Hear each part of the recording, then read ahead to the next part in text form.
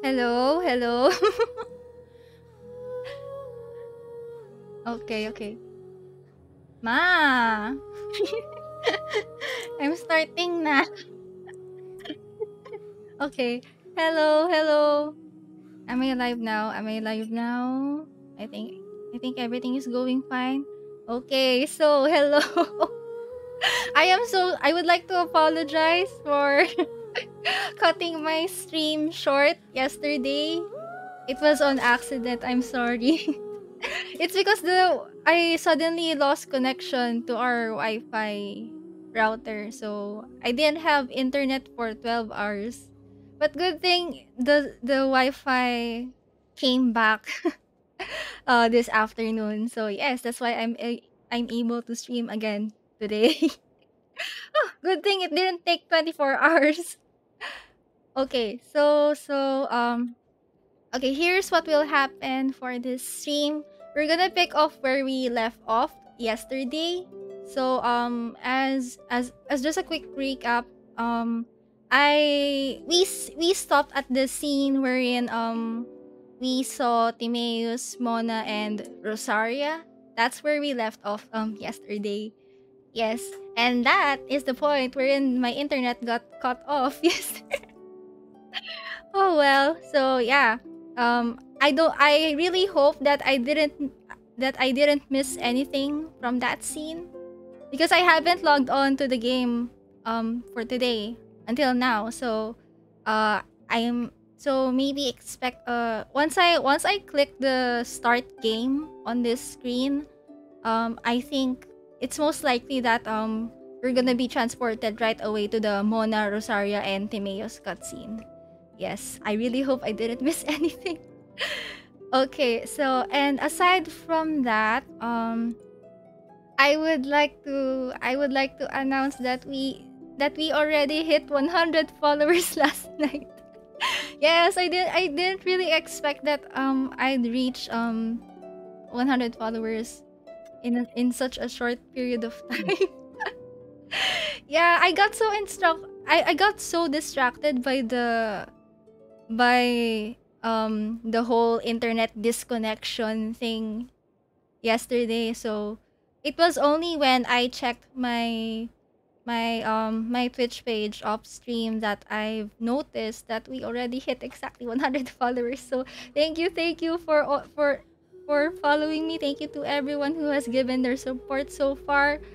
Uh, and also it's been I think it's been over a month now ever since I first started streaming. So yes. Yay, happy 1 month. And coincidentally, aside from the whole 100 followers thing and the as well as my first month in streaming, I've also found out just this afternoon that it's also my 2-year anniversary today in Twitter. Yes, so I've been in the Genshin Twitter slash Genshin lore Twitter community for 2 years now. Gosh, that kind of makes me feel old. So yes, also in line with that, I would also like to thank everyone has been um who has been in the Genshin lore Twitter community. Thank you for always sharing your theories and ideas and even just your random rambles about the game's story. Thank you so much. And also thank you to everyone who has liked retweeted or shared um my lore ramblings and lore theory threads on Twitter in the past 2 years. Thank you so much. Yes. Gosh, a lot of stuff happened today. And I can't believe that we have 3 milestones today. Makes me so happy. The stars have aligned. Okay. So without further ado, I'm gonna go enter the game now and let's continue the Windblume Festival event. I'm really hoping that we'll be able to finish part 2 and part 3 for this stream. And aside from that, if there's still time, I will be analyzing the English version of the cutscene of the final cutscene. Yes, I'll be watching that on YouTube. And alongside that, if there's still time, I will be analyzing that same cutscene through PowerPoint. I didn't get to do those things last night because of the internet disconnection. So yeah. Also, hello Mishoyu. Hello. Thank you for stopping by. Congrats on 100 followers. Thank you so much. Also, Culture, hello to you too. Oh, I almost forgot. I forgot that I had the shout out command on my stream element, so I'm gonna do that right now. I'm gonna give a shout out to um Genshin Support Club for raiding me yesterday. Yes. Wait, let me go type the username real quick. Genshin support cut. I really hope that this command will work. I just set it up recently. So shout out to Genshin Support Club for raiding me yesterday and bringing the community with them. Okay. I hope this will work. Oh yes, it worked. Let's go. Let's go. Yay. Okay. I yeah.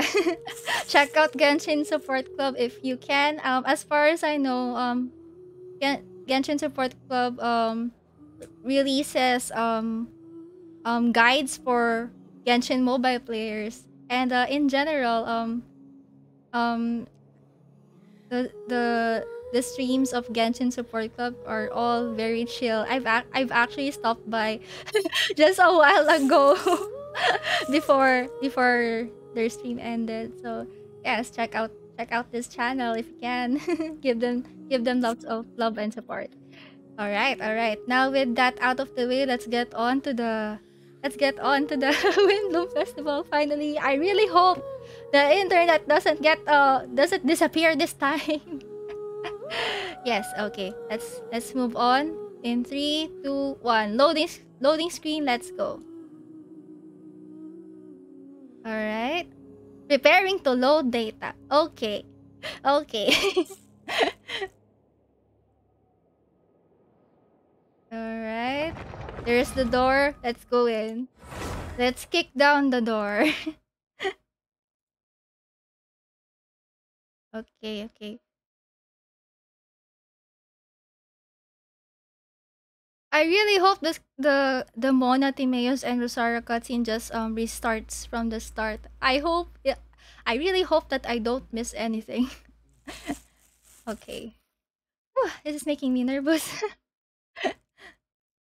Okay, okay.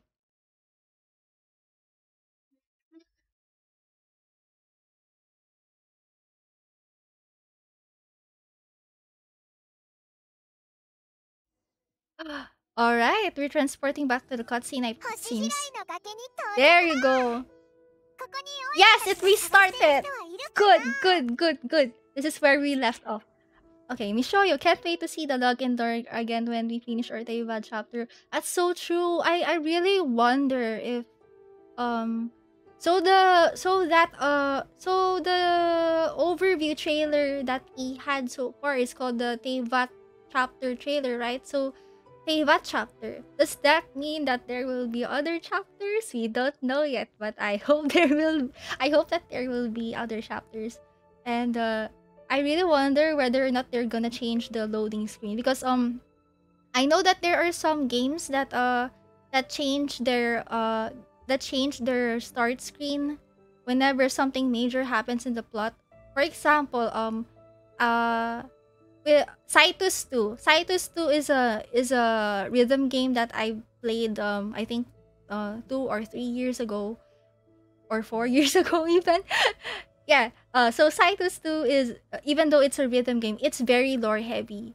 And every time something major happens in the story, the home the start screen drastically changes. It's so cool. It's so cool.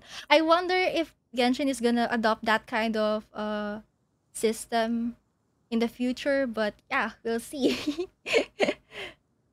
助けてくれ頼むから Oh, 絶対に手を離さないでくれよ here we go again with the Timaeus falling from the cliff scene again. 何の騒ぎだ早く見に行ってみようぜ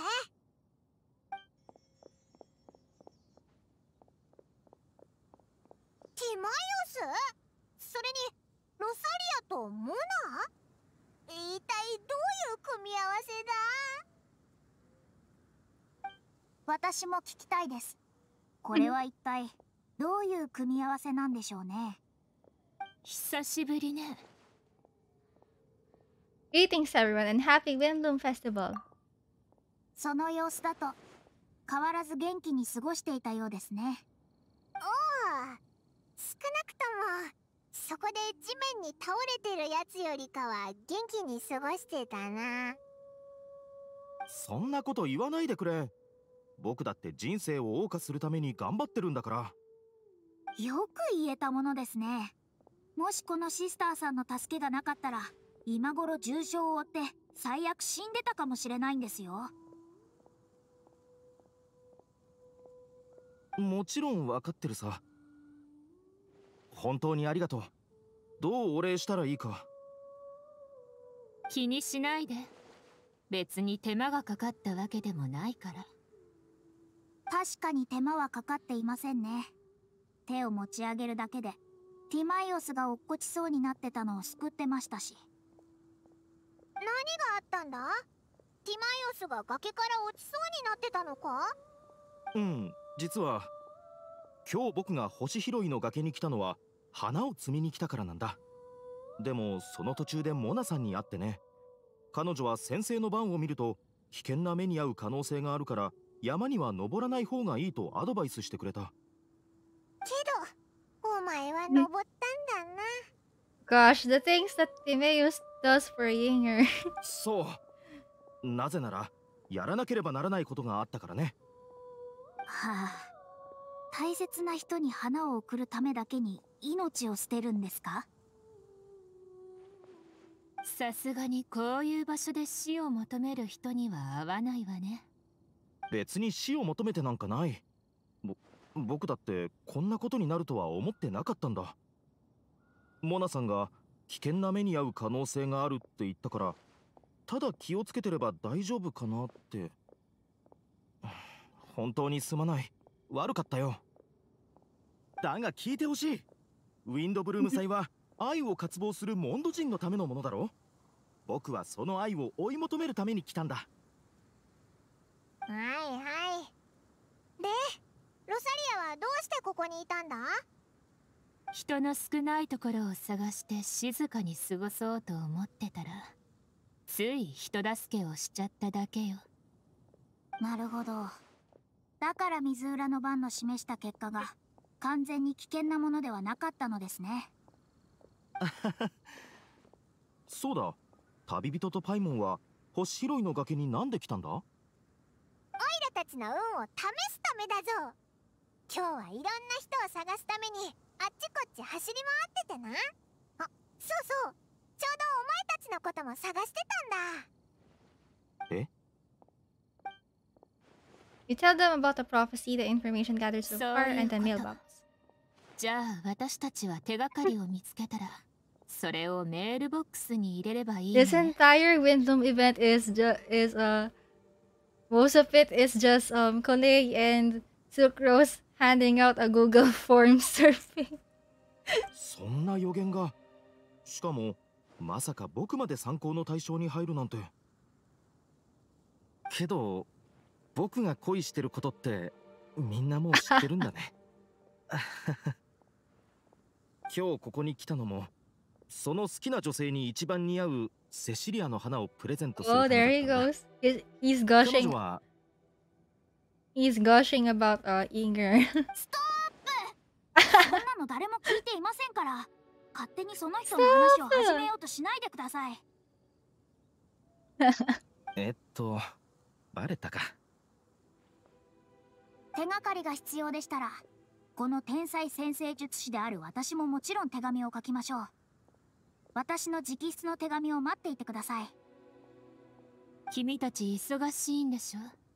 これ以上引き止めないから行きなさい。ああ、じゃあな。よし。とりあえず戻ってみんなと合流しようぜ。Bye for now, everyone. Timaeus, please try to stay safe.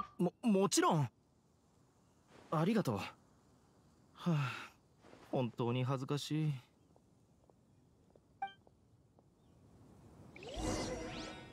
Okay, go to the alchemy crafting bench. I'm not sure if I've seen this NPC before. Hello. What are you doing here? I think he has always been here, but I haven't really.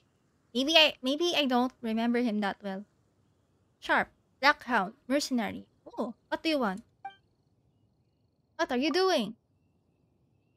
Ah, yeah! Okay, I remember now. I remember this one. Master God pays me to protect his young esquire.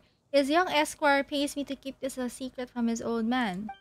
To get paid double, I just have to stay put and keep my mouth shut.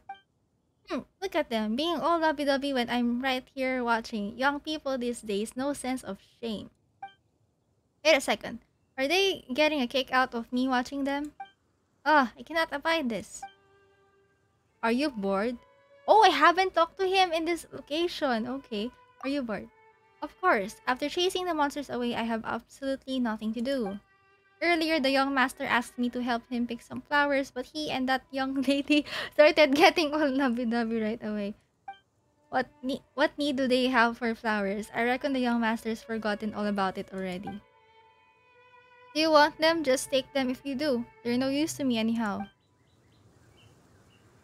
And he just disappeared. Okay. Oh, we got free Cecilia though. Nice, nice. So yeah, I think I've never ran into that NPC in this location because usually I only see him in the in Mondstadt city itself. I think he comes by during the nighttime with his client that he's protecting. Yeah. I show you during the day he guards the guy at the table near the Mondstadt teleport point. Oh, okay. During the night, he will spawn here because the guy is on a date with his girlfriend. Yeah. I wanna switch to nighttime again.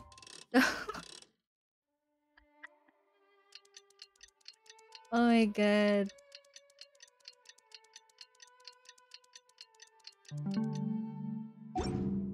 Oh my god, the audacity of this too. Hey! Oh gosh. Oh! Wait, there's a new dialogue! Look. Marla, the Windblume Festival is here, and yet it holds no meaning for me. Oh, Marvin, say not that. We do not have your father's approval, but this time for lovers is ours also. Oh my god, forbidden love! No, what I mean is that as long as I am with you, every day may as well be the Windblume Festival. You're right, Marvin. Our love is like the dandelions that bloom on Cape Oak. Marla, no, our love should not be a thing so fragile. No, I mean to say that though the dandelions are scattered by the wild winds, their lives will not thusly end. Why does it look like I'm reading a fanfic? Dandelion seeds will fly to distant places, take root, and sprout there. One day they will cover the length and breadth of Taiwan. Oh, my darling boy. Oh, I cannot take the same.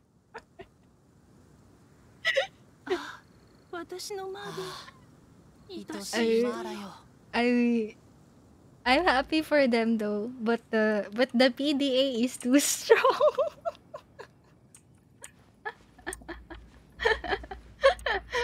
Okay, go to the alchemy crafting bench.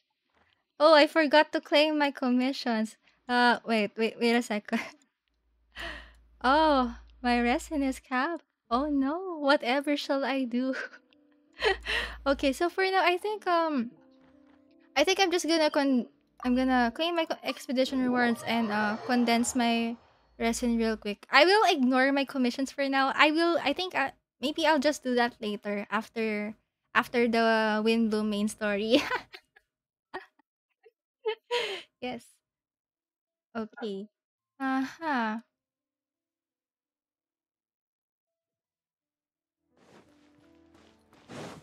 I show you, I choose not to understand English right now.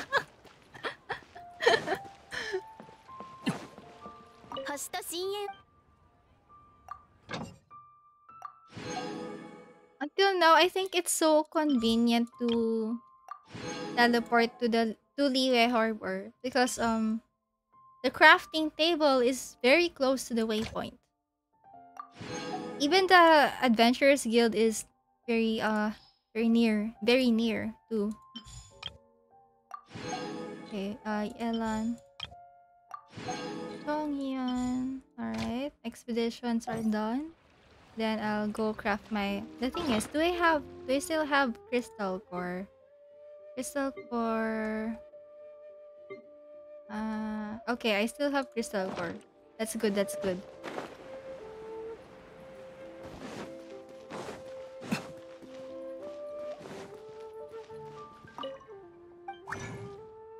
Alright. More of this will do. Okay. Okay, with the whole expedition and oh, I reached BP 12 already. Okay, so with that out of the way, let's now continue with Windblume. Let's teleport to the crafting table. In Mondstadt this time. You show you 7 crystal core. Yeah, this is actually a very rare, it's very rare for me to have more than one crystal core. I always forget to farm enough crystal cores. Oh, look at that. There's the Google Forms mailbox. Aw, this is so cute. I'm just really glad to see Colei and Sucrose hanging out even more. Especially with the whole scene that we witnessed last stream. So during the previous stream, we saw Colei and Sucrose finally opening up to each other. They were talking about their introvert experiences. Okay. Let's now go talk to them.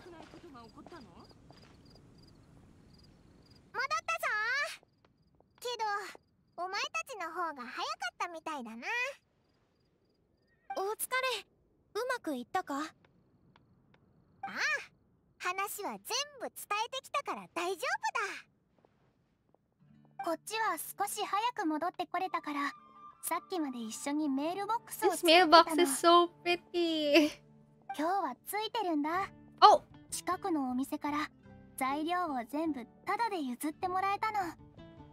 コレイの指に木のトゲが刺さっちゃったのは申し訳ないけど。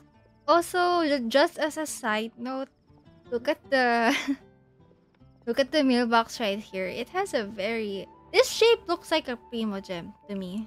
平気平気。いつもウリンで活動してるから木のトゲなんて問題ない。手当てだって済んでるし。今日やっておきたいことは全部終わったから、あとはみんなが手紙を届けてくれるのを待つだけだね。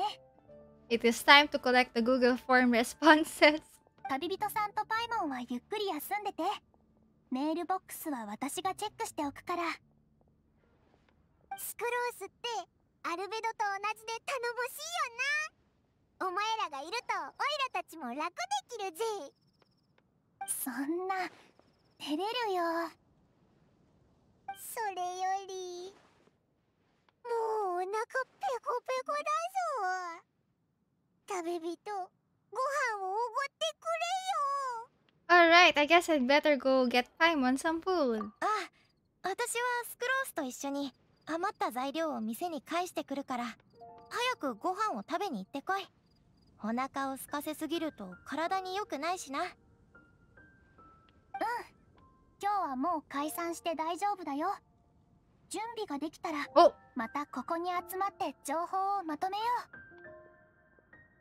う。 Okay, who is this NPC right here?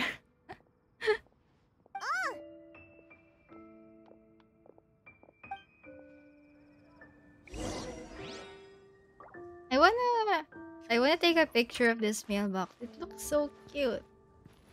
Okay.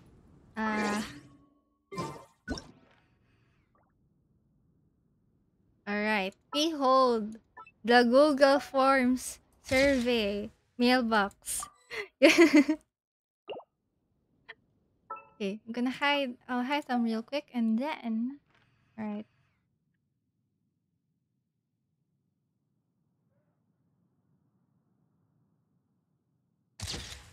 I wonder why it has a Primogem shape. Very interesting. Okay. Let's zoom out for a bit and then save. Okay. Alright, let's now go to Good Hunter.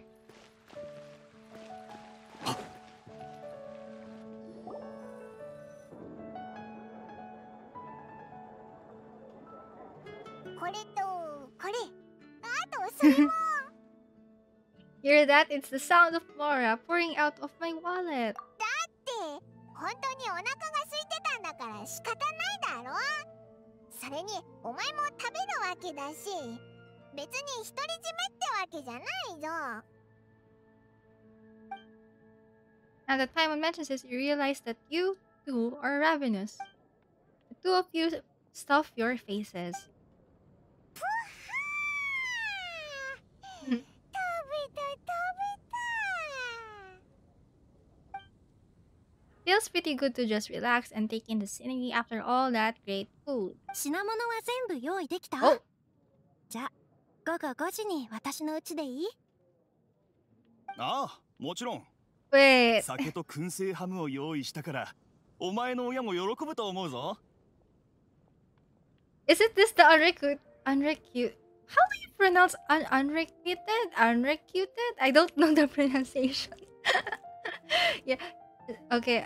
I think this is the one-sided this is the one-sided ship. I don't even know if this is a one-sided ship, but yeah. Only Beatrice likes Quinn. Quinn doesn't have feelings for her. Yes, yes. ちょっと、こんなに付き合いが長いんだから、私の家ではハムを食べないってそろそろ覚えてよ。ベーコンしか食べないんだけど。They only eat bacon. 今日は牛乳を買って帰らないと。暇なら私のところへ来てちょうだい。お景色を見てるの？ It's venti time. 金曜やろう。お前もご飯を食べに来たのか？ Did we order something for you? おごってくれるの？残念。君たちと会う前にお酒を飲んだばっかりなんだ。だからその気持ちは心に留めておいて。これからも機会はたくさんあるだろうしね。それよりいい知らせを持ってきたんだ。感謝してよ。いい知らせ？見ればわかるさ。It looks like a paper with a simple map and something like an incantation on it. なんだこれ？今の君たちに一番必要なもの。予言にある謎の答えだよ。Oh my god, he just gave us the answer key. その地図が示す場所に行けば、君たちの探しているランプが見つかる。ただ、僕が君なら、自分から答えを一方的に明かしたりはしないかな。Oh, that is 知って true. の通り、この答えのためにかなりの人が頑張ってるわけだしね。Yeah, there's been a lot of times that well, not only Venti, but also some other characters. Some how do I say this? There's already been lots of times wherein the characters who make riddles or some sort of mystery, they do not want to reveal the answer right away. Like they go to great lengths just to let the person learn something or realize something step by step. So a good example is Ayato. During the Irodori festival event, actually Ayato and Yaimiko teamed up to kinda organize the festival in a way that will help Kazuha learn about Kazuha and Ayaka actually help them learn more about their history in relation to the Raiden Gokaden incident, which also involves Scaramouche. Yes. Yeah, it's incidents like that that are so interesting to see. 秘密は長年寝かせてきたお酒みたいなものでしょ。みんなで集まって開けることにより意味がある。とりあえず僕からは以上だよ。二人とも忙しいよね。予言のことが片付いたらまたおしゃべりしよう。もし暇なら愛の歌の授業をやってもいいし。No. Okay. This is a reference to the first ever Windblume Festival. So in the first Windblume Festival, 2 years ago, I think, Venti actually held a love poem class. Yeah, he did. Like he yeah, he kind of acted like a professor during that time. And then he would gather his students in front of the Venti statue, uh in front of the cathedral, and then he would teach them to um how to write love poems. Yes. またそれをやるのか？でも今年は他に生徒がいないから君た Ah. ちに参加してもらうしかないかな。それじゃまたね。金融野郎に会うたび、いつも自由気ままな感じがして羨ましいよな。 He's so chill. 少しお話いいかしら。 Oh, this is the NPC from earlier, right? お前はこんにちは。 Oh, 私のことはスカーレットと呼んでちょうだい。 hello, Scarlet. 君と同じでよそからこのモンドに来た旅人よ。一杯ジュースをおごるけど。 Oh, ど wow. う？ I'm not drinking today, but thank you for offering. そう。けど私の行為を否定しているってわけじゃないみたいね。旅でたくさんの人と出会ってきたのがわかるわ。そんなのがわかるのか？オイラたち実は経験豊富な冒険者なんだ。ええ、だからこうして話しかけたの。さっき商店街で買い物してた時にたまたま君たちが錬金場の近くで話してた内容が聞こえてきたの。ある不思議な予言を調べているのよね。まあ確かに不思議な予言だな。それってとてもモンドらしいものだと思わない？だから失礼を承知でお願いするのだけど、もし答えを見つけたら私にも教えてくれないかしら。 Are you interested in it too? 予言というよりもこのモンドという国に深 Oh, い興味があるの。 So she's interested in Mondstadt. 私は遠い異国の生まれなんだけど、私の家族や友人はモンドで長いこと過ごしていたことがあってね。モンドはロマンあふれるいいところだから一度見てみるといいって勧めてくれたのよ。 Okay, she was born in a distant land, has family and friends who once lived in Mondstadt. Okay. つい最近偶然その人と関係のある記念日だった Ah, から、 okay. こうしてわざわざ足を運んでみたってわけ。彼女が Oh, お前 sorry. はモンドのことをどう思ったんだ？ I clicked it on accident. 確かにロマンと自由の名に恥じない場所ね。オイラたちもそう思うぞ。じゃあ予言の件は？ I'll let you know if you find the answer. ありがとう。いい人ね。君みたいな人と知り合えて嬉しいわ。それじゃあこれ以上は邪魔しないでおくわ。二人はゆっくり楽しんで。いい一日を。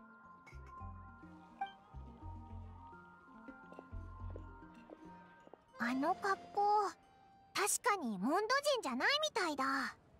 あいつの故郷ってどこだろうな。 Miss Naya? 私のために存在しない花を見つけておくれ。私のために絶対に迷わない道案内人を探しておくれ。私のために嘘をつかない忠実な人を訪ねておくれ。私のために Oh my god. 永遠に終わらない伝説を求めておくれ。I love how Rosaria's just snooping on Scarlet while she's reciting the entire riddle. Oh, she knows she's being watched. 自由に見えるこのモンド上でも君みたいに私の後ろを密かに追跡する人がいるなんてね。君にもいい一日よ、お姉さん。Seems that Scarlet did not pass the vibe check.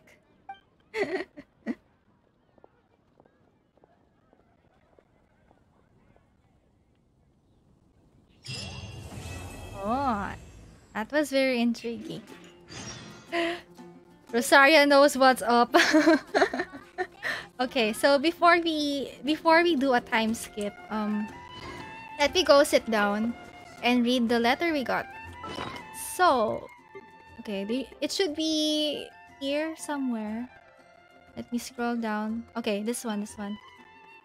Oh, too bad we can't access it. Oh god. Okay, anyways. A paper with a simple map and something like an incantation on it. According to Venti, it contains the secrets to revealing the prophecy. I hope we get to read that in a bit. So, yeah. Let's now wait till the next morning. Let's do a time skip. And switch it to 8 o'clock. Confirm. So it turns out that the part 2 of Windblume is very short. But yeah, we got some good scenes from that, didn't we? Okay. Right.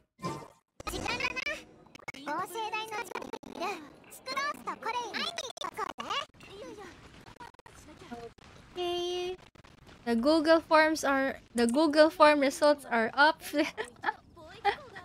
Okay, before that, let me go take a picture of the green-haired girls right here. Okay. Wow. There's not a lot of green-haired characters in this game. Who do we have so far? So we have Play, Cookie, Sucrose, Baiju. Do we have any other green-haired characters aside from the 4 of them? I'm not really sure. I could take a look at the archive, I think. Let me see. Let me go grab the archive real quick. Character archive. So, Farzan's hair is kinda... Is it on the blue side or the green side? Or teal? Teal? Is that the color? Close enough, but not quite. And then Nahida has mostly white hair, but green highlights. Okay. Sayu's hair color is kinda hard to tell. I'm not really I don't really know much about the other colors. I mean, aside from the basic ones. Oh yeah, Shao has green hair. Right. And then Venti with the... Okay, he has green highlights. Yeah, that's all we have so far. So the ones with totally green hair are Sucrose. Okay, Kole, Cookie, and Baiju, who is coming in the next patch. Shao baby girl. Shao baby girl, so true. もし荒滝派が何か問題を起こしたら、あいつらを。旅人さんにパイもちょうどいいところに来てくれたね。メールボックスに手紙がたくさん届いてたから整理しておいたよ。うわ、すごいな。やるべきことをやっただけだよ。それじゃあどれから知りたい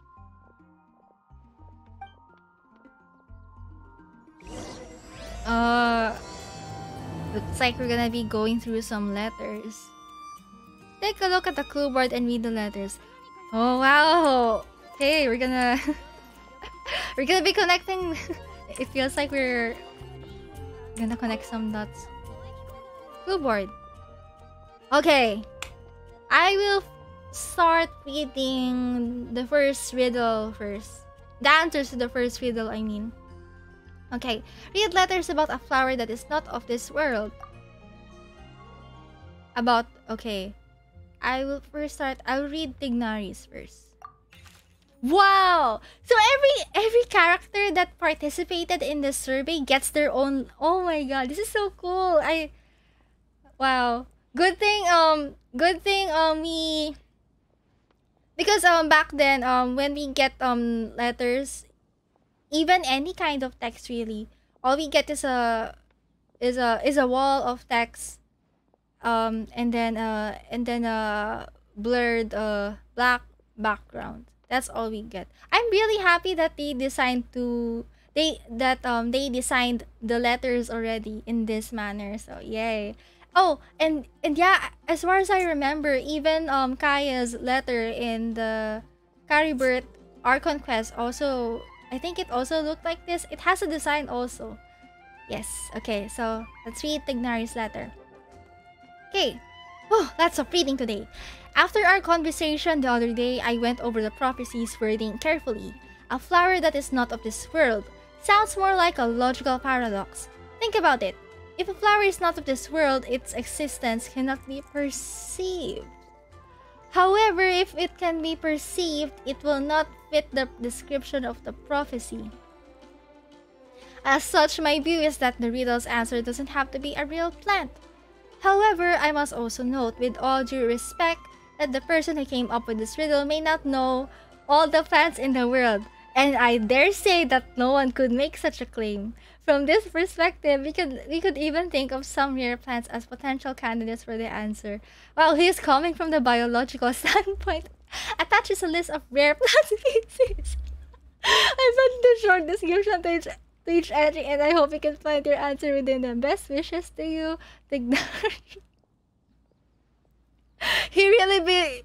Tignari be like, attached here is the file of a list of all the rare plant species. Thank you for your response, Tignari. Okay, so let's go read Albedo's letter. Vishoyu, spoken like a true Amurta scholar. So true. The biology is strong in this one. Okay, Albedo's letter. A flower that is not of this world. Doesn't sound like an existing species or something created through specialized cultivation techniques. With that noted, I believe we should think out of the box. After reviewing what I've learned over the years, I have now reached a conclusion. Sucrose also came to discuss her thoughts with me. She hasn't yet decided on an answer at the moment of me writing this letter, so I won't be revealing my own conclusion right now. We can discuss it in detail when we meet, and I hope everyone else will bring their respective answers too. I'll see you then, Albedo. Interesting. You're getting the alchemical perspective this time, and in line with that, let us read Sucrose's letter.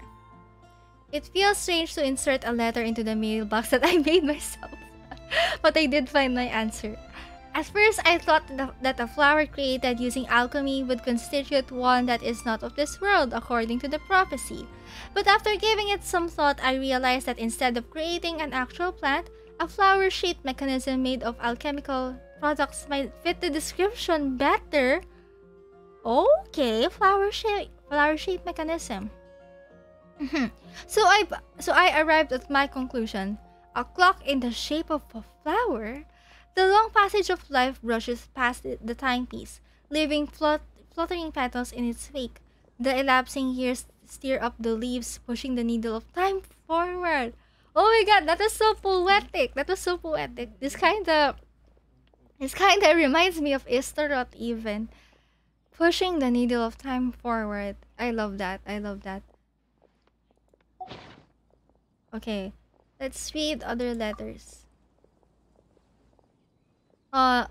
Okay, looks like we'll be moving on to the next riddle. Let's read the responses for the second riddle. A guide who will never get lost. Let's read Mona's first. No one can confidently say that they will never get lost, but as long as their wish to guide and help others does not waver, they will become a ship that can traverse the waves eternally. Ah, another poetic line.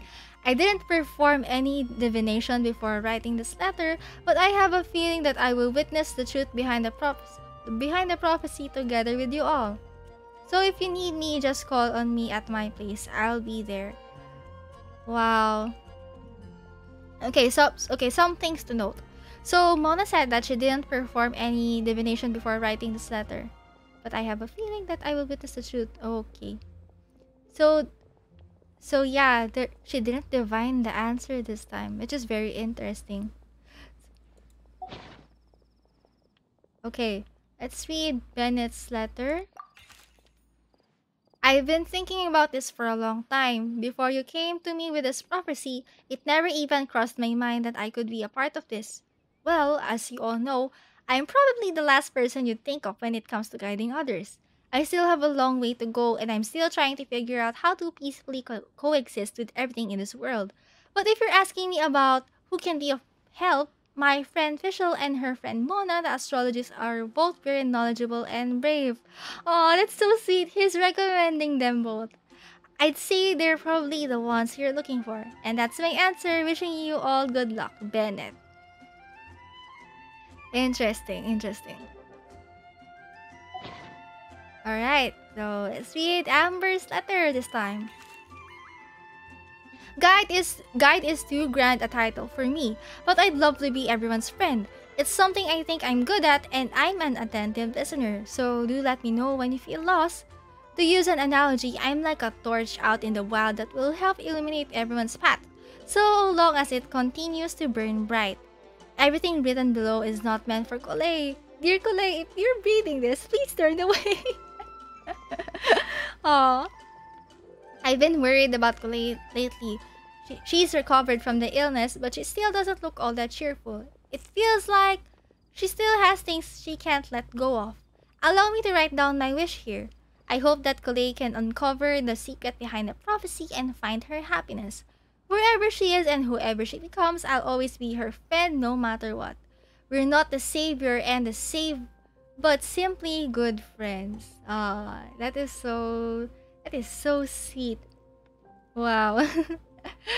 Okay, so another thing to note here, Amber also used she also used a poetic analogy. So I mean metaphor. Okay. Oh yeah, it's also an analogy, never mind. She said, I'm like a torch out in the wild that will help illuminate everyone's path so long as it continues to burn bright. It's like the light at the end of a dark tunnel. Okay. Last but not least, let's read Mika's letter. Oh my god, sometimes I use this as an opening to emails. I hope this letter finds you all well. I didn't expect to be asked such a question, which caused quite a headache at first. I only know how to guide people in the geological sense, but on the journey of life, I'm still the lost kid who needs the guidance of others. Aww. But upon seeing your question, I immediately knew what I can help with. I tried drawing a map showing vegetation distribution for Mr. Tignari and Miss Coley. Oh, as well as a dragon spotting calendar for Mr. Cyno. Both are attached below. So, actually, just as a quick recap, Cyno actually wants to find, Divalin, who is the dragon friend of Venti. He is also one of the 4 winds, and he is also one of the weekly bosses. Yes.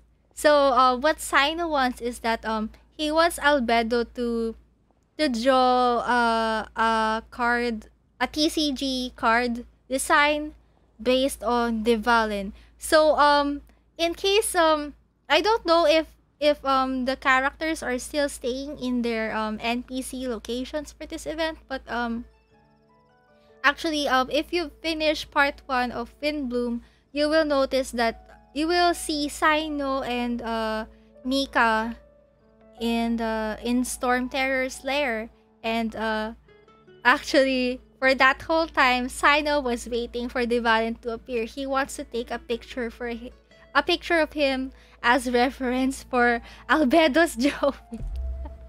Oh my god, the dedication. Okay, moving on. In the next few days, I will need to patrol with the captain and draw maps for Miss Lisa. Oh, so I can only support you with my well wishes. My apologies, please forgive me. I hope the map and the list will be of some help to you. Mika. Very nice letter. Okay, looks like we're all caught up with the second riddle. So let's now move on to the answers for the third riddle. One who would never lie. Okay, let's read Cynos. You are correct to assume that I seldom lie. This has to do with my upbringing. As a desert dweller who has been living within the academia since my childhood, my unusual identity makes it hard for others to trust me. Yeah, and it would have been harder still if I was not honest. As a result, I learned to talk less and speak no more than what is necessary. Uncovering the secret behind the prophecy may come with its perils. If you need someone who would never lie, I can join you. Cyno. Aww. Yeah, looks like Cyno has been through a lot. Let's now read Rosaria's letter. I must make one thing clear first. I am not someone who would never lie. After hearing your question, I thought about many things in the past in earnest and recalled many occasions upon which I lied. I often make up excuses to avoid choir practice. I also tell white lies too, sometimes to make myself happy and other times to allow myself to give up on some struggles. The nicest lie I've ever come up with is the one I told Barca, that I didn't want to stay in Mondstadt. Oh, we're getting Barca lore. Barca responded with another lie, and that was his advice to me. Your current abilities are not suited to life beyond Mondstadt's borders.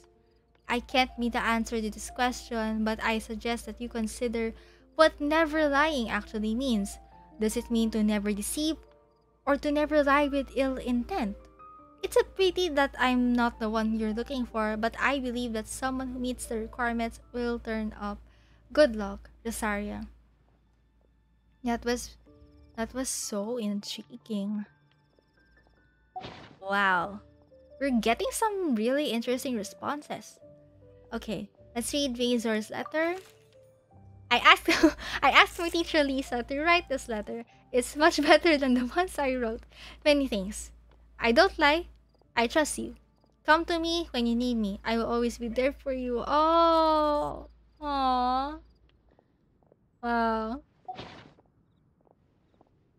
Okay, now with that out of the way, let us now read the answers to the very last riddle. A legend that never ends. Read Lisa's letter. Legends were created by humans. In that sense, no legend endures forever, and all stories must end in regret someday. Oh my god. But as long as a good story lives in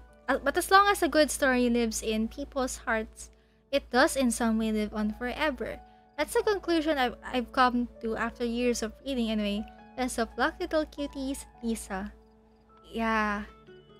A good story really does stick with you for so long. But I wonder what she meant by some stories end in regret. I wonder what she's talking about. Okay, let's read Clee's letter. Mom writes travel guides, but she did have friends who wrote fairy tales. Oh, okay. So Clee's heard that a story its author spends their whole life writing will always be a good one. Clee. Aww. But I find it interesting that Windblume keeps emphasizing fairy tales. I wonder what we'll find out at the end of this. And not to mention, in the first place, this entire riddle was hidden inside a book called The Boar Princess, which is a book that you can find in your archive, in your in-game archive. To be honest, I haven't read that book though, so maybe maybe when there's free time, I'll read it on stream. Okay, last but not the least, read Kolei's letter. I think a legend that never ends should be a story filled with hopes and dreams. It works like a baton that's passed on from one person to the next, offering something meaningful to everyone that it touches. I was once greatly encouraged by such stories, so I think I'll be going with this answer. Wow. Wow. Wow. That's a good answer. Mishoyu, the Boar Princess, has a very unexpected ending. Really? Really? I wonder why. Okay. I think we're done. I think we're done with all the letters. I think. Alright, let's stop reading. Talk to Sucrose. じゃあ、存在しない花に関する手がかりを簡単にまとめるね。ティナリさんは存在しない花をパラドックスだって考えてるみたい。アルベド先生は答えを保留して直接会ってから話すって。私の答えはというと、存在しない花は花の形をした時計だと思うんだ。次は絶対に迷わない道案内人についての手がかりだ。モナは一緒に予言の背後にある秘密を見届けに行きたいって書いてる。ベネットは私たちにフィッシュルかモナ、もしくは旅人に会いに行くようアドバイスしてる。ミカからはそれほど手がかりがないけど、ティナリ師匠に植物の分布図を書いて、セノさんにはトワリンの出没する周期表を作ってくれた。それからアンバーは手紙にこう書いてる。自分は誰を導くものでもなく、みんなの友達だって。Nobody's guide, but everybody's friend. 嘘を Interesting. つかない人に関する手がかりはね、ロサリアさんが自分は適任じゃないって主張していることと、セノさんとレザーさんが私たちの探検に同行してもいいって書いてくれてることだね。ティマイオスは私たちに手紙を届けてくれてないみたい。What if he forgot because he's on a date with Jaeger? 最後は永遠に終わらない伝説に関する手がかりだ。クレイはママの友達に物語の本を書いてる人がいるって教えてくれた。I wonder if Klee is talking about the Hexenzirkel. リサさんは伝説は人々の心に永遠に残るものだと考えてるみたいだ。私はというと、永遠に終わらない物語には希望と夢が満ち溢れているものだから、受け継いでいく必要があると思ってるよ。それでこれらの手がかりにはどんな答えが隠されてるんだよ。パイモンの知恵があればすぐに思いつくはずだ。もしくは私たちが思う一番いい答えを交換し合おうよ。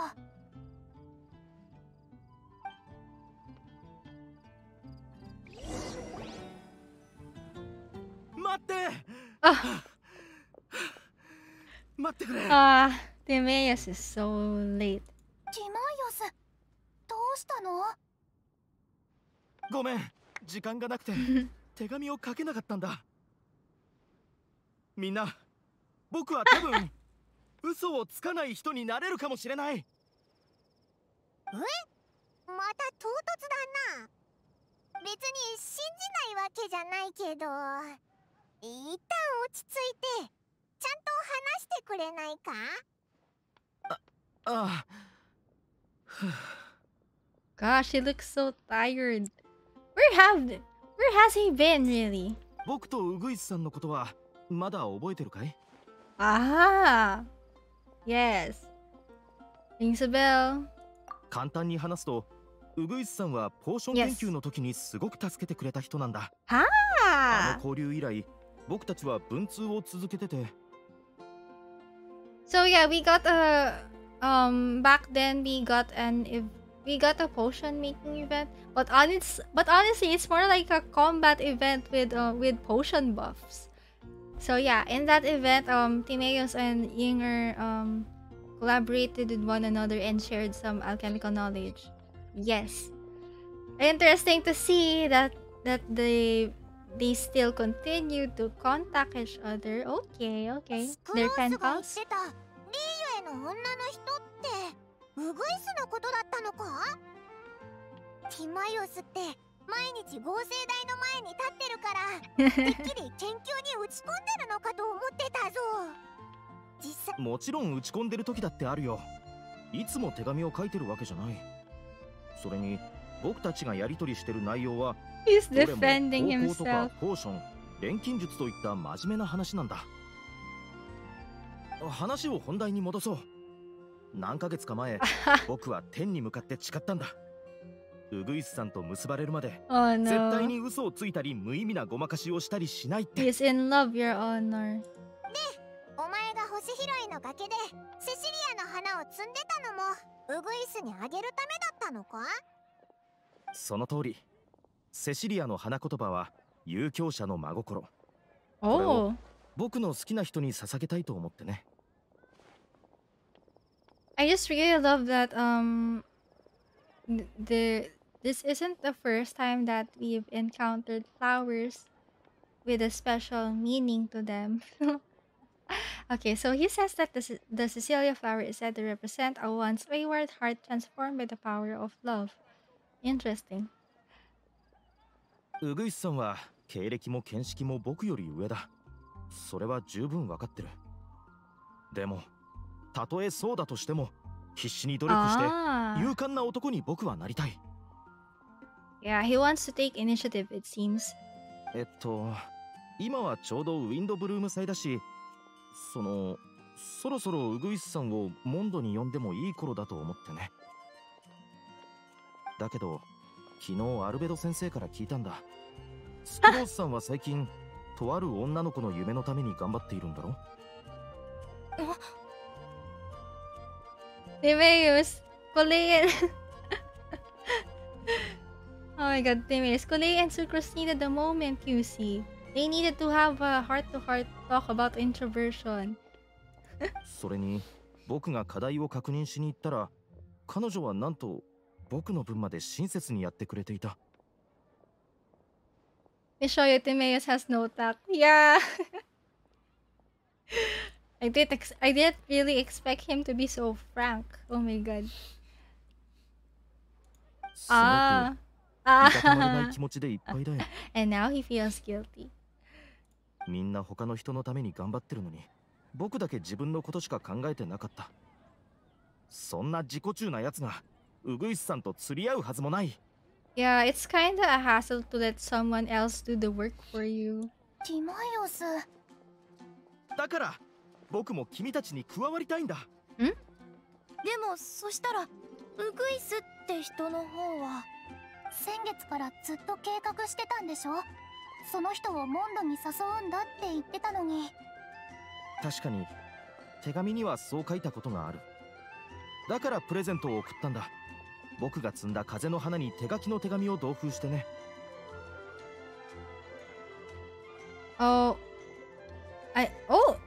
I just sent her another gift with my hand-picked Windblooms along with a handwritten letter. Oh. 今は他のことを頑張らなきゃいけない状況で、それが終わったらすぐにリーユへまで迎えに行くとそう伝えたよ。 I'll show you. I wanted Cyno instead of Timaeus. Oh my god. プレゼントも手紙も Oh 丁 my 寧 god. に He's 包む going し to all these 許 great してくれて lengths. るといいんだけど、 とにかく僕のこの誠意をどうか信じてほしい。自分で言うのもなんだけど僕はかなり誠実なんだ。僕の記憶が正し Is けれ that ば even 今まで possible 嘘だっ though? てついたことない。 Like, is it really possible for a person to never lie? そこまで言うならオイラたちもその決意を無駄にするわけにはいかないな。ありがとうティマイオス。ありがとうみんな。精一杯みんなのサポートを頑張るよ。Yes, Timaeus, just because you're in love doesn't mean you can slack off. これで嘘をつかない人は決まりだな。残りの人についても早く相談して決めようぜ。After some discussion, the group decides on a final pick for each part of the prophecy. それじゃあ名前を呼んでいくぞ。ごはん、花、道案内人、伝説、それからティマイオス。Why is Paimon doing a dramatic voice? She's doing the narrator voice. なんでこのお兄ちゃんだけ名前で呼ばれてるの？クレ Aww. イも名前で呼ばれたい。よしよし、ならクレイちゃん。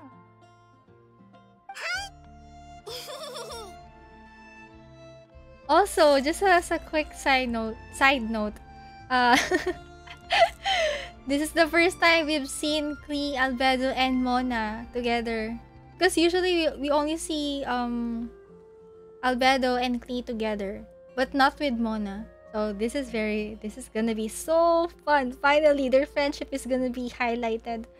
クレイちゃんがいるとなんだか遠足みたいですね。And yeah, notice how the three of them are successors of very prominent members of the Hexenzirkel. Yeah. So Albedo, okay. I'm not sure if but I have a high feeling that Daughter is in the Hexenzirkel. Please don't mention spoilers, by the way. Yes, I think Daughter might be in the Hexenzirkel. And yeah, and as we know, she is the one who created Albedo. And then on the other hand, we have Mona here, who is her mentor's name was her mentor slash master. Her name wasn't ever mentioned before, so I wonder when we'll find out her name. Wink, wink. Yeah, so her master taught her all about astrology and such.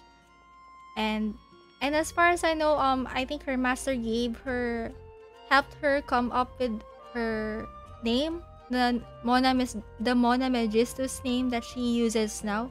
So does that imply that Mona had a different name before Mona Magistus? I'm really curious to see. And then and lastly, we have Klee, who is of course the daughter of Alice, a well-known adventurer. Also, she's also the author of the Teyvat travel guide, and she's I think she's a very powerful sorceress. I think it was Albedo who said that she's an omniscient sorceress. I'm not sure if omniscient was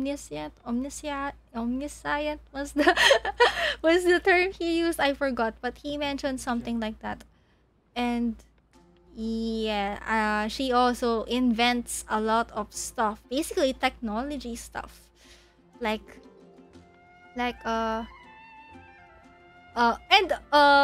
all of her inventions so far are designed after Dolokos, which is very cute. Okay. 雰囲気が和らいでちょうどいいだろ。 Albedo, have you figured out your answer? もちろん。後で僕が用意した推測を検証しよう。私ちょっと緊張してきた。僕も。Yeah, I can't really wait to see the answers. おいおい、さっきの勢いはどこ行ったんだよ。いや、大丈夫だ。大丈夫。実は私もちょっと緊張してるんだ。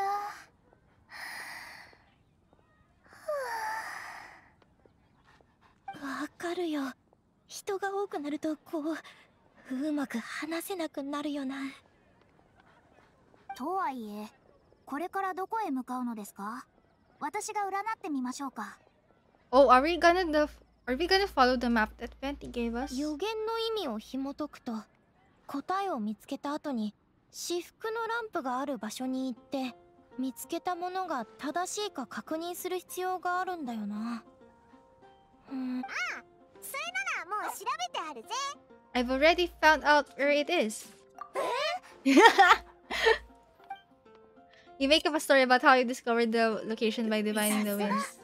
いつも解決策を見つけてくれてすごすぎだよ。ならそこへ案内してくれるかい？ Follow me. 至福のランプが眠る聖地に出発だ。 Alright. Okay. I wonder if that will be the end of this quest. Go to where the lantern of utmost joy is. Okay.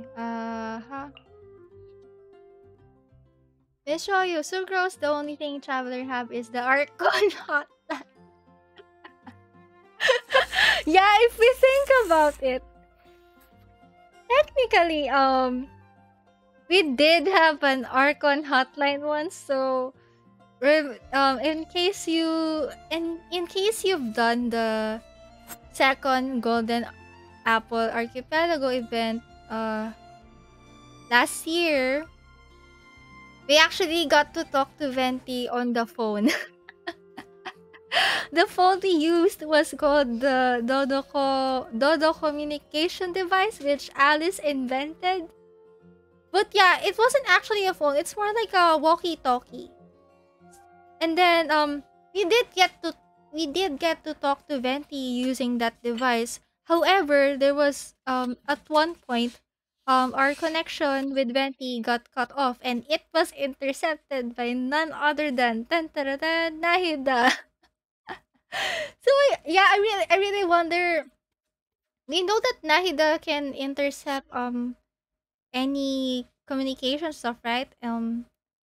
Because since she has access to the Irmund Soul and as well as the Akasha system, which kind of serves as an internet for Sumeru back when it still back when the Akasha system still existed. Yes. But I really wonder why. I wonder how Nahida was able to do that. Okay, so let's go here. It's interesting how we're going to somewhere in the open world this time. So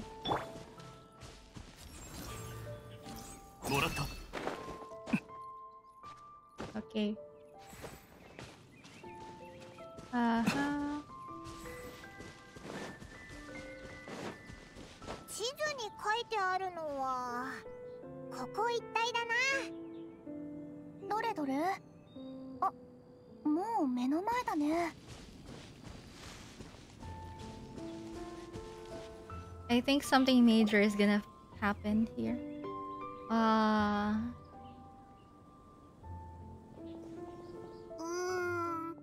ここにランプはないみたいだよ。Choi, I think she explained it's because the Fatui device was imitating her powers. Yeah. Was it I think it was, yeah, I think I kind of remember now. So okay, so the device was mimicking her power over dreams, I think. Yeah. Oh yeah, Anahida mentioned that she sensed that the device was mimicking a power that has something to do with her, aka dreams. Yeah, I remember now. Okay. よく考えたら予言には至福のランプがどんな形なのか書いてなかったな。私たち少し軽率すぎたか？旅人さん、紙に書いてある字を読んでるの？ Exactly. I wish we can see the actual drawing on the paper. Auntie's note here says we should look up and seek the answer from the sky. Oh, he didn't draw anything. Okay, okay. どれどれ顔を上げるんって何もないじゃないかおいらたちまさか騙されたんじゃないよな Slip also says, now you should recite the incantation. Pokemon, take a look at this. 耳の尖った猫の背にリスを乗せれば敬虔な子犬がノッカーを打ってくれる One th- 全部読んだけど大した手がかりはないみたいだぞ I wonder why Betty wrote those 3 specific animals there. Squirrel, pointy-eared cat, and puppy? わ、Oh. 風だ見て見て相当強い雰囲気だ。上に行ってみよう。 Oh, wait. This wasn't here before, right? This wasn't here before. Oh. え、飛ぶの？誰か僕も一緒に連れてってくれな This いか？ this kind of reminds me of one of the Serenity pot layouts. あ、僕に任せて。 Adeptal abode. Yeah.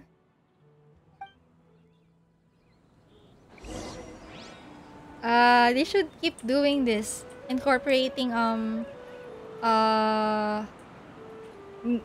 new mini areas in the open world. Okay.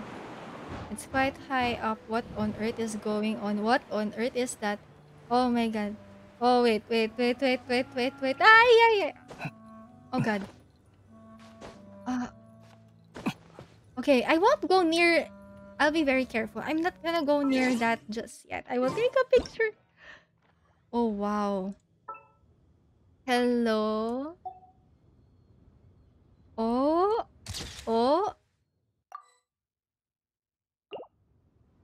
Wait, just a question, chat. For those who has already done this event, does this island stay even after you've finished the event? Because if yes, then that would be great news. Make sure this location still stays in overworld when even after you finish the quest. Oh, thank you for that. Thank you for that answer. Very nice. That sounds good to hear because I really want to take a look at the table closely. I want to look at the objects because it seems like they have different things. So we have it's nighttime. I'm gonna change this to daytime real quick. So we have a phono. Is this a phonograph? But yeah, we saw this device in the Golden Apple Archipelago. Yeah, so maybe this pertains to Alice. And then there's a basket of windmill asters here and yellow flowers. And then we have candlesticks right here and a teacup. I couldn't see it closely. I will take a look at it once I go nearer the table. And then some kind of floating device that I do not understand. And okay, there are 2 vases on the table. Okay, there's another basket right here and another here and oh, a stack of books. Okay, another stack of books. Wowie, this is so pretty. Hey, it's like this kind of looks like a tea party. Let me show you the Alice phonograph. Yes. Okay, I'm gonna change this to morning so that we'll get brighter lighting. I'm so excited. What is going on here? I think I kind of have an idea on what's gonna happen here, but yeah, I can't wait to see it with you all. 近頃はごちゃごちゃし Aww. 空に小さな島があるなんて。一体どんな人が作ったんだ？万が一のためにルートは全部記録しておいたよ。これで迷うことはない。おお、頼りになるぜ。こんなところにこんなテーブルがあるなんて不思議だ。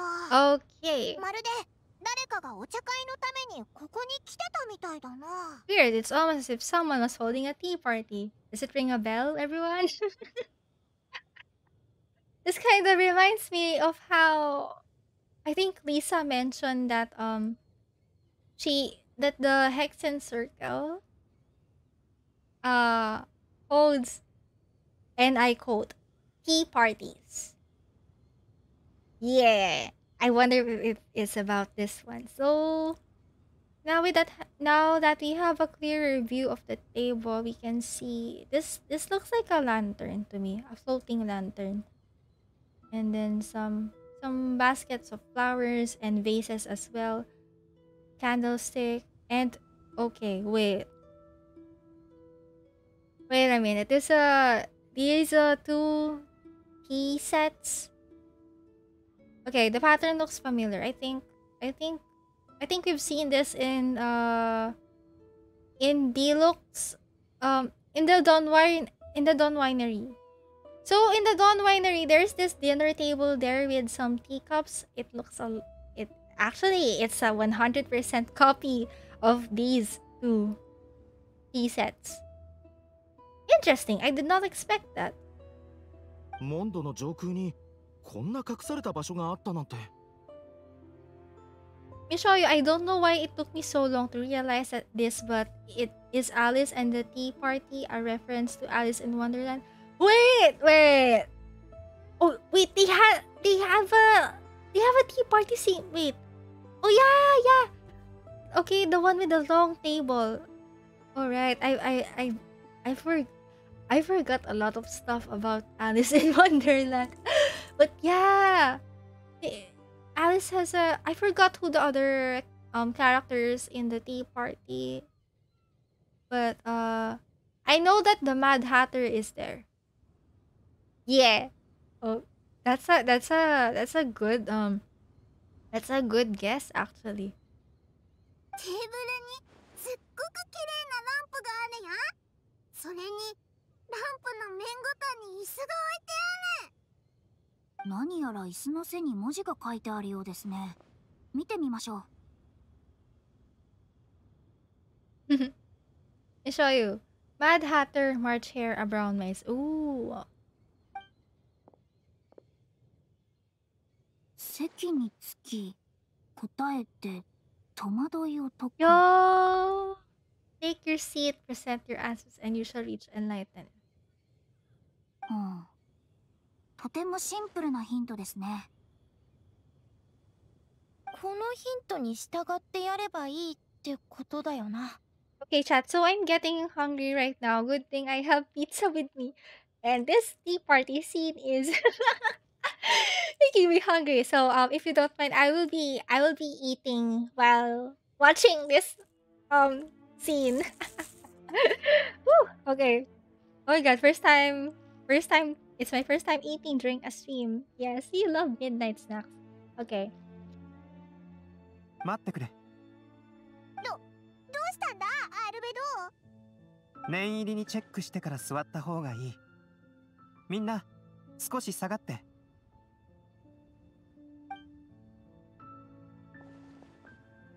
それにしてもこの場所ってすっごく景色がいいよな。さっきまでの緊張感から完全に解放された感じがするぜ。アルベド先生、状況はどうですか？うん、すべて問題ない。罠や仕掛けはないよ。それにこれといった自爆装置もない。それってつまり僕たちは予言を叶えるために椅子に座って答えを口にする必要がある。でも試行錯誤が許されているということだ。I'm gonna try to take note of where Monacli and Albedo are sitting here. I hope we get I hope we get to see that. みな、まずは必ずしも正解とは限らない答えを先に試して、2巡目から当たる確率の高い答えを提示しよ Let's reserve our most confident answers on the second round. と聞いた感じ、筋が通っているように聞こえるけど、どうしさすがアルベド先生。そうすればこいつの運行規則を明確にできるからですね。なるほど、そういうことか。モナ、どうかしたのか？顔色が良くないみたいだけど。モナお姉ちゃん、お腹すいたの？クレ、お菓子持ってきてるよ。ありがとうございます、クレちゃん。でもそういうわけではありません。先ほどアルベドが調べていた時に、私も占いで他の手がかりを得ようとしたのですが、Oh! ここの異様な雰囲気は尋常ではありません。まるでずっと誰かに見られているような感じがします。I wonder if Mona's master is watching them. この細工が外部の環境によるものでないのであれば、相手はまさか。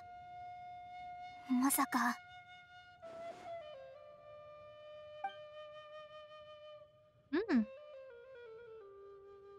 Mona just shivered. Did she sense some kind of great power? まさか。何？はあ。いえ、私も確証はないので。そこまで言ってお預けかよ。クレ、アルベドお兄ちゃんの言う通りにしてみる。う。ああ、一緒に答えを確認してみよう、クレイ。Huh? モナお姉ちゃんも一緒に来て。ええ、わかりました。じゃあ、一つ目の問題は私が回答するね。存在しない花。頑張れスクロース、お前ならできる。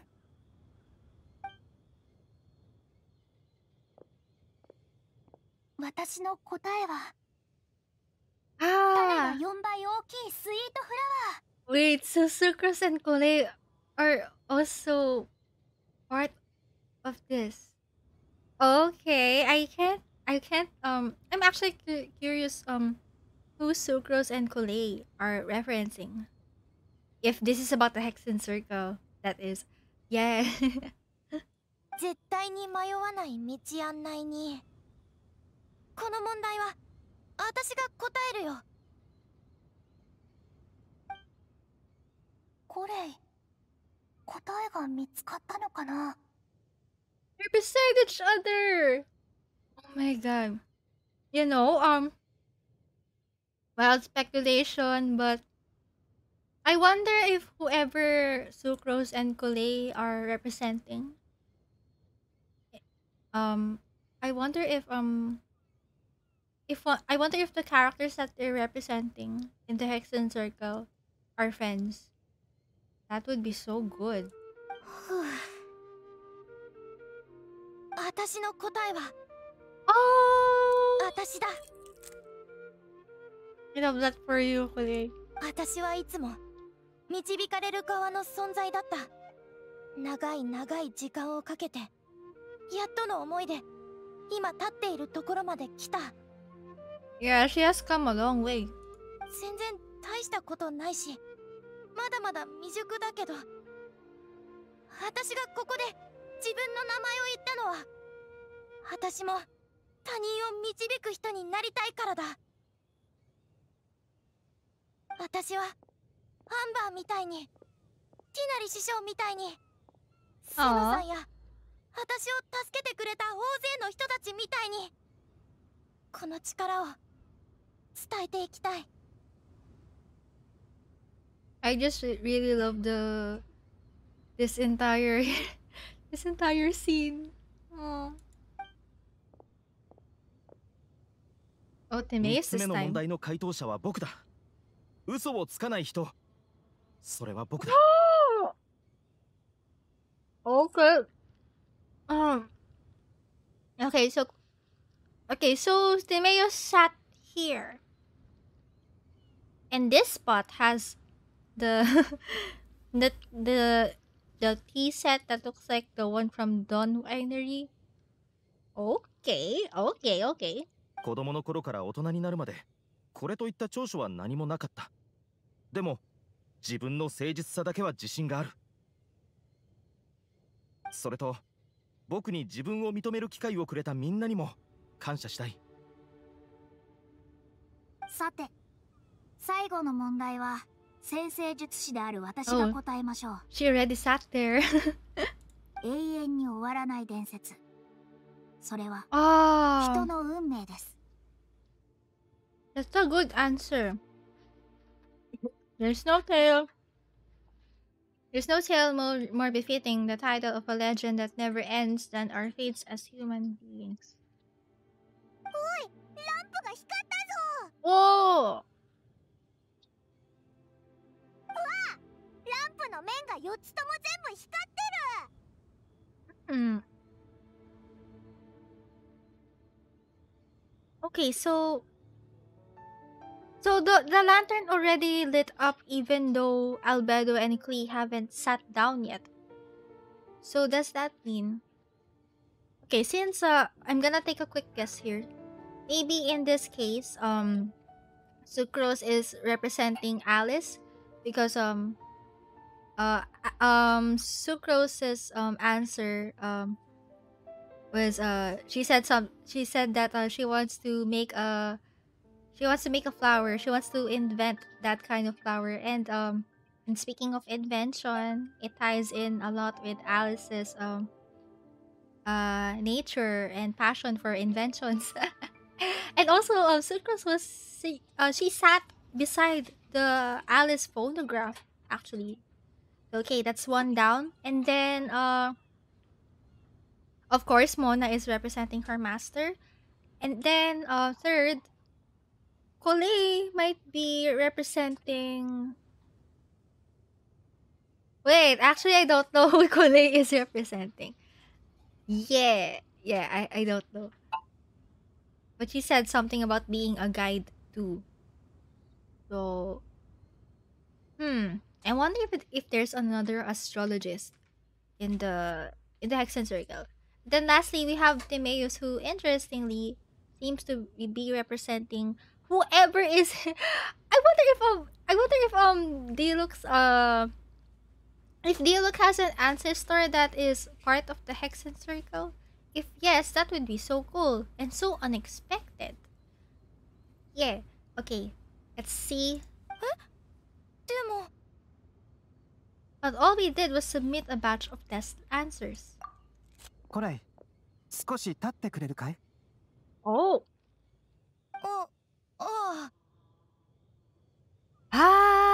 Okay. Okay, Albedo sat down this time. I think. これどういうことだ？なんで人が変わったのにまだ光ってるんだよ。予言にある問題に答えないといけないんじゃなかったのか？みんなそろそろ気づいているだろう。こああ、の予言 OK。に正確な答えなんてない。今僕たちは行動をもってそれを証明したんだ。正確な答えがない？そんな、どうして？古く謎めいた予言だが、これは僕たちが考えていたような古の仕掛けではなく、ただの小さな信号に過ぎなかったのさ。あ、まさか君たちが本当にこの場所を見つけられるなんて。Charlotte, what are you doing here? うわっ、僕たち以外にもこんな場所に人が？また会ったわね、旅人。お前は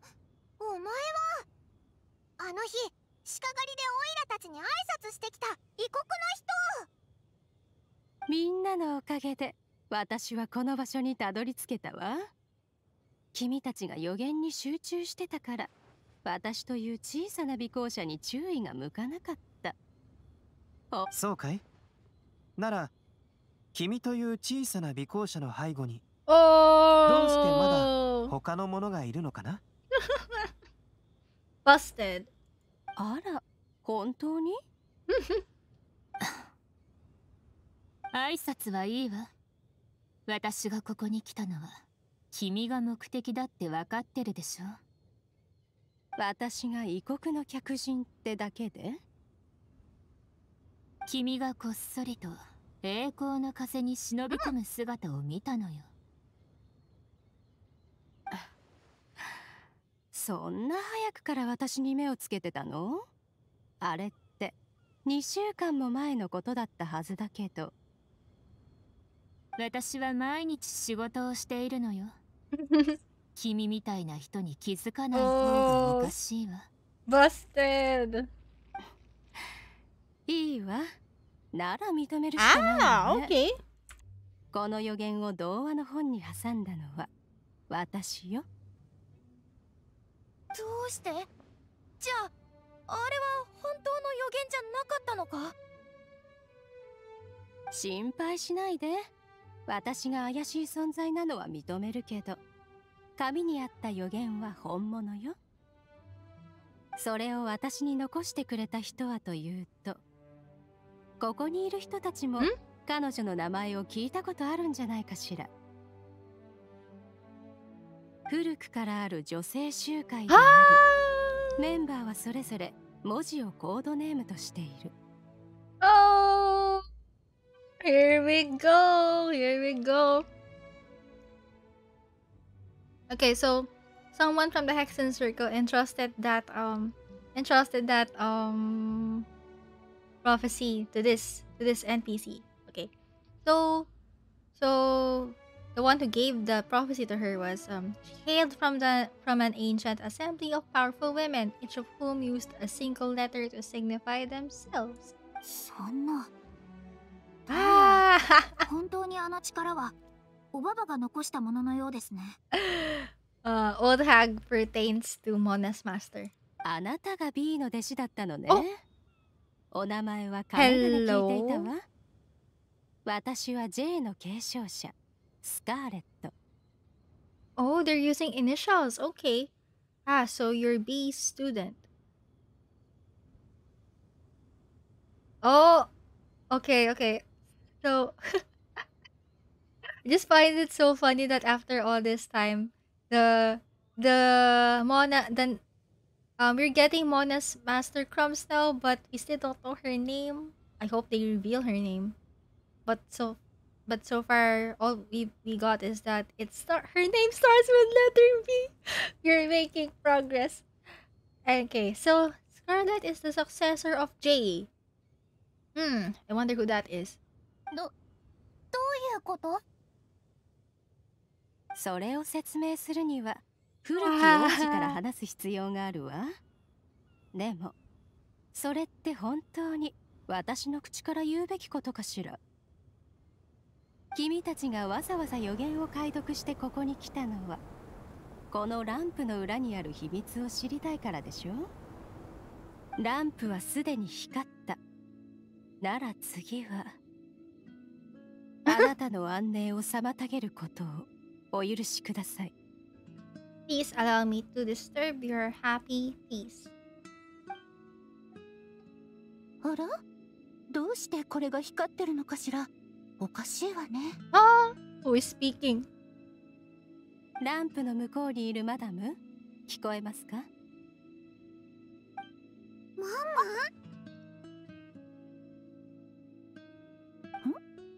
若い人の声がいっぱい。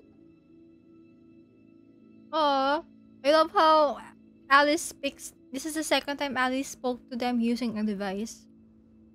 マダム、私は J の継承者、スカーレットです。久しぶりだね。まさか J の継承者がこれほどまで向こう水なものになるとは全く信じられん。待ってください。どうしておばばの口調を真似するんです？おばば？その言い方、まさかモナ。I wonder if Mona's master I wonder if she's okay. So Mona said that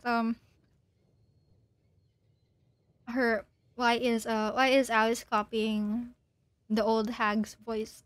So does that mean her master is a grandma now, or is she or did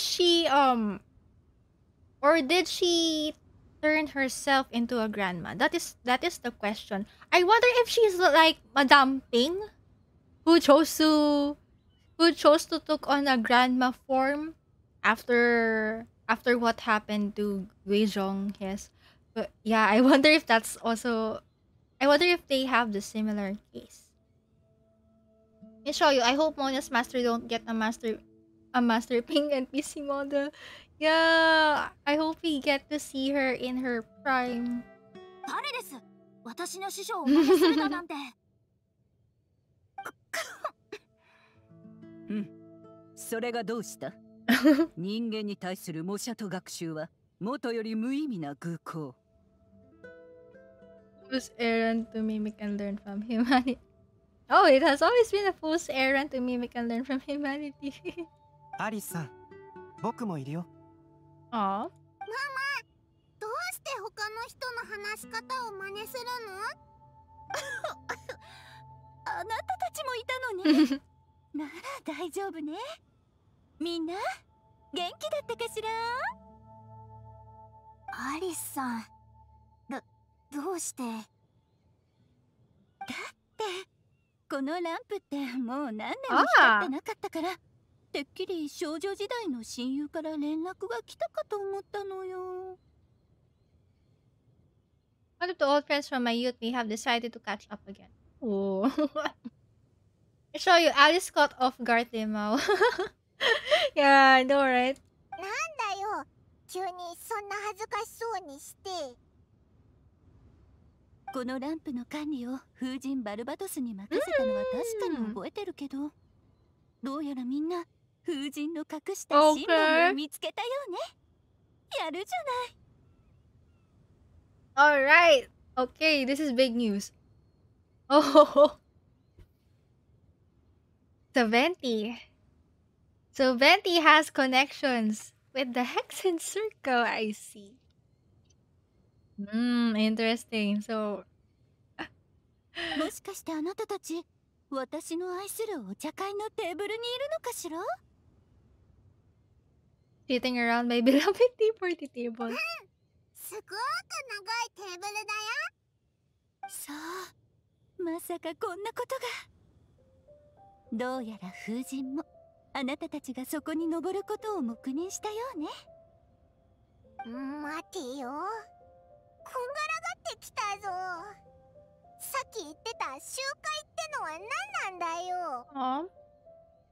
マダム、これはおそらくあなたから答えた方がいいかと。よろしいですか？ I'm having a feeling that we'll get the cutscene here, so I'll watch the JP version here first, and then depending on what happens during the quest, depending on how that goes, afterwards I'll be watching the English version on YouTube to fully analyze the cutscene. Okay, let's go. みんなわざわざ来てくれたんだし、それなりの報酬を用意しないとね。それじゃ、あなたたちを古い物語に招待してあげる。My God, I'm so excited! 魔女会は知ってる？秘密結社みたいよね。彼女たちはかつて大胆にも風神に挑んだの。Okay. でも彼は歌を口ずさみ、ダイヤを弾き、詩で争いを終わらせようと言った。それ以来、魔女たちは森の中、崖の近く、空の上でしか集会を開かなくなったわ。物語と秘密を持ってお茶会でわだかまりを解くの。魔女たちは争わない。この誓いを見届けるのは茶葉と美味しいケーキのみ。昨日愛する人を殺したわ。彼は老い病気だった、はあ、深く愛していたから私は彼の運命を背負い、その苦痛を終わらせた。 Okay, Rose. 私は息子を一人育てたんだ。数ある子供のうち残ったのは彼一人だ。Albedo baby. 母になったと言えるだろう。Granddaughter. 私の寿命は君たちほどではない。Okay, Rose 将来 again. 君たちの相手は私の絵本がする。もちろん君たちのこの相手もね。そいつは面白い。 Bonus master.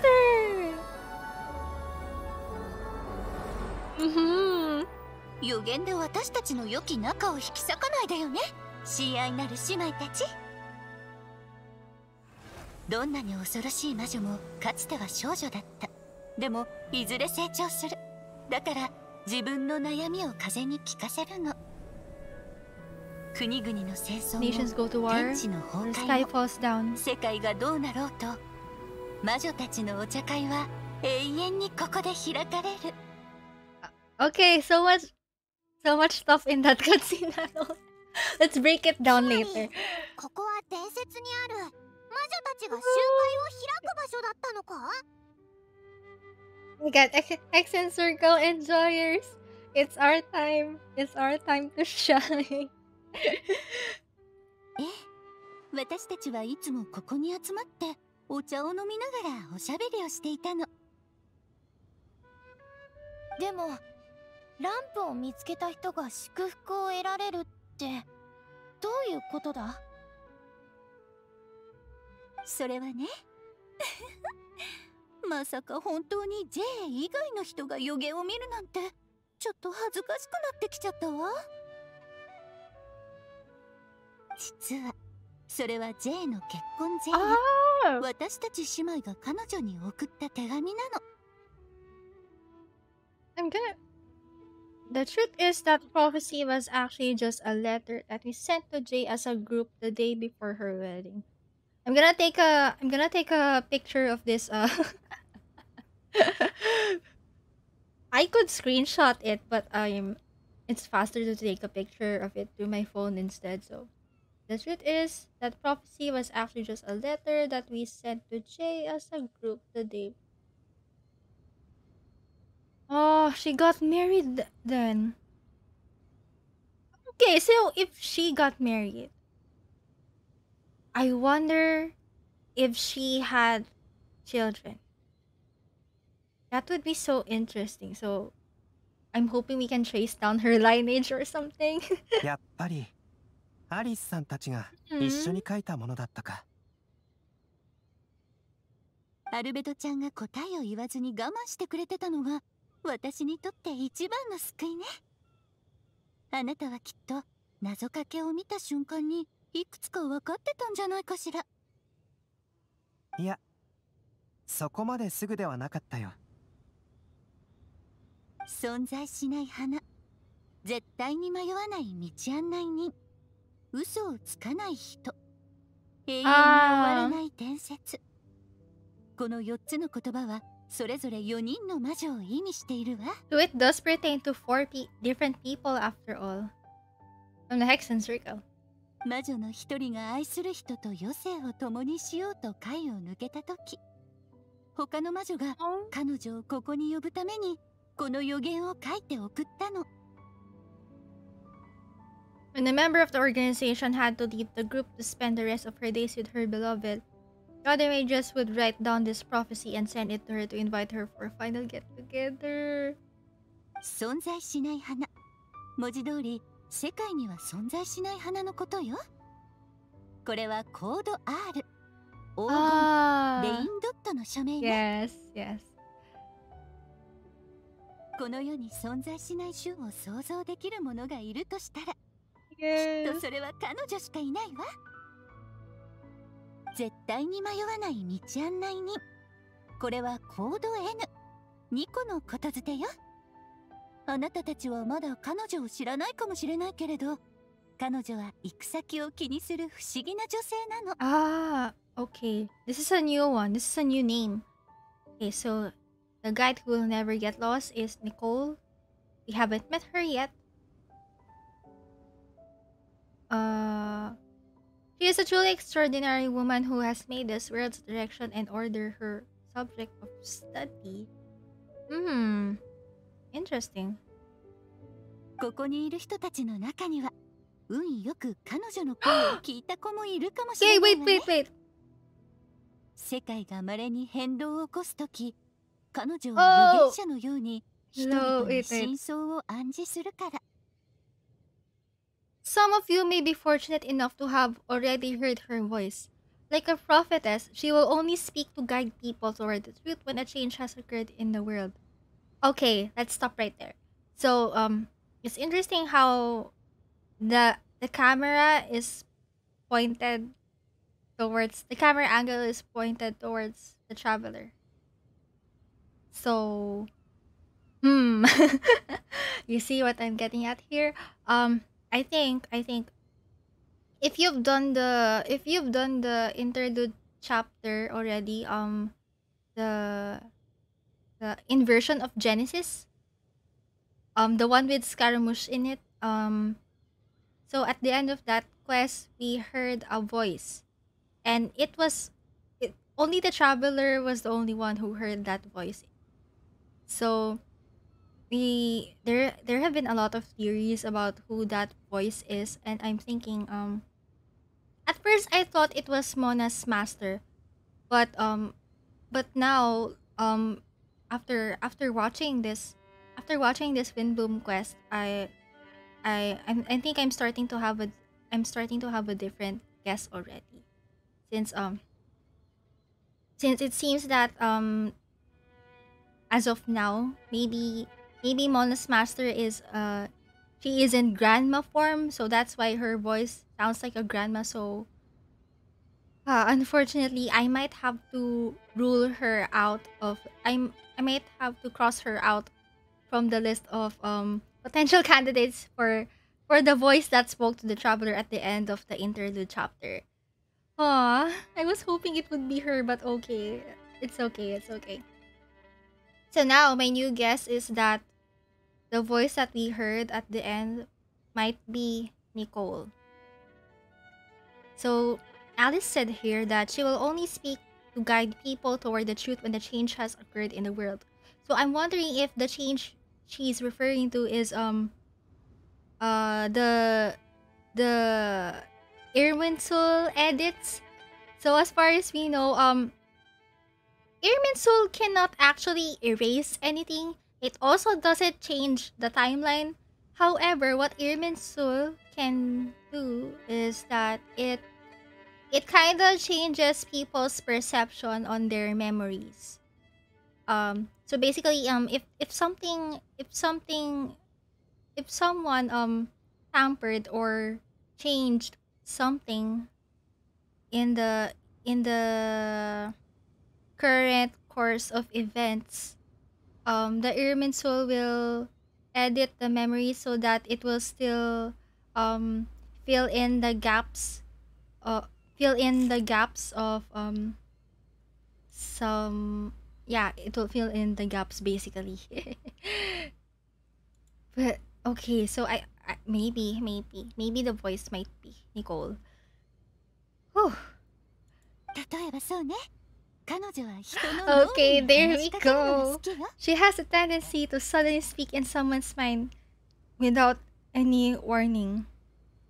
Okay. So officially, Nicole is one of my candidates for the voice at the end of the interlude chapter. Let's go. Ha! Okay. Huh? Could she have been the one who spoke to me while we were investigating Skarana? Okay, I didn't expect that they're already gonna include the Scaramouche's new name. So yeah, okay. Just a quick recap.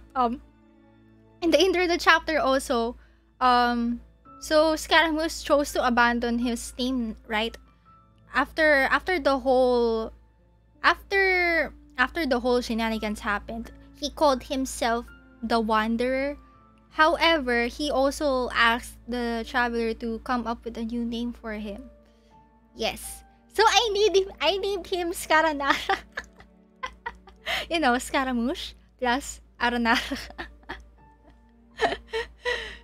Yeah, I mean, to be honest though, no matter, even if I give him a different name, I still call him Scara. Let's be real here. Okay. もしもいつかどこかであなたたちが重大な危機に遭遇したら、彼女はその声であなたたちに行く先を指し示してくれるかもしれないわ。 Confirm, it might be Nicole after all. If one day you would be unfortunate enough to run into a truly dangerous situation, she may use her voice to guide the way forward for you. Wow. 世界にはこんなにも多くの謎を秘めた女性がいて、さらにはお互いに知り合いだったなんて。 Same thoughts, Mona. There are a lot of girl bosses in this world. Also, speaking of that, belated happy International Women's Day. Also, happy Women's Month. Yay! 嘘をつかない人。それは私が残した暗号ね。あまり気にしないでちょうだい。だってコード A のアリスはいつだって誠実な人が好きなんだもん。Oh, interesting. Alice says that the one who would never lie is me. I hope no one would take offense. It's just that I, Alice, or A for short, have always had a soft spot for those with sincerity and candor. Okay, this is big news. それから永遠に終わらない伝説。あなたたちはエマを知らないかもしれないけど、彼女の作品は見たことがあるかもね。 Let's list down all of this information later in the PowerPoint segment of the stream. Okay, if there's still time, that is. Okay, you may not know M in person, but you've likely encountered one of her works. Any of you heard the Boar Princess? Okay, it's very rare for us to find out the authors of some of the archive books that we've gotten in game. So it's really nice to see that the Boar Princess was written by a member of the Hexenzirkel. Wow. モンバの子供ならみんなあのシリーズは読んだことがあるはず。私も大好きな童話の一つよ。Oh, human. M はとても偉大な人間で、彼女が書いた本は私に悲しみが何かを教えてくれたの。I think I love M already. Tag yourself, I'm an M enthusiast. そのような人が魔女の称号を得るなら納得もいくでしょ。なんだかとんでもない話になってきたぞ。確かに不思議だけど、これらすべてが真実であることは私が保証するわ。J も人間だったから年老いて亡くなり、その称号をそれぞれの弟子に残したの。It's a very mixed group. Okay, so Scarlet says J was also a mortal who aged and passed on, leaving her title to her students and followers. アリスさん、あなたはどの代の J の継承者も認めてくれませんでした。私の代までもう数百年も経っています。ずっと It's now been centuries since the first of us took on her mantle. Oh god, that's been so long already. あなたも魔女になりたいのかしら？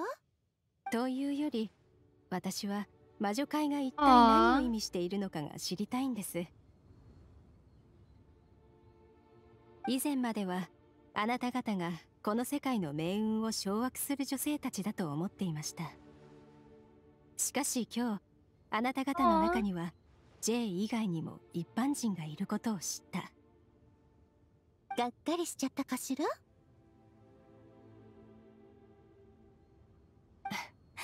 いえ、とても面白いと思ったんです。より一層魔女になりたくなってきました。今までどの J の継承者も認めてこなかったけどあなただけは違うわね。LOL Alice。彼女たちよりはるかに面白いわ。いつも興味本位で物事を進めるアリスさんがまた心を動かされたようだ。今すぐにというわけじゃないけど、時間ができたらあなたに会いに行くわ、スカーレットちゃん。あなたには J が結婚した後に故郷でどう過ごしていたかお話ししてもらおうかしら。つまり仲間たちから予言の手紙をもらった魔女がその J で、そいつは結婚した後に魔女界を抜けたってことか？ええ、私たちが彼女に送った手紙、その意味はただ一つ。彼女も読んですぐに分かったはずよ。予言にある4つの文はすべて私たちが彼女に願ったこと。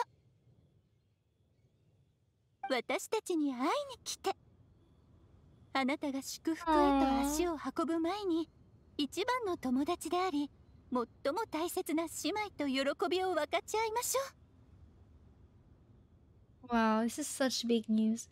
Mishoyo, this event kinda hints that the Hexenzirkel have not come together for a long time. Yeah. So their purpose to study the image was something that happened many years ago, probably centuries. Wow. じゃあ祝福を手にするって、家庭はあくまで家庭に過ぎないの。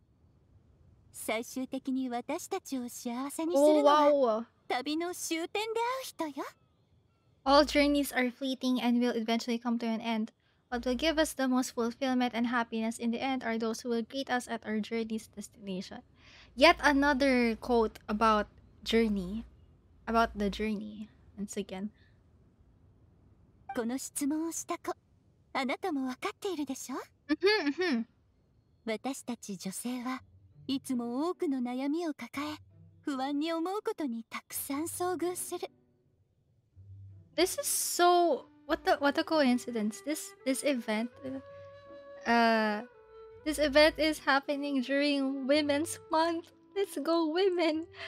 We women will always have many troubles and encounter pains and frustrations that will keep us up at け night. れど、最も大切な友達と会うためなら、私たちは山や海を越えることも厭わない。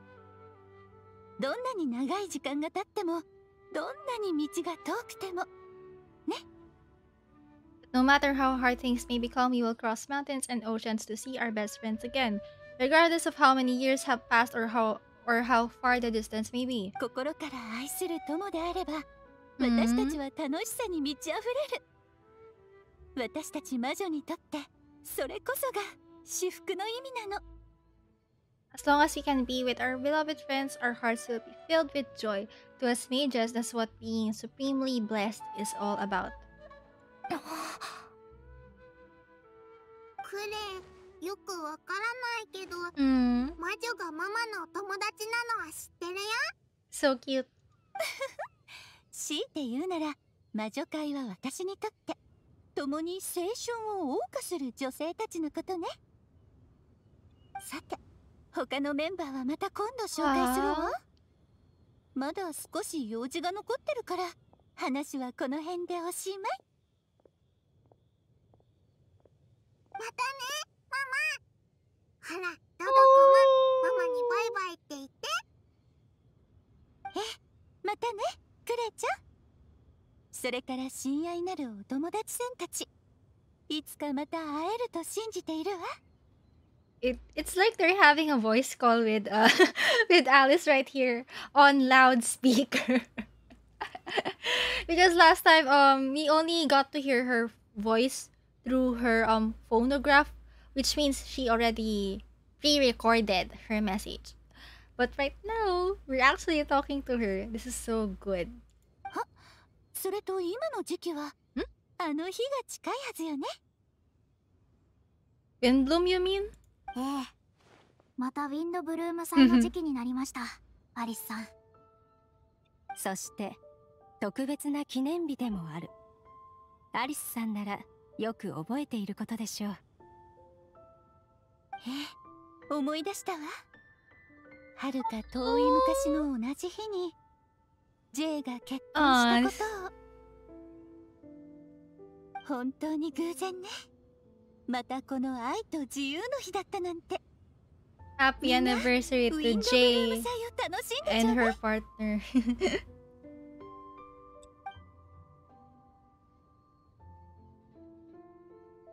Alice's voice fades and the lantern goes dim. It is once again just a regular piece of decor. Hi, click to continue. For a moment, everyone looks lost in thought, but soon, chatter begins to fill the space again. Before long, everyone spreads their gliders to return to Mondstadt. アルベド先生、飛んで降りるから先に行ってくださいよ。Lol, Timaeus. Okay. Before we head on to Mondstadt, I wanna take a picture first. Here. Okay. I'm gonna bring out Mona here. So too bad I don't have I do not have Albedo and Klee to complete the squad. But okay. Okay. Where did Mona sit again? I think I forgot where Mona sat earlier, but I'll check that again later. What's a good spot? I think I'll go with this one for now. Wow, yay! I show you Timaeus. I show you. I have Albedo but no Klee. Oh, I see.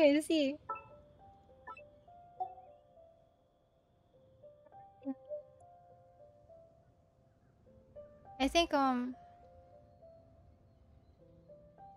think most of my friends have Albedo. Yeah, most of them have Albedo. And then I have one friend who has Klee.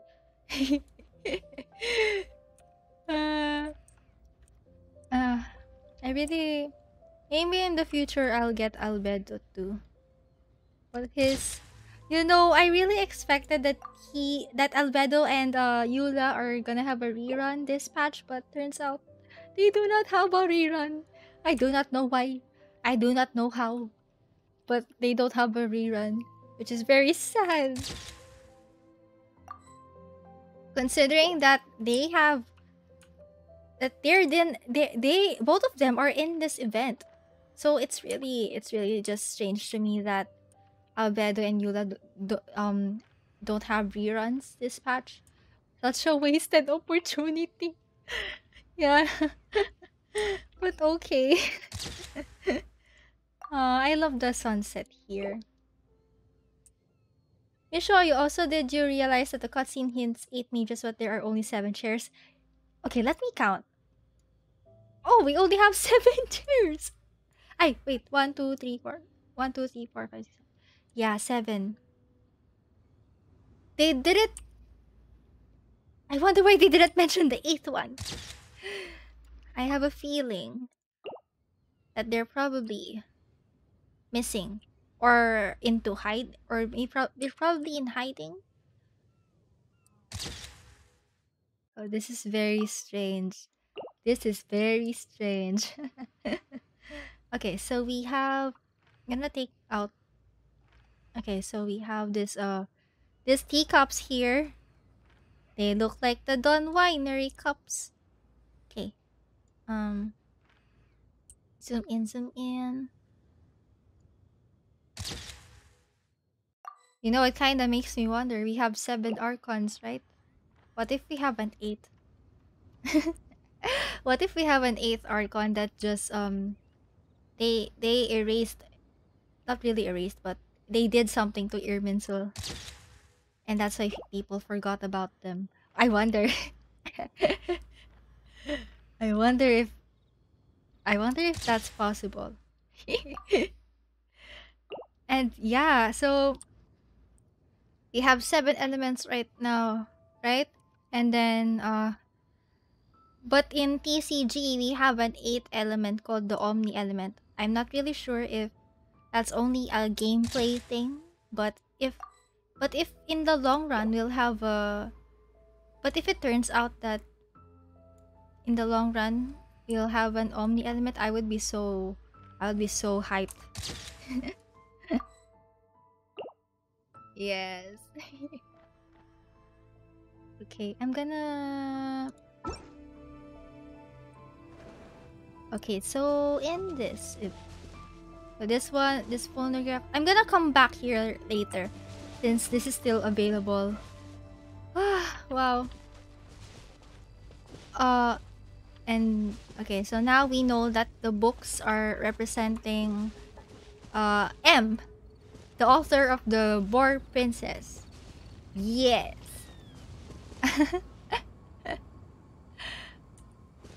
I show you the elemental specialist name card also hits at other elements, namely light. Oh yeah, right.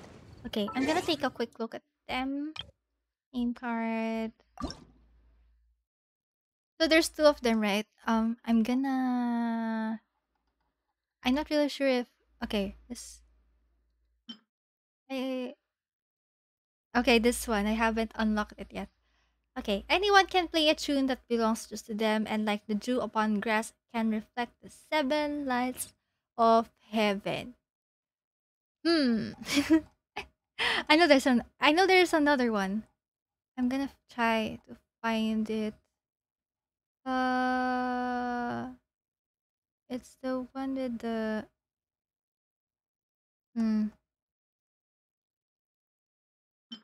Oh, not this one. Uh Wait, I'm gonna access it through the achievements tab so it's easier. Okay. Where's the elemental? Where's the element? This okay. Okay, this one. Colors of the rainbow. Light can refract into countless colors, but people stop at 7 because they're lazy to count. Perhaps the elements are like that too. Yeah, it's a prism. And yeah, even the Omni element dice, it doesn't have a color actually, but it kinda, if you look at it closely, the Omni element dice has a yellow, blue, and magenta. Yeah, it kinda has those 3 colors, but only very, very faintly. Ashikai has a video about the color magenta and its relation to Genshin lore, and yeah, you might want to check that out. Okay.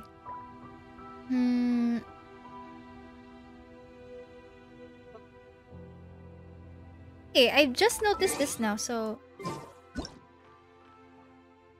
I'm gonna take a picture of this lamp right here. It's interesting to see how it's floating above this Is this a plate or a coaster? It looks like a flower shaped coaster. It's almost like a four leaf clover. Okay, it looks like a flower with 4 petals.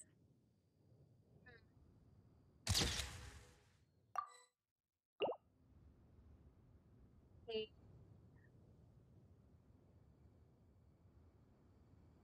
Wow, I really love this event so much. I can't believe we got we only got to see Hexenzirkel just now after 2 years. But yeah, I really wish that major lore drops like this are included in permanent content in game, if you know what I'm saying. Yeah. I really wish that all players, regardless of how long they've been in the game, I hope that Hoyoverse will still be able to provide at least the fundamentals of Genshin lore to them, you know. Like I really wish that lore heavy events aren't time gated. For example, this is just one of my suggestions. Um, I'll talk more about it once I get to the PowerPoint segment, hopefully. But one of my suggestions is that I hope that instead of have instead of putting heavy lore inside limited time events, I hope that they turn it into interlude chapters instead. I think the interlude chapters they were only a recent addition ever since the rebuilding of the Jade Chamber. Okay, where is it? This one for example. Interlude chapter act 1. This was the first ever interlude chapter that we've gotten. And if I remember correctly, during the 2.4, I think 2.4 live stream, the developers said that a lot of people were asking that if they can bring back the Jade Chamber. This is just a wild speculation of mine, but I think I'm speculating that bringing back the Jade Chamber wasn't originally in their original plans. That's my speculation. So I'm speculating that they only it was only recently that they thought of putting in into the chapters. So that's why it took so long to bring back the J Chamber. Yay! We show you Inazuma interlude chapter where I know, right? I really wish that will get an Inazuma interlude chapter because honestly, even though we've gotten major lore comes from Inazuma, I still think it's not enough. I think there's still a lot of stuff that we can learn from Inazuma. Like uh I think there's even for instance there's a lot of Inazuma lore that's hidden behind artifacts and weapon descriptions. And as someone who is not really knowledgeable about lore that is hidden in artifacts and weapon descriptions, I I really would not know that these kinds of deeper Inazuma lore would exist if not for the people who talk about them. Yeah. Like yeah, if it weren't for the other people who took the time to dig them, I wouldn't have known that these kinds of lore would exist. Which is okay, I really don't mind digging for lore inside items and such, but I really just wish that there will be more opportunities for even casual players to at least be aware of some lore that they need to know, because it's sad that a lot of these are hidden behind objects and stuff. Yeah, I you know, I I think I think we really need more equal access to lore for at least the fundamentals, at least. Yeah,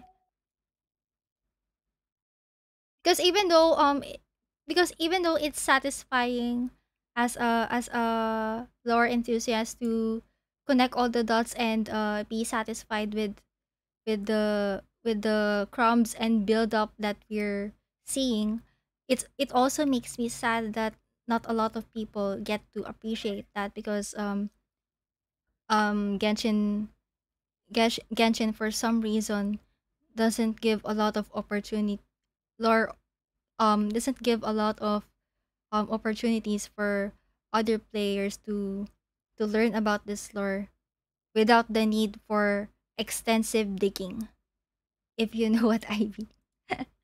So yeah, that's one of my suggestions. Turn the lore heavy events into interlude chapters instead. And what else? I think number two, I think I think they should. I think Genshin. It would be better if if Genshin would um follow the structure of Perilous Trail.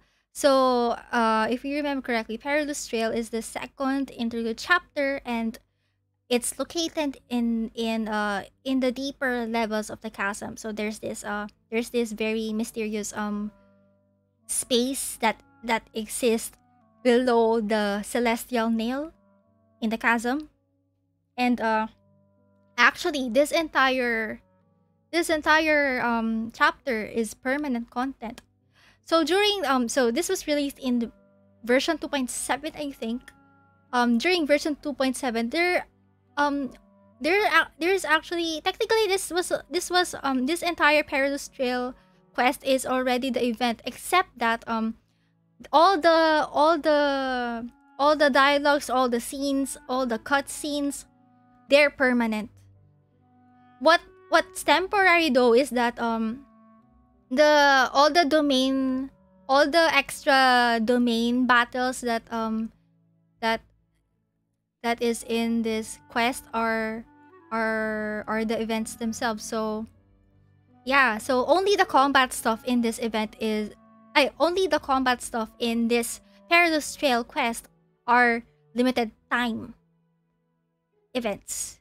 So I'm really hoping that in the future I will also make a note to myself to put this in the survey. But yeah, I hope that someday in future patches Genshin will put more interlude chapters which are permanent, and the only things that I hope that they will make limited time or are extra stuff that we don't need. So for example, combat stuff. I hope that will be the only ones that will be locked behind limited time events. But yeah, I hope that yeah, that's it. That's it. Okay. And what else? What else? Actually I'm also suggesting that maybe Genshin can put some kind of cutscene archive here, dialogue slash cutscene archive here in the archive, so that we can still, or at least a picture of the cutscene and then a text summary below it, so that we'll still be able to recall key plot points in a more visual manner. But if that's not possible, I'm also suggesting that Genshin will upload all of their upload previous events in their official YouTube channel. Come on, Hoyoverse. You have a YouTube channel, use it more. Okay, I know that we already have cutscenes. They've already been uploading event cutscenes in their official YouTube channel. But yeah, I think a lot of players also express they also share the same sentiment that they wish that the entire events themselves will still be archived in some way. Yeah. Yeah, that's basically my thoughts on limited time events. I think a lot of people talked about it too recently, which is why I've also thought of bringing this up on stream.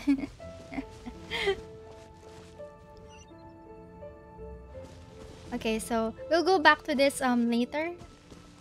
For now, I'm gonna finish this main story, and then afterwards we'll proceed to the Hexenzirkel cutscene analysis.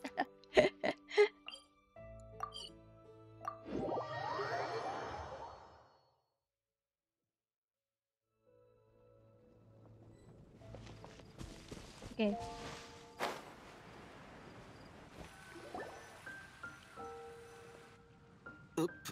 Also, I forgot to touch my pits.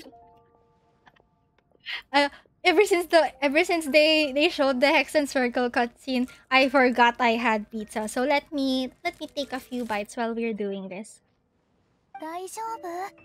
吐いた方が楽になるかも。大丈夫。ちょっと酔っただけだから。Glider's sick. 時間を見つけて飛行免許を取るといい。役に立つはずだ。Wait, he doesn't have his own gliding license yet. Timaeus, why? はい。まだ他にも悩んでることがあるみたいだな。全部言ってくれ。私たちが聞いてやる。大したことじゃないんだ。アリスさんの話はとても面白くて、すごくロマンのあるものだった。それは分かってる。でも、僕が期待してたものとは違っていた。What do you mean, Timaeus? 確かに、最高の祝福が必ずしも本物だとは思ってはいなかったさ。でも、そんな風に思わないで。これはあなたのせいじゃないよ。強いて言うなら、ウィンドブルーム祭の特別大使なんかになってみんなに迷惑をかけた私のせいだから。いや、私があの予言を見つけたせいだ。違う。決して君たちを責めてるわけじゃないんだ。ただ、想像していたものよりもいい結果じゃなかったし、何かを得たわけでもなかったなと思ってね。Timaeus, do you care more about your love life than the lore of very powerful women? 私は得るものがあったと思う。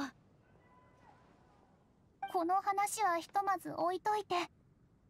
ティマイオス、私とコレイが一緒にリーユへのウグイスさんに謝りに行こうか。ウグイスさん、はあ、彼女が怒ってないか心配だ。興奮が冷めた途端、焦りを感じてきたよ。君たち、顔を上げて、あっちを見るんだ。おん？ウグイスさん？あれがウグイスさん？初めて見た。本当にウグイスだ。まさかモンドに来るなんて。ウグイスさん、本当にごめん。でもどうしてこんな急に。うちに会うのがそんなに嬉しかったん？その嬉しすぎて言葉が見つからないんだ。ごめん。文句を言いに来たんやけど、その様子を見たら責められるもんも責められんくなったわ。大事なことをやってるからうちを迎えに来られへん言うとったやろ。ちょっと近くに寄ってみようぜ。人の恋路を邪魔したらイノシシに蹴られますよ。Look. You got hit by a forest boar if you interrupt a couple's romantic conversation. そうなのか。じゃあやめておくか。You look quite happy. Maybe that's what Windblume's all about. Your adventure has come to an end. Everyone bids farewell. ティマイオスが自分の幸せを見つけられて、なんだか私も本当に嬉しいな。それよりも私はスクロースの気持ちの捉え方の方が羨ましいよ。人の幸せを喜び、見返りも求めず精一杯私を助けてくれた。お前は私たちが似てるって言ってたけど、私なんかより全然心が広い。でも私だってコレイみたいな根気と勇気は持ってないよ。多分私たちは同じくらいいいところを持ってるけど、その方向が違うだけだと思う。I guess we have the same amount of positive qualities. They're just spread over different parts of our personalities. Wow. 私はスメールに行ったことがないし、外国の友達だってそんなにいない。だからあなたと知り合えて本当に嬉しいんだ。それでもこれから先また知らない人と接するときは同じように恥ずかしくなっちゃうかもしれないけど、きっと大丈夫。あなたは私とこんなに似てるんだから、私の言ってることを誰よりも理解できるはず。あなたの抱えてる問題は全て問題なんかじゃないって信じて。私、今さら自分を受け入れることを学び始めるなんて、おセシリアの花の花期がいつか知ってる？確か本で見たことあったような。これは私の両親が昔デートしてた時によく話してたことなんだって。おかしいでしょ、デート中にこんなことを話すなんて。先月ご飯を食べてた時にお母さんがこのことを笑いながら話してたの。お父さんは本当につまらない男で、その上デートに遅刻したこともあるって。でもそれが人生なんだって言ってた。自分のしてることがいいことだって理解しさえすれば、始めるのに遅すぎるなんてことはないんだよ。But she also said that learning is just another part of life. It's never too late to start something as long as you recognize that it's something good for you to do. だからね、やってみようよ、これ。ああ。頑張ってみるよ。二人ともなんだかすごく盛り上がってるな。会話に入る隙が全くないぜ。Well, isn't it great that they're getting along so well? あ、そうだ。これをあなたに。これって種か？この前スイートフラワーを研究するのが好きだって言ったでしょ。これは私が作った改良版スイートフラワーの種なの。Seeds of the sweet flower cultivars that I have worked on.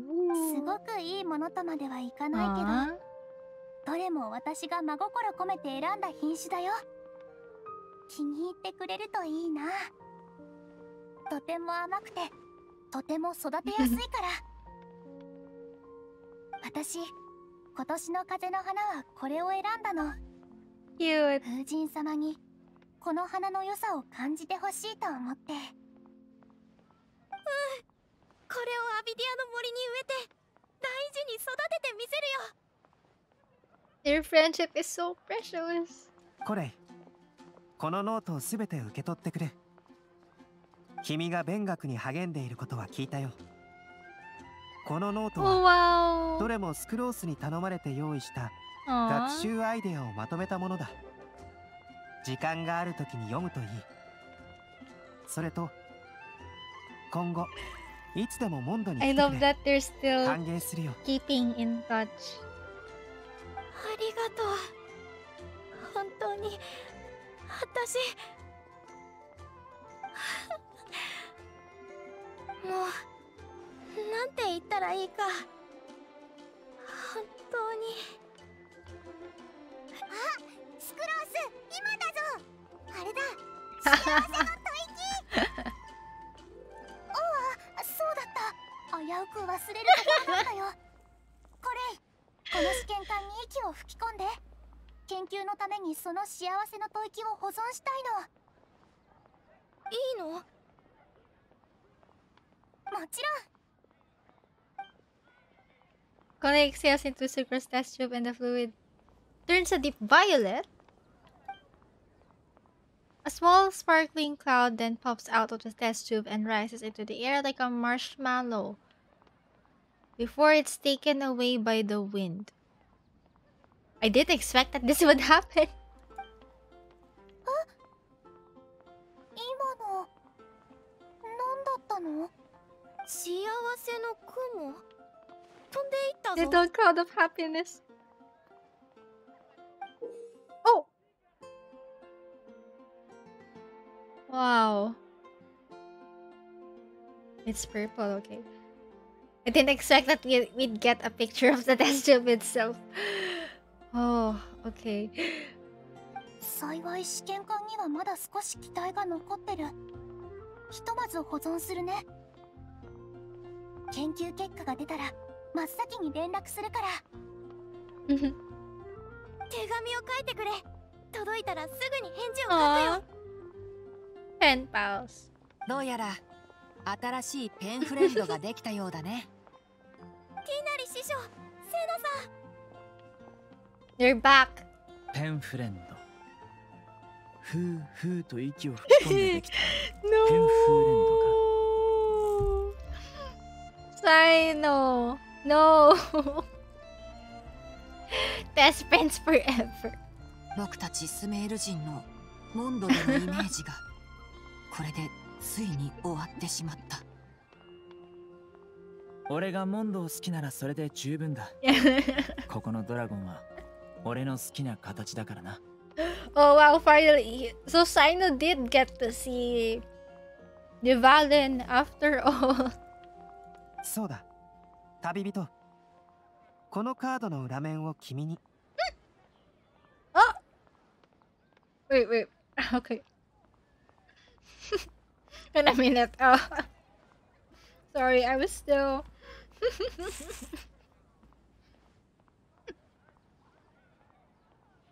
You show you, Cyno, you are testing Tignari's patience.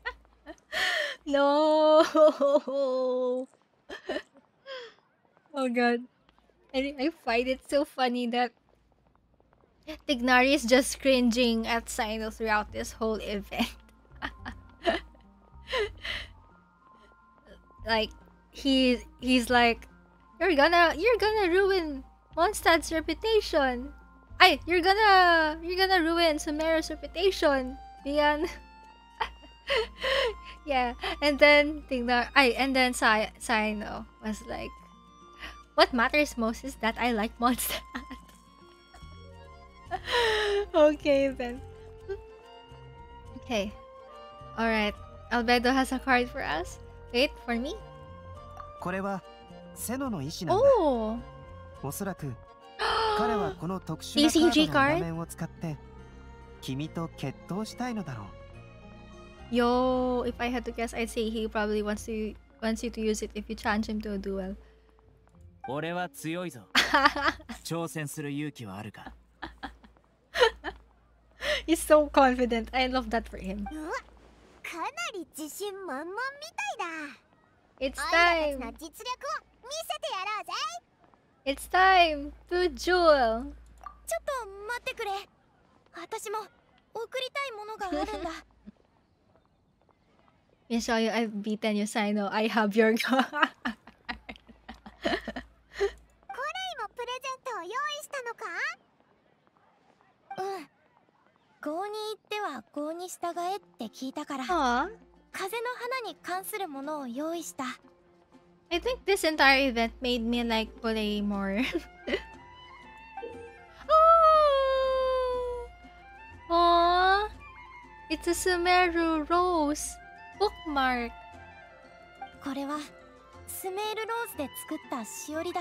ホテルでこっそり作った。アンバーとティナリ師匠とセノさんに送りたい。Look at them, they're smiling. They're looking at their daughter fondly. モンド人は今日という日に風の花を大事な人に送るんだろ。私にとって3人とも私の家族だから。You three are family to me. I really love this found family. 知ってるか？ティナリは俺たちが学術で結ばれた家庭じゃないと言っていた。一緒に論文を書く気はないようだ。そういう家庭じゃなくて、ただの兄弟ってことでいいんじゃないかな。You can consider yourself as regular siblings. うん。それからパティサラの種をモンドのみんなと旅人、それにパイモンに送るよ。Patisara?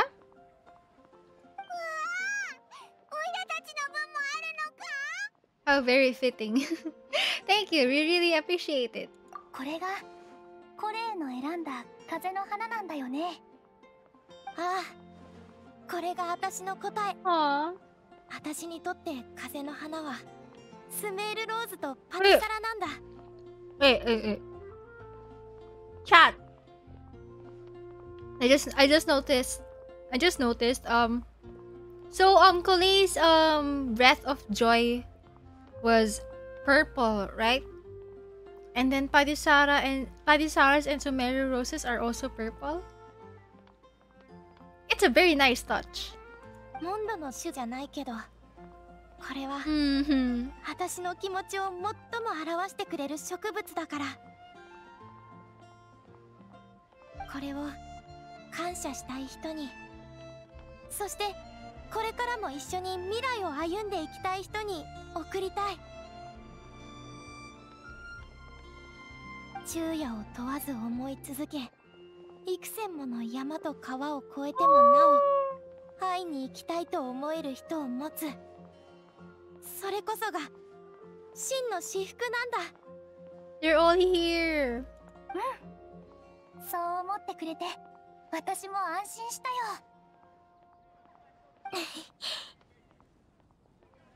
スクロース、あの雲を見てくれ。あの雲お前の試験管に似てるな。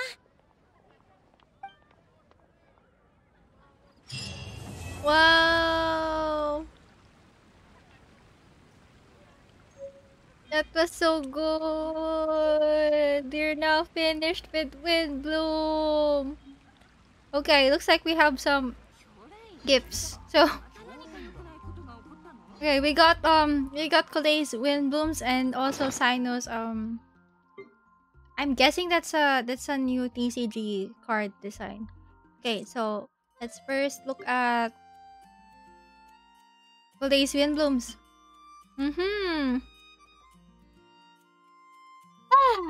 That was so good. Okay. Oh. Sorry, I had to swallow my pizza. I had to swallow my pizza for a second. But anyways, I'm gonna read this description. Cole's Windblume. The Colei, the only flower that can serve as her windbloom and convey her gratitude and well wishes, is the Padisara. She now offers her seeds to you. In visiting Mondstadt again, Colei has taken a tentative step towards the future. May her coming days be as a small seed held within her palm, filled deep within with the potential for light and hope. Ah, very nice. I'm gonna change get my TCG card designs real quick. So, okay. TCG deck. And I only have 3 decks right now. Okay. I'm gonna change the design. Deck design settings. I would like to see the card back. Oh, this one. Oh, this is so pretty. I love this. I think this is now my favorite design. Lazurite Swirl. A special card back customized by the renowned artist Calx. Like the Dragon of the East, stretch your wings more freely on this battlefield of cards. Wow, that is so pretty. It's so okay. That's an interesting interpretation on Divalin. I'm gonna use this for all my decks. Okay, deck design settings. Switch to the Divalin card design. There we go. And this one too. Deck design settings. This is so pretty. Look, I love this. Thank you, Cyno. Thank you, Cyno. Okay. Oh. Hello? Hello. Okay. Looks like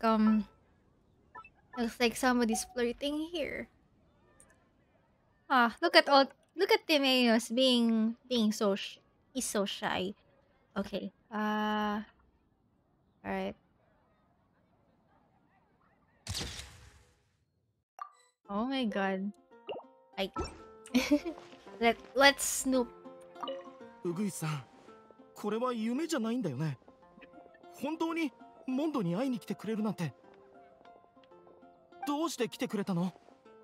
思いもしなかったよ。どないしたん？うちが来たらあかんの？リーウェイからモンドまでってそない疲れるようなことちゃうやろ？それからもうそろそろ直接ウグイスって呼んでくれてもええんちゃう？ウグイス？ウグイス。慣れるまでもうちょっと時間がいるかも。そない緊張してまだ何もしてへんのに。いや、僕は嬉しいんだ。ウィンドブルーム祭に僕に会いに来てくれてありがとう。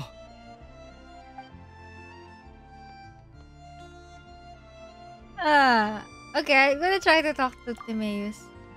Hi, are you there? Are you also interested in alchemy? I thought he was gonna say something else. Goodbye. Bye then, I'll carry on with my research. Lol.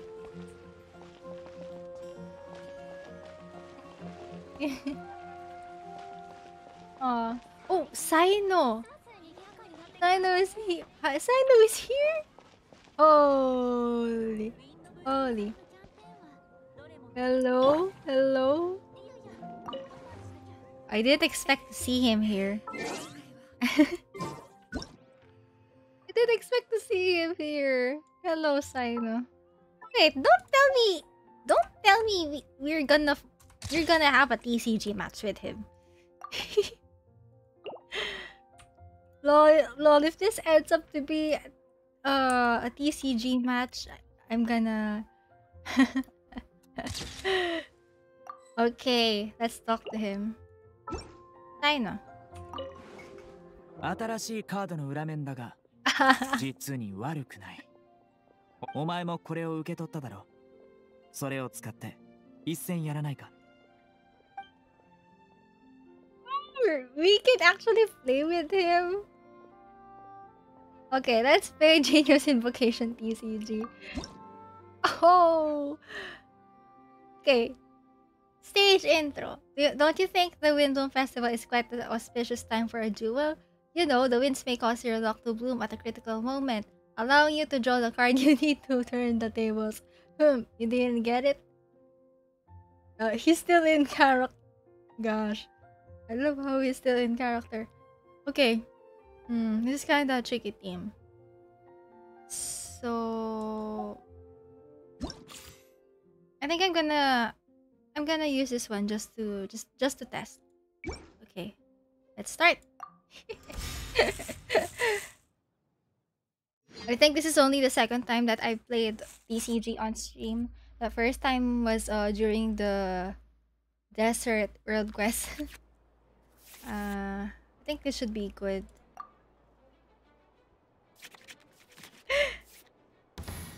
He's also using the new card design.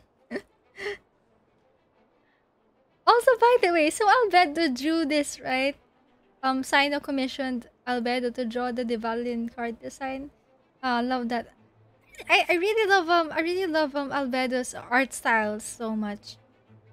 Okay, set active character. I'm gonna go with Ganyu for now.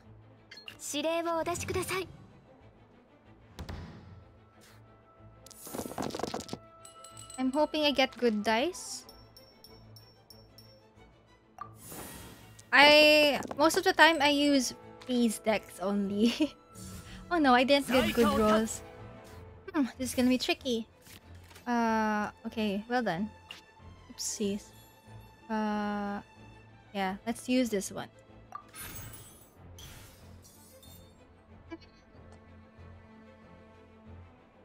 Okay, I'm gonna try to re-roll dice.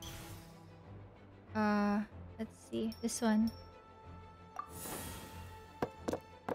Okay, good. Let's reroll the Dendro die. Okay, not good, but at least we got what we need. Okay.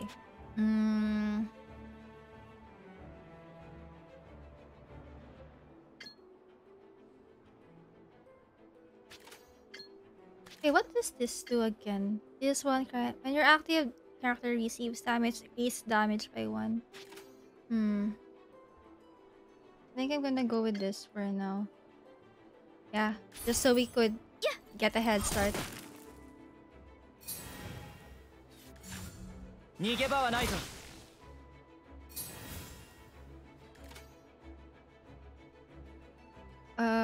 Too bad I won't be able to use the hydro dice though. So I think for now I'm gonna go with this one, so that we can get cryo die, and then I'll use Ayaka, and then I'm gonna end my turn.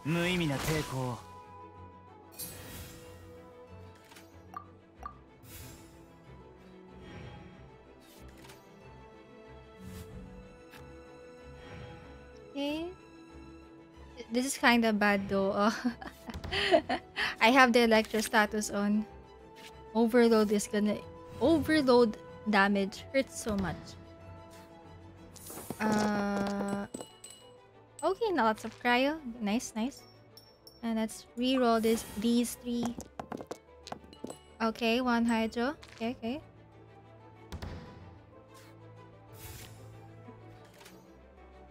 Okay, so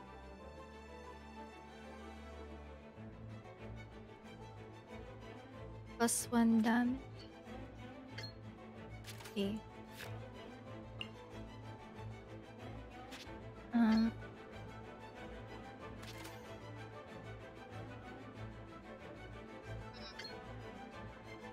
I think I'm just gonna use the skill for now.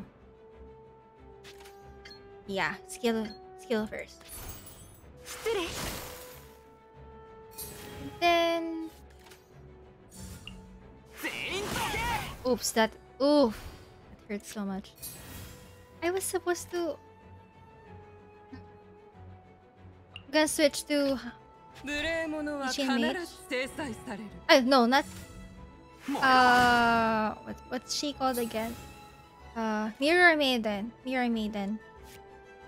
Yeah. Okay, let's freeze him. Good. And then oh no, they ended the turn already. But anyways, shift 1 energy from at most 2 of your characters onto your standby active character. Okay, I'll do this.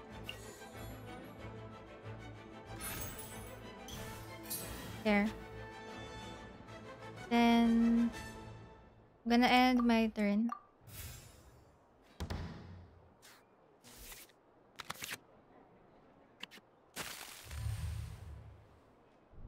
Disclaimer: I'm not really good at TCG. Oh. Okay, reroll.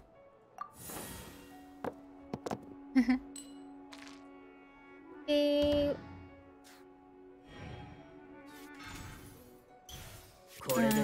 No. Oh, no. Did he just do a thumbs up? He did a thumbs up. Oh, cute. This is turning out to be a losing battle. I can't believe this. I'm gonna try my best still. I don't have a healer. But anyways, heal the healer. Boom. Good judgment call. However, Bennett's burst is still active. No! Oh no! Yikes! Yikes! Oh no! This is so hard. Dang it! Cyno's too good.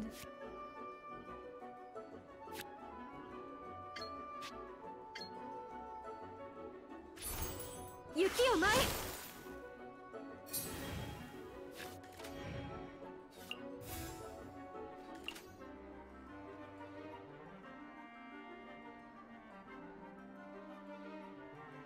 Okay, I'm gonna switch to Ganyu now. あなたとの契約を I 守 think り I'm ます。 gonna lose here. Then I'm gonna end my turn. Ay. I underestimated his deck.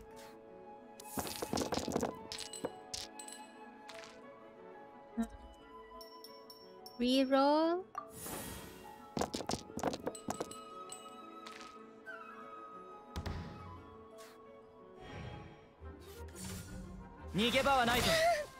But I don't have healing food. I think I'm gonna lose. I think I'm gonna lose. Oh. Oh, this is so sad. This is so sad. Oh well.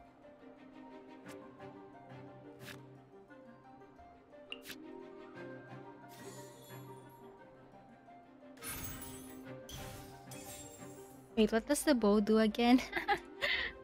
Deals +1 damage. Normal attacks deal 1 damage.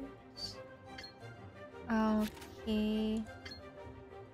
Yeah, let's do a normal. So that will leave me with 2 dice after this one. So, oh, this is so tricky. Oh well, I'm gonna lose anyways. I'm dead. I'm prepared to lose. I'm prepared to lose. Oh no. Oh, I have no more. I can't make an attack on him. I will face my fate and end my turn.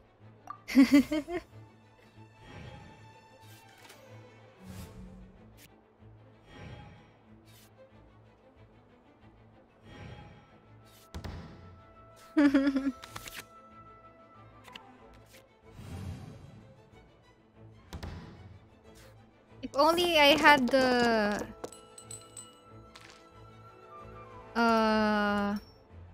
what's the 5-star sword called again? Skyward. It's Skyward. Skyward sword. Skyward blade. Oh god. Is it still possible for me to heal Ayaka though? Even though this is a losing battle. Create 1 cryo die.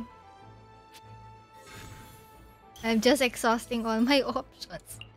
Current character gains 1 energy. I really don't know what I'm doing. I think I'm gonna lose. But anyways.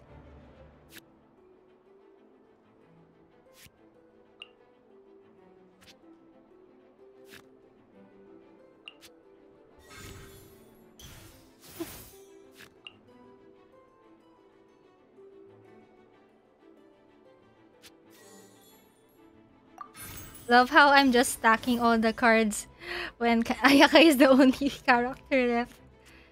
Will it be possible for... Oh, damn.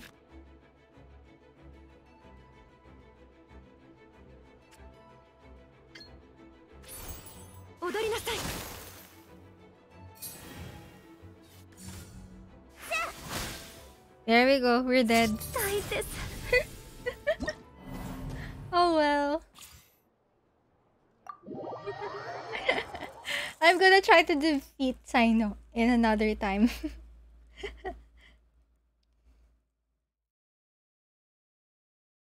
Do we get XP from this though, if we defeat him? 悪くない。後でもう一度どうだ。It's a very much in a few minutes. He really doesn't want to stop playing, doesn't he? 新しいカードの裏面、お前もこれを受け。I'm gonna check if this gives... Oh, this doesn't give XP. So it's just bragging rights. Well played, sir. I was defeated with honor. Alright. right. Okay.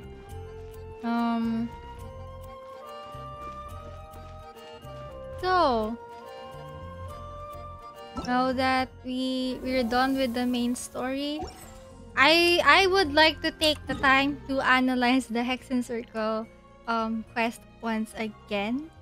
So let me first teleport to the location earlier.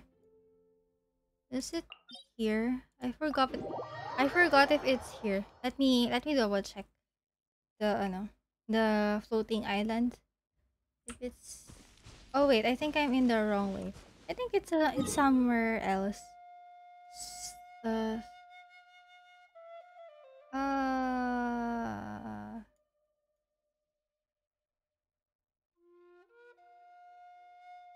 um Wait, let me double check where the floating island is again. Okay. I'm just gonna search it. Floating island. uh, oh, Cape Oat. It's in Cape Oat. I think. Oh wait.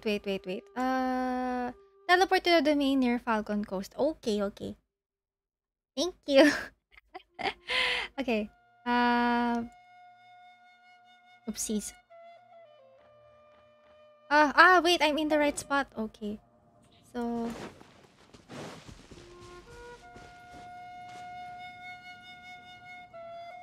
all right, I'm seeing dandelions. Oh yeah, there we go. We will fly right up here. Oh no, I'm gonna fall.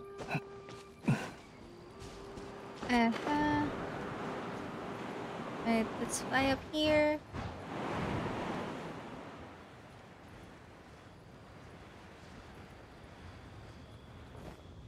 Right. We're back here again. Lovely. Okay. Alright, so everyone, while we're here at this very beautiful very beautiful Hexenzirkel place, I'm gonna replay the cutscene again, but this time in English. So I'll be switching to YouTube in a bit after I take this picture. Wow, I just really love that this place is overlooking Dragonspine. What a very nice touch. Since Dragonspine is a place that is mysterious and it has a lot of connections. It has a lot of connections to Albedo and Rheindotir. Oh, wait. So this okay, I just noticed see that island over there.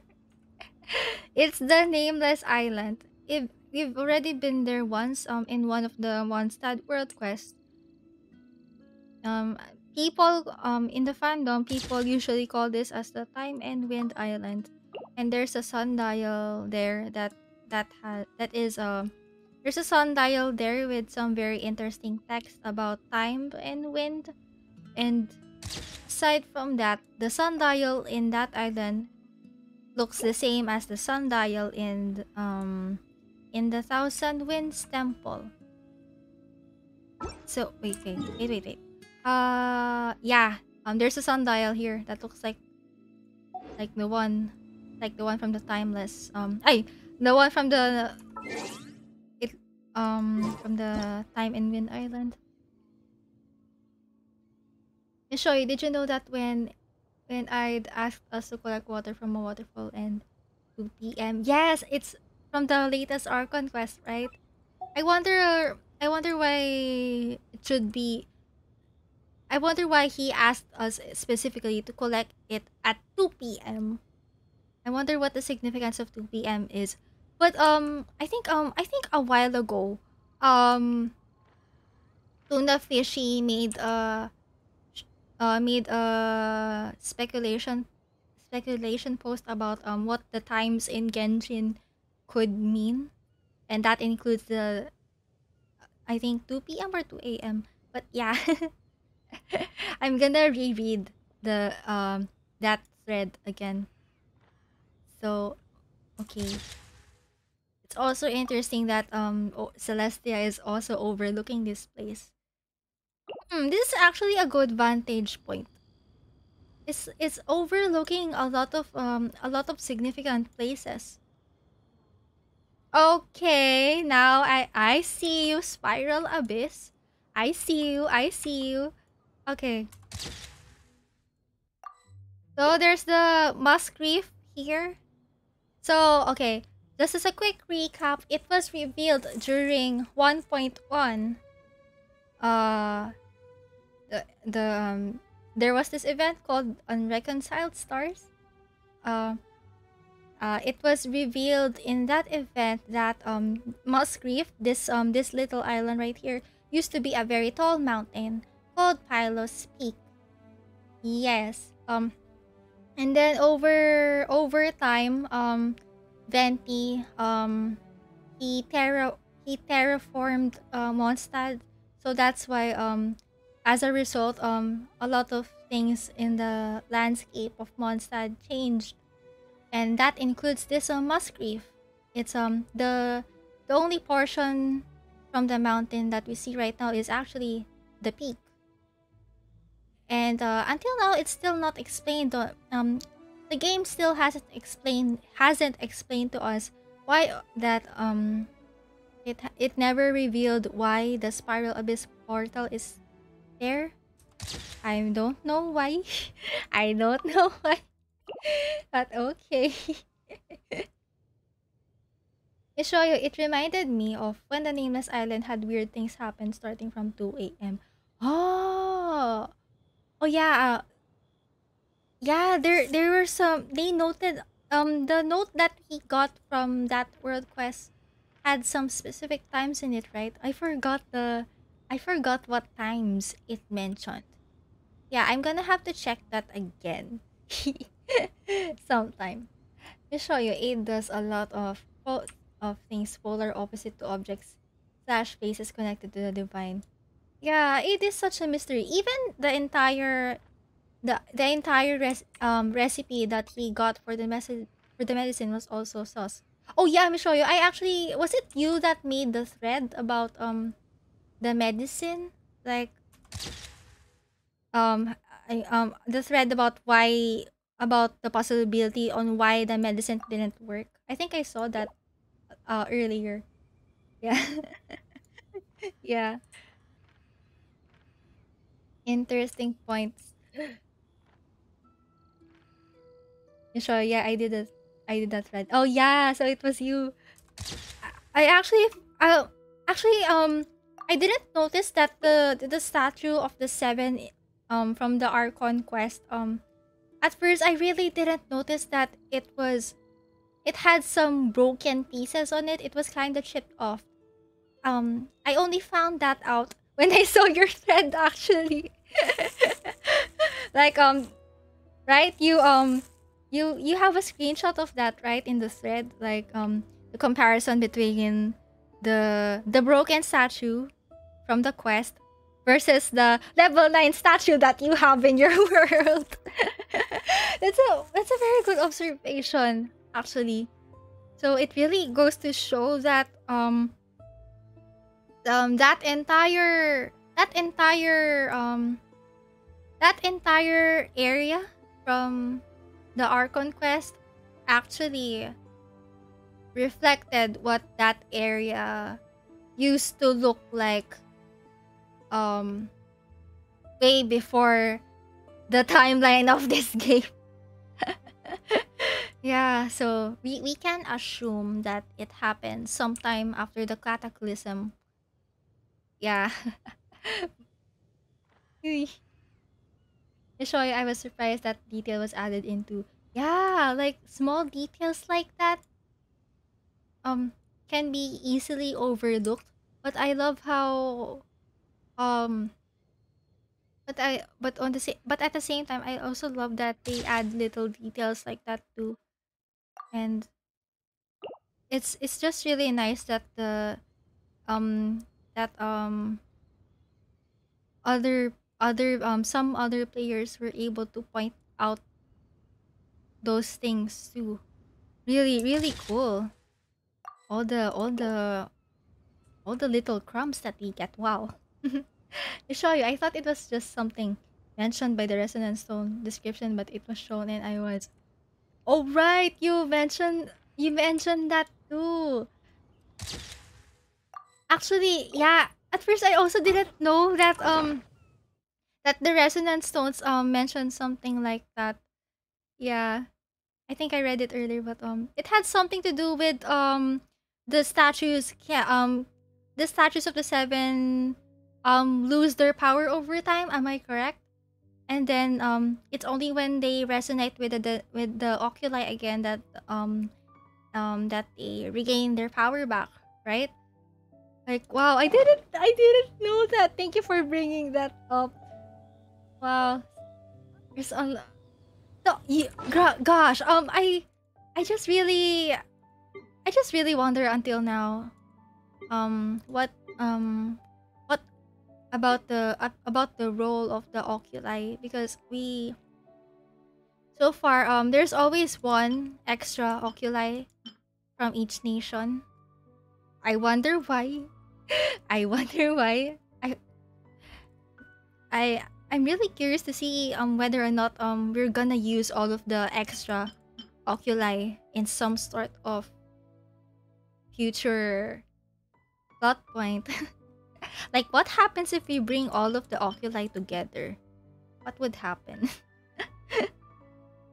Wow.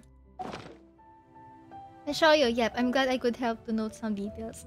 Yeah, thank you for that. Okay, I'm gonna mute the audio for this first so that we can switch on to the YouTube tab. Okay, I hope that let me bring up my YouTube real quick. YouTube tab, and then I'll be adjusting the volume too. Okay, so you'll notice that my PNG model will get tinier in a bit because the YouTube screen will take up most of this most of the screen. Okay, 3, 2, 1. All right, can you see? Can you see my the black screen and as well as my tiny self? I really love this format. Okay, I'll be adjusting the audio for this in a bit. Let me do a sound check. So okay, I'll turn this up to 2.5 decibel gain. Close. Alright, right. Let me know if the volume is okay. I will play the video for a bit, and then if the volume is already okay, then we can start.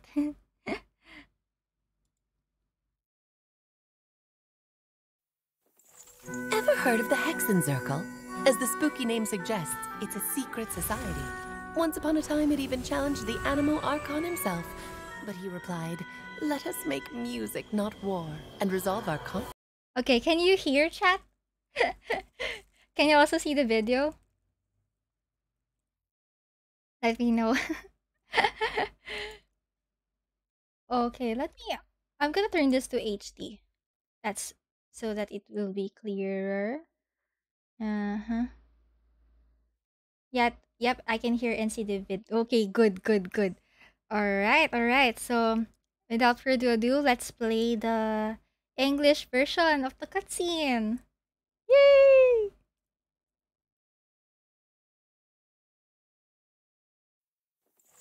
Ever heard of the Hexenzirkel? As the spooky name suggests, it's a secret society. Okay. Okay, let's take a look at this wonderful picture. Try to break this down. So I've noticed that okay, this one is green.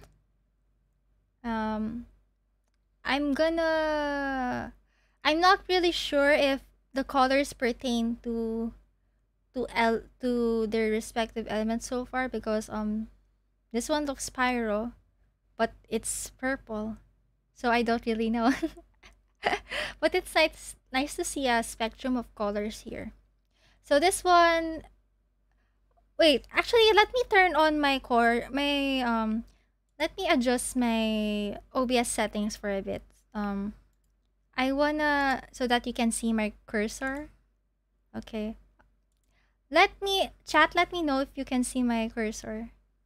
Like, can you see my arrow? I wanna know if you can see my cursor. Because I always turn it off, but for this portion in particular, I wanna bring it out. You can see. Okay, nice. All right, good. So okay, I'm gonna turn this off for a bit. Okay, so this green one has a book. So I'm assuming that this one is Nicole, the author of the War Princess. Yes, she's the one that makes fairy tales. Okay, this one, it looks like she is holding a teardrop. So I'm wondering if that pertains to hydro, which could mean that it might relate to hydromancy, which could mean that maybe this is Mona's master. Her as far as I remember, okay, let me go check my screenshots from my phone real quick. So the Mona's master's name starts with the letter. Where is it? Okay. Good thing I took screenshots from my phone. Okay. Where is it?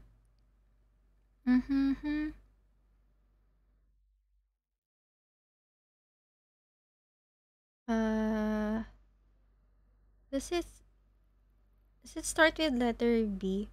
I forgot. Yeah. Okay, so I think it starts with letter B, I think. Yeah. Sorry, the names of the members of the Hexenzirkel can be found in the YouTube video description. Oh, really? Hello.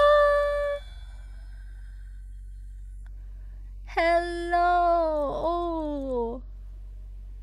Okay, no wonder there were VA announcements on Twitter. Oh, okay. Thank you for that. Thank you for that tip. Okay, so we have, all right. Good thing my screen sharing okay. So here we have 5 members of the Hexenzirkel listed here, even though they are 8, but okay. Alice of the Hexenzirkel, codename A. And then I Ivanovna N of the Hexenzirkel, codename J. Oh, interesting. So, right, this is Ivanovna is the master of Scarlet, one of the NPCs we seen earlier. And then Ryan, daughter of the Hexenzirkel, of course, Albedo's creator, aka mother, codename R. And then Anders, daughter of the Hexenzirkel. Oh, okay. Oh, codename M. This is the author of the War Princess. And then yeah, okay. So yeah, all right. So Mona's master is Barbelot, codename B. We have a name. We finally know the name. I finally know the name of Mona's master. Also, hello SB party. Sorry I'm late. I hope you're doing well. Oh, hello SB. Good to see you here. Actually, we're okay. I've already finished the entire Windblume main story, But what we're doing right now is that we're analyzing the Hexenzirkel cutscene once again. I'll have a PowerPoint version of this too in a bit. So what I'm doing right now is that I'm gonna play this cutscene and then we'll move on to the PowerPoint segment. Yes. Oh my god. Finally, I can finally bring out my PowerPoint. I've been waiting to do that since last night, but you know, the internet, it got cut off all of a sudden. But it's back now and that's what's important. Alright. This is gonna be fun. Okay, so far these are the confirmed members of the Hexenzirkel: Alice, I, Ivanovna N, Rhindottir, Anders' daughter, and Barbeloth. Whew! Yes! Let's rise up, Hexenzirkel enthusiast. Okay, so, taking a look at this diagram again. Okay, so I said that, I'm speculating that this might be Mona's master, because I think maybe the teardrop here pertains to Hydro, and then it might also pertain to hydromancy. Yes, that's a guess. That's my guess. But we move on to this one. This one I have no idea. I have no idea at all. I find it so intriguing that we can only see her back. It's like she's looking away from us. So does that mean that that in some point in time that did this member left the Hexenzirkel? Did they leave? Because we know that so far the only we know that M, who is Anders' daughter left the Hexenzirkel because she got married. She wanted to settle down with her partner, and then I think Alice is still active in the Hexenzirkel, as well as Mona's master, aka Barbeloth. But yeah, actually I think it wasn't revealed to us where Rhindottir's whereabouts are. So yeah, she's probably assuming she's still alive, or maybe not. Maybe Rhindottir is somewhere else. Okay, and then you move on to this fourth person right here. I think she's also holding some books. So a while ago, I think we saw 2 or 3 book piles in the Hexenzirkel table place. So yeah, maybe M she wasn't the only one in charge of books and fairy tales. But yeah, okay. Next we have this one. It looks like a flame. Looks like a pyro flame. So I'm thinking maybe this is Alice, since yeah. Klee is also a pyro character. Yeah, I'm guessing this is Alice. And now this one. I am quite stumped by this one. So we have 2 members that have a ball of both of them have a ball of light. So I'm quite stumped. Who could this 2 be? And then here, this one too, I don't know who I don't have a guess yet on who this might be for now. And I can't seem, is this a sleeve? But yeah.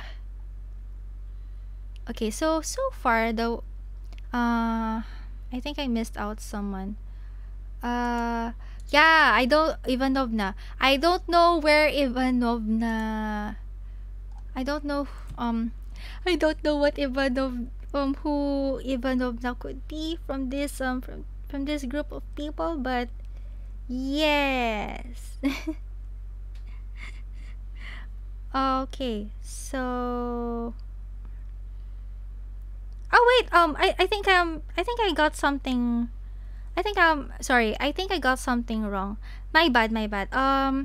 Because I'm looking at my screenshots too. Okay, wrong. Actually, sorry, just to correct myself. The one who got married was actually Ivanovna. Was actually Ivanovna, not M. Sorry. These are two new people. These are two new people. Okay, my bad. I stand corrected. So the one who got married and left the Hexenzirkel was actually Ivanovna, aka J. Yes. Ivanovna, aka J. And yeah, M was the author of the Boar Princess. Oh, and aside from that, it was mentioned earlier. Alice mentioned earlier that that M actually she has a habit of um speaking to other people by letting her voice heard in their mind. So and then after that we the traveler suddenly thought that, wait, could that be the one who talked to me? Could that be the voice I heard during the whole incident with Scaramouche? So yeah, there's a high possibility that the voice that talked to the traveler at the end of the interlude chapter involving Scaramouche was Nicole, aka M. Whew. Yes. Okay. So Mishoyo is pointing out that these colors look like a Primogem. Yeah, I see it too. Also, this side right here, this pink side, and as well as this blue side right here. You know what else they might remind us of? Primogems. Alright, sorry, it was brought up already. Sorry. Intertwined fates and acquaint fates. Yes. It's the wishing system all over again. Yes. And okay, let's now take a look at the at the center of this circle. So before we speak about this star right here, let's talk about this spiral thing first. First of all, why does this look like the spiral abyss portal? Do you see it? Do you see it? Oh, I am really surprised that no one from Genshin ever mentioned the spiral abyss. Ever. They did mention the abyss, but not the spiral abyss, which is very weird. Very, very weird. Okay, another possibility is that these could also these could also represent you know the black holes that we see on the sky sometimes in Teyvat. The what do you call them again? I think they're called warp holes if I'm not mistaken. Yeah, but yeah, well, whenever we go through those kinds of black holes, we get transported to somewhere else. So that could be also another possibility. Yes. I'll show you. Probably because no one knew about the spiral abyss portal's existence. That could be. That's a possibility. Also, speaking of the spiral abyss portal, actually, I'm quite surprised that during the Unreconciled Stars event in 1.1, so the Traveler, Paimon, and Mona and Scaramouche went to Musk Reef, right? The island where the Spiral Abyss portal is. I'm surprised that they didn't run into the Spiral Abyss portal. We only got to see them alongside I think all of the characters during that time they just stayed beside the seashore. They didn't go to where the Spiral Abyss portal is. Oh my god, they are several I mean, that's probably just a minute. That's just several steps away from the portal. So I'm really wondering why they never went to the portal. Holy, okay. All right. So let's move on to the okay, before we move on, this spiral, I think I brought this up before in Twitter, but there are also a lot of significant spirals in Teyvat's open world itself. So first we have the chasm. From the entrance all the way down to the deeper levels of the chasm, we can see spirals. So sure, the just to let me go back to the game real quick so that we can see the map. Okay, I'm back on my game. So we can see that the spiral, I muted the game, by the way. So yeah, we can see that this chasm has a spiral shape even at the entrance, the surface itself. And then when you go down to the, what do you call this? The deeper levels of the chasm.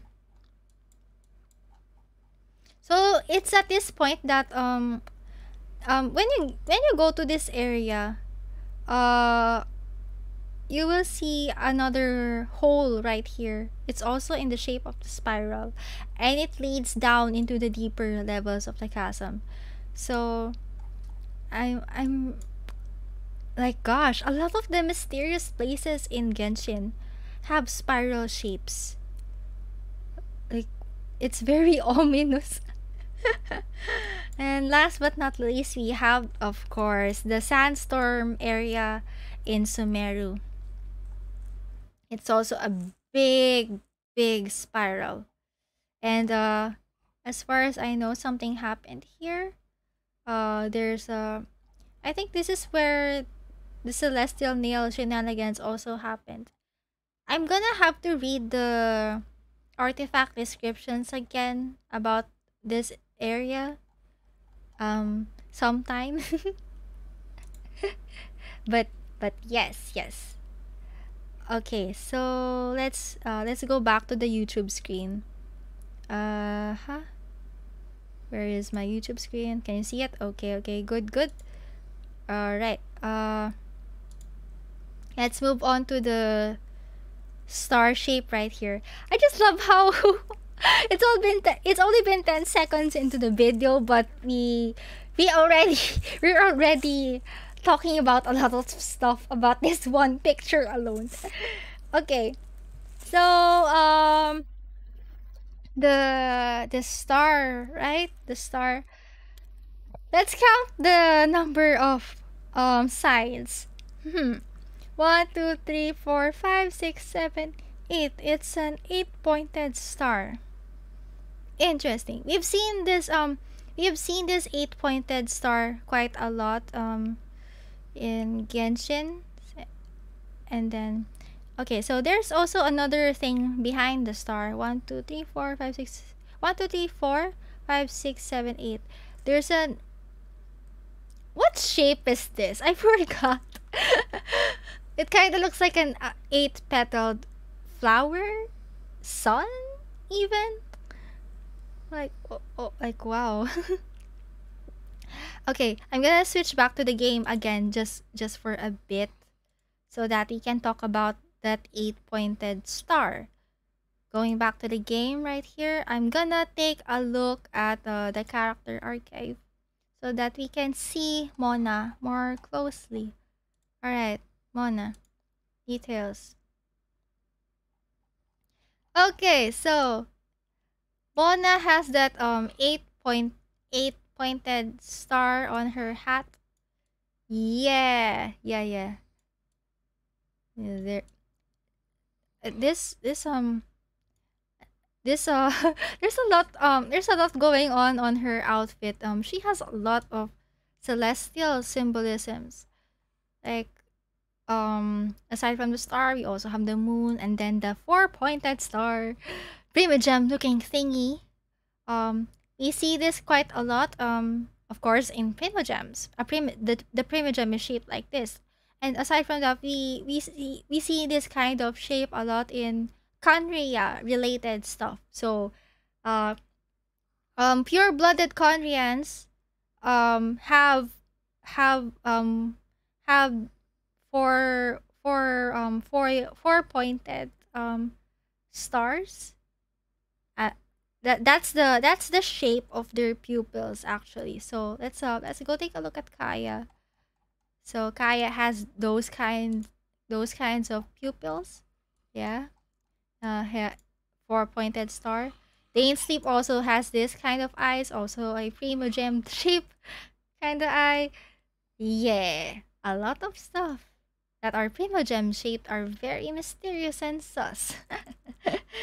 SB, what if everything in Taibat is just a spiral but with different shapes for the edges? That's a good point actually. Like at first there weren't actually a lot of spirals in game, but what do you call this? I'm gonna turn the music I'm gonna turn on the music for a bit while we are going through star shaped stuff. But yeah, I just find it so interesting that at first there weren't actually a lot of spirals in game, but with the release of the Chasm and Sumeru especially, we've s- we started to see a lot more spirals than we ever could have imagined. Like even in the Sumeru rainforest.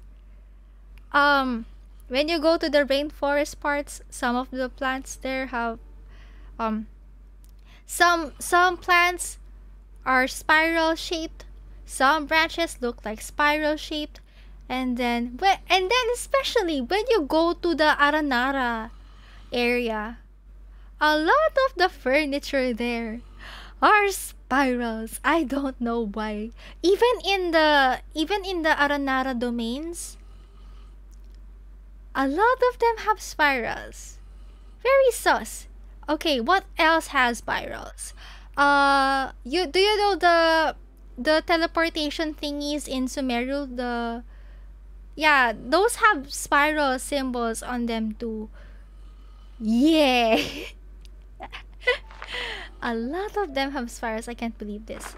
Okay, so going back to the star-shaped conversation, aside from the Conrians and Mona, oh, okay, this is still in relation to Conria, but okay, the Abyss enemies all have a 8-pointed star on the front of their armor, on their chest area. So this one, Hydro Abyss Herald, has an 8-pointed star. Okay, how about this one? Yeah, this one as well. It's not quite obvious, but it's there.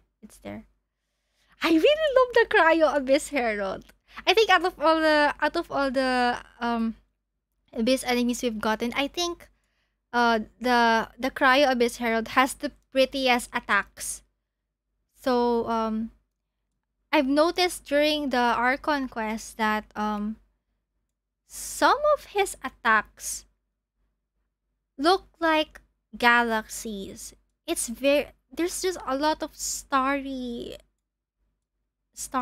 features on his normal attack animations. It makes me really curious. Like, wow.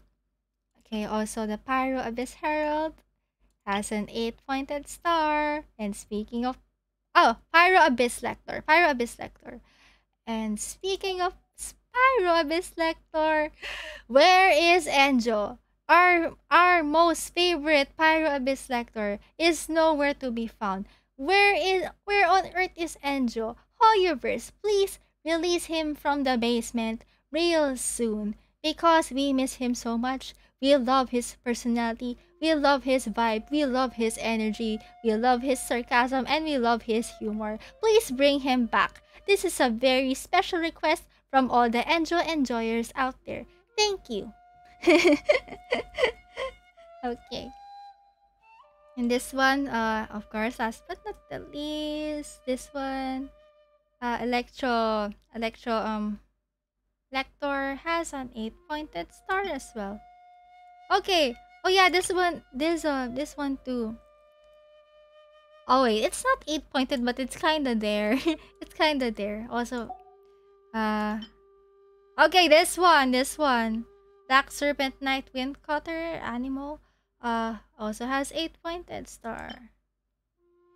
Okay, I'm guessing this is the new Geo Abyss enemy, but we haven't seen it in the overworld, actually. Okay.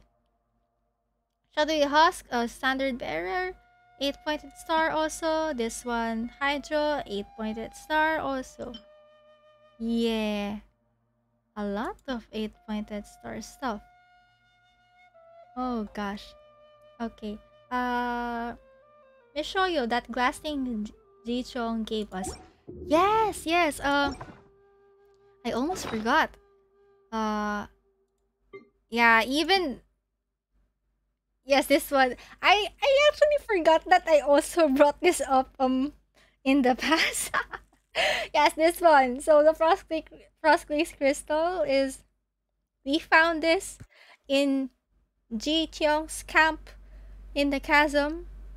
So yeah, that one, this crystal, along with her letter, her letter should be here somewhere, but yeah, this one, along with her letter, those are the only two things left from Ji-chong, because yeah, we never saw her leave, actually. Yeah, we never got to see her leave, and so I'm speculating that the Abyss has already taken her in some way, because the effects of the Abyss on her mindset was already too extreme. Like we know that Ji-chong she has this kind of attitude wherein she always wants to prove something. She wants to prove that she can also leave behind a legacy as an adventurer, to the point that she goes to extreme lengths just to prove that she is capable. And unfortunately, the Abyss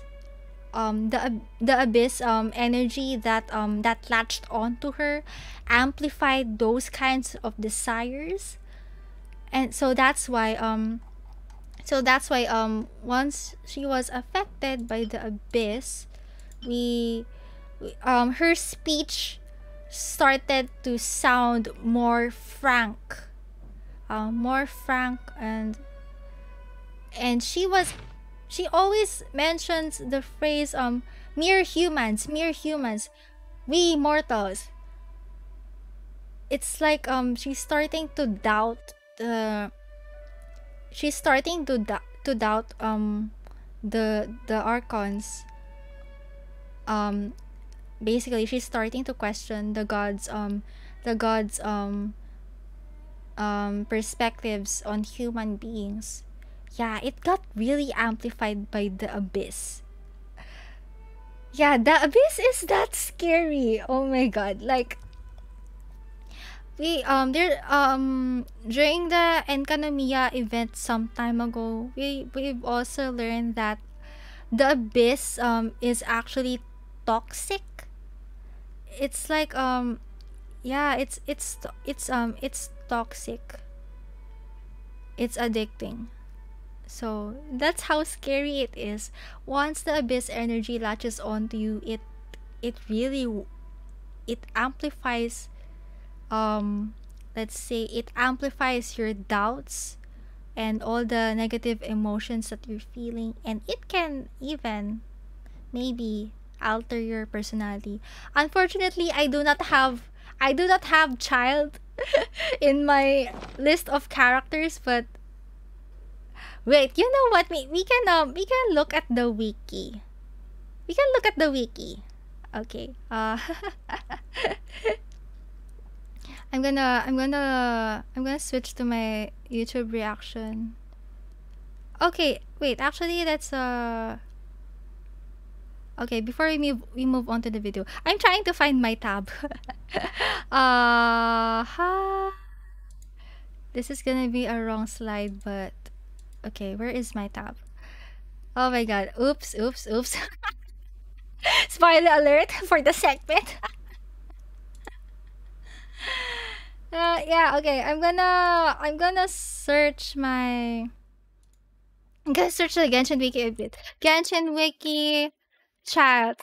This is the first time that I'm doing a browser stream on stream.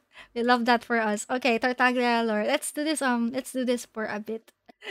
We're gonna check his abyss lore. Where's the okay, this one. Oh wait, not that one. This one. Okay. SP party. Speaking of child and abyss, where's my wife Skirk? True. Where on earth is Skirk? Oh god. Okay. Let me show you and just stuck doing clergy work in the abyss office. Oh gosh, I have a lot of thoughts about Enja actually. Me doing the chasm quest the second time. Oh geez, you sound really heretic. What happened to you? Yeah, like the effects of the abyss on Jichong is just so strong. SB, relatable streamer using browser, will love to see it. Yeah. Okay, let's read the character story 4 of Child. Unlike what the rest of the world may think, Tartaglia was not born with his exceptional skills in battle. But he would never speak to anyone about that critical, fateful encounter of his. When he was 14, he fled his monotonous life at home with nothing but a short sword and a bag of bread in hand. That 14-year-old boy got lost in the snowy forest. Pursued by bears and wolf packs, he lost his footing and fell into a bottomless crack in the earth's surface. There, he witnessed the endless possibilities of another ancient world. There, he would meet a mysterious swordswoman. Yeah. Or perhaps one should say that this dark realm had sensed a burning ambition in this boy's heart. So, okay, I would like to highlight this burning ambition here. So, kinda reminds me of Ji-chong once again. So, Ji-chong's burning ambition was that she wants to leave behind a legacy as an adventurer. So, she's a cartographer, right? She's the one that actually mapped out the entire underground area of the chasm. So yeah, that was her during that world quest. That was her mission, to map out every nook and cranny of the underground levels of the chasm. And then when as what we've said earlier, when she got affected by the abyss, it amplified her ambition, her desires. However, it was more in a negative light. So this kind of reminds me of delusions, if you think about it. Like so the delusions, which are manufactured by the Fatui, by the way, they're kind of like visions, except they take away your life force. So we've seen that already in the Inazuma Archon quest. So some of the soldiers from Watatsumi Island they acquired delusions, and as a result all of them aged drastically. So yeah, we're talking about them turning into grandpas in a short period of time. It took away their life force so quickly. So that's how scary it is. I forgot what the delusions are made of. I think it's from Archon residue and Tatarigami. I forgot actually, but yeah, something like that. It's scary to think that something like that, as well as the abyss, have the power to give you power, give you a fulfillment to your own ambition at the cost of your life and your sanity. Holy. Oh my god, oh my god. Okay. Miss Shoyu at SB Party. Crack theory. What if Skirk was part of the Hexenzirkel, but after she fell into the abyss, she never came out, so the 8th chair was removed, leaving 7. Hello? That is interesting. Oh, hello. That is I wonder if Skirk is the Hexenzirkel member with her back turned away from the camera. Holy, that is a good speculation. Yeah. SB, yeah, Orobashi's corrupted corpse energy was used during the Inazuma storyline for the delusions. Ah, yes, yes. Uh, oh, the Tatarigami. Ah, holy. Okay, moving on. Alright, so going back to Child's character story 4. This darkness was something that the Harbinger child could never again delve into. In those 3 months, the swordswoman taught Tartaglia how to pass through the abyss unhindered, and more importantly, nurtured the ability to stir up endless havoc from within Ajax's trouble-mongering nature. No one knew what happened within that darkness during those 3 months, nor would Ajax ever speak of this to anyone. When his worried mother and sisters finally found him in that forest, only 3 days had passed in this world.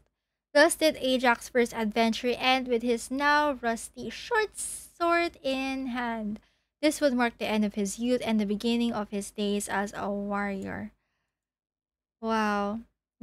It's like he came out of the abyss as with a very drastic change in personality. But it kind of amplified his desire for battle, his desire to grow more as a warrior. Uh, wow, the abyss is that intense. Like, oh gosh, it's scary. It's really scary to think about it. And okay, I think Child has a voice line about Skirk, if I'm not mistaken. I'm not really sure. Um. Mhm.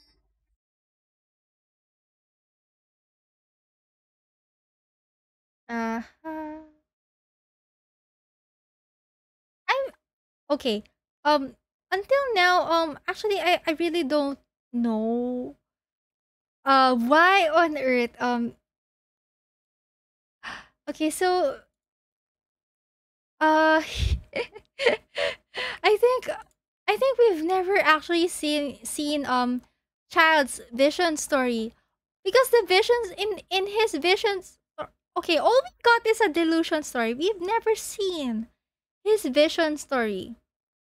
So okay, yeah, like it only highlighted his electro delusion. We never got to see the lore behind his hydro vision. I'm hoping, hey Hayo, if you're listening, please let us have a cutscene of uh, of Child. Basically a cutscene about how Child got his vision. If we can see Scaramouche get his vision on screen, then we can also see the story behind Child's Hydra vision. Please give it to us. Give it to us. Give it to us. Give it to us, Mihoyo. Okay. I would oh gosh. So much abyss stuff. Yes, yes. Okay, so going back to the we went on a whole we went on a whole big tangent about the abyss due to the Hexenzirkel cutscene alone. So yeah, going back, I don't regret going into this off tangent. It's really fun. It's really fun. There's just a lot of stuff that you can connect here. Oh gosh. Okay, moving on. It even challenged the animal Archon himself, but he replied, "Let us make music, not war, and resolve our conflicts through song." From then on... Oh wait, I forgot to turn on the captions. Okay, so once upon a time, it even... Okay, let me replay the narration. Once upon a time, it Archon even... himself, but he... Okay, but he replied, "Let us make music, not war, and resolve our conflicts through song." Okay, so it's interesting that even the Hexenzirkel had some they had some disagreements before. But wow, I did not expect that Venti would be a mediator for the Hexenzirkel. Really interesting to see. Like, wow, I really love this. So I really love that he has a connection to them. Yes, love that, love that. He replied, "Let us make music, not war, and resolve our conflicts through song." From then on, the mages would only ever convene... Okay, so this one looks like the yeah, the the Hexenzirkel table we're in right now, the floating island. Okay, from then on, the mages could only ever convene in the woods, in the skies, or on the edges of cliffs. So they basically met anywhere of cliffs. At these tea parties, they discussed their stories and secrets and resolved their differences, as the tea and cakes bore witness to their pledge never to fight amongst themselves. Yesterday I snuffed out the life of my beloved. He had grown old and was extremely sick. Ah. He loved me dearly, so I took his fate in my hands and ended his pain. I really wonder who... I'm kind of stumped on... I couldn't seem to figure out who this Hexenzirkel member is. Like yesterday, I saw my beloved. Life of my He had grown beloved. old and was extremely sick. He loved me dearly, so I took his fate in my hands and ended his pain. So okay, just a quick guess. Maybe it might be J slash Ivanovna, because among the 5 confirmed Hexenzirkel members so far, she's the only one with a partner. She's the only married woman in this group of girl bosses. It might be her. But then again, maybe that entire segment there happened after they got married. Because the woman in that segment was talking about how he loved me dearly, so I took fate in his hands and ended his pain.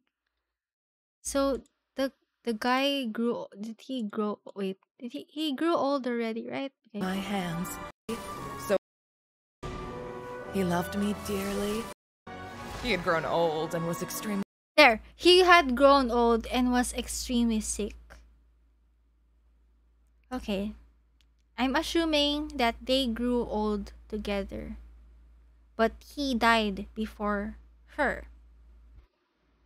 And yeah, Ivanovna, if I remember correctly, Ivanovna was human, right? I'm gonna have to backtrack my screenshots from my phone.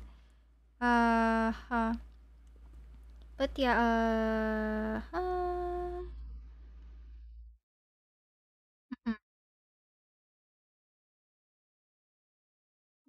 okay. There. I'm gonna read this. Dialogue by Scarlett out loud. It may sound hard to believe, but I can attest to everything that Alice has said. Jay was also a mortal who aged and passed on, leaving her title to her students and followers. So yeah, Jay is a human. So I'm assuming. Okay. Yeah, she has a human lifespan. Oh gosh. This is so sad. Ah. Okay, SB Party, is that the same exact gramophone from the first Golden Apple Archipelago event? Yeah, I think it's the same one. It looks exactly like that one. Yeah. Okay. Let's move on. I'm sick. He loved me dearly, so I took his fate in my hands and ended his pain. I'm raising a son. Okay, I just noticed, but if that is Ivanovna, she's represented by roses.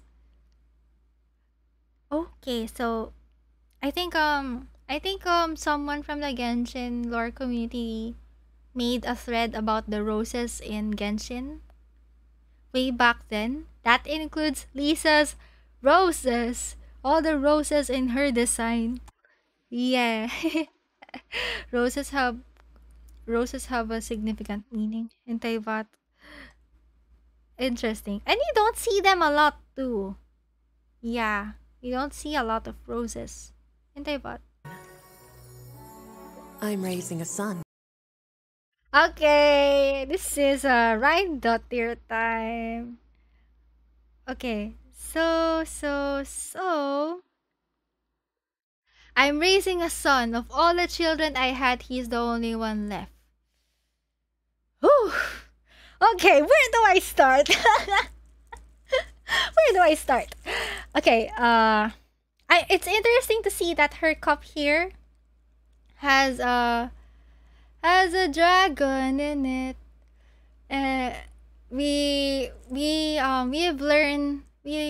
learned back then that one of Bright Daughters, who is an alchemist, from Kanria, that is, one of her creations is Jurin, who is a dragon who attacked Mondstadt. So Devalin, who is also another dragon, came to fight him. We all know how that went down. Devalin died. No, not Devalin. Jurin died, landed on Dragonspine. His corpse is still there. By the way, his bones are still there. If you've I forgot the exact location in Dragonspine, but there's this one area there that has a large it has a large rib cage. And it's very, very large. So Jurin was that big of a dragon. He was very big. I cannot stress this enough. And also, there's this one cave in Dragonspine that is all red. It has a very red light. And at the end of that cave, you can see a beating heart. If that doesn't make you feel scared, then I don't know what to tell you. Oh gosh. Okay, Miss Joyce is better knocking on the door right now. SP Party, Justice for Jurin. Yes. In line with that, thank you for bringing that up. Aside from Jurin, Rhyme Daughter right here has many other creations. Not only did she create the albedo that we see today, but there were actually other albedos back then. There were other albedos back then. That includes our lovely Susbedo. Okay, so albedo called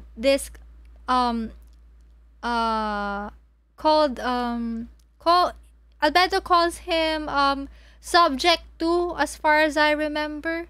Yeah, subject 2. And at first, subject 2 didn't actually he doesn't look like Albedo. But then again, we've never actually seen that original form of subject 2. The form that subject 2 takes right now is in the form of an Albedo copy. Yeah, he looks like he copied Albedo's appearance. Except he removed the 4-pointed star shape on his neck. So going back to the game. Going back to the game.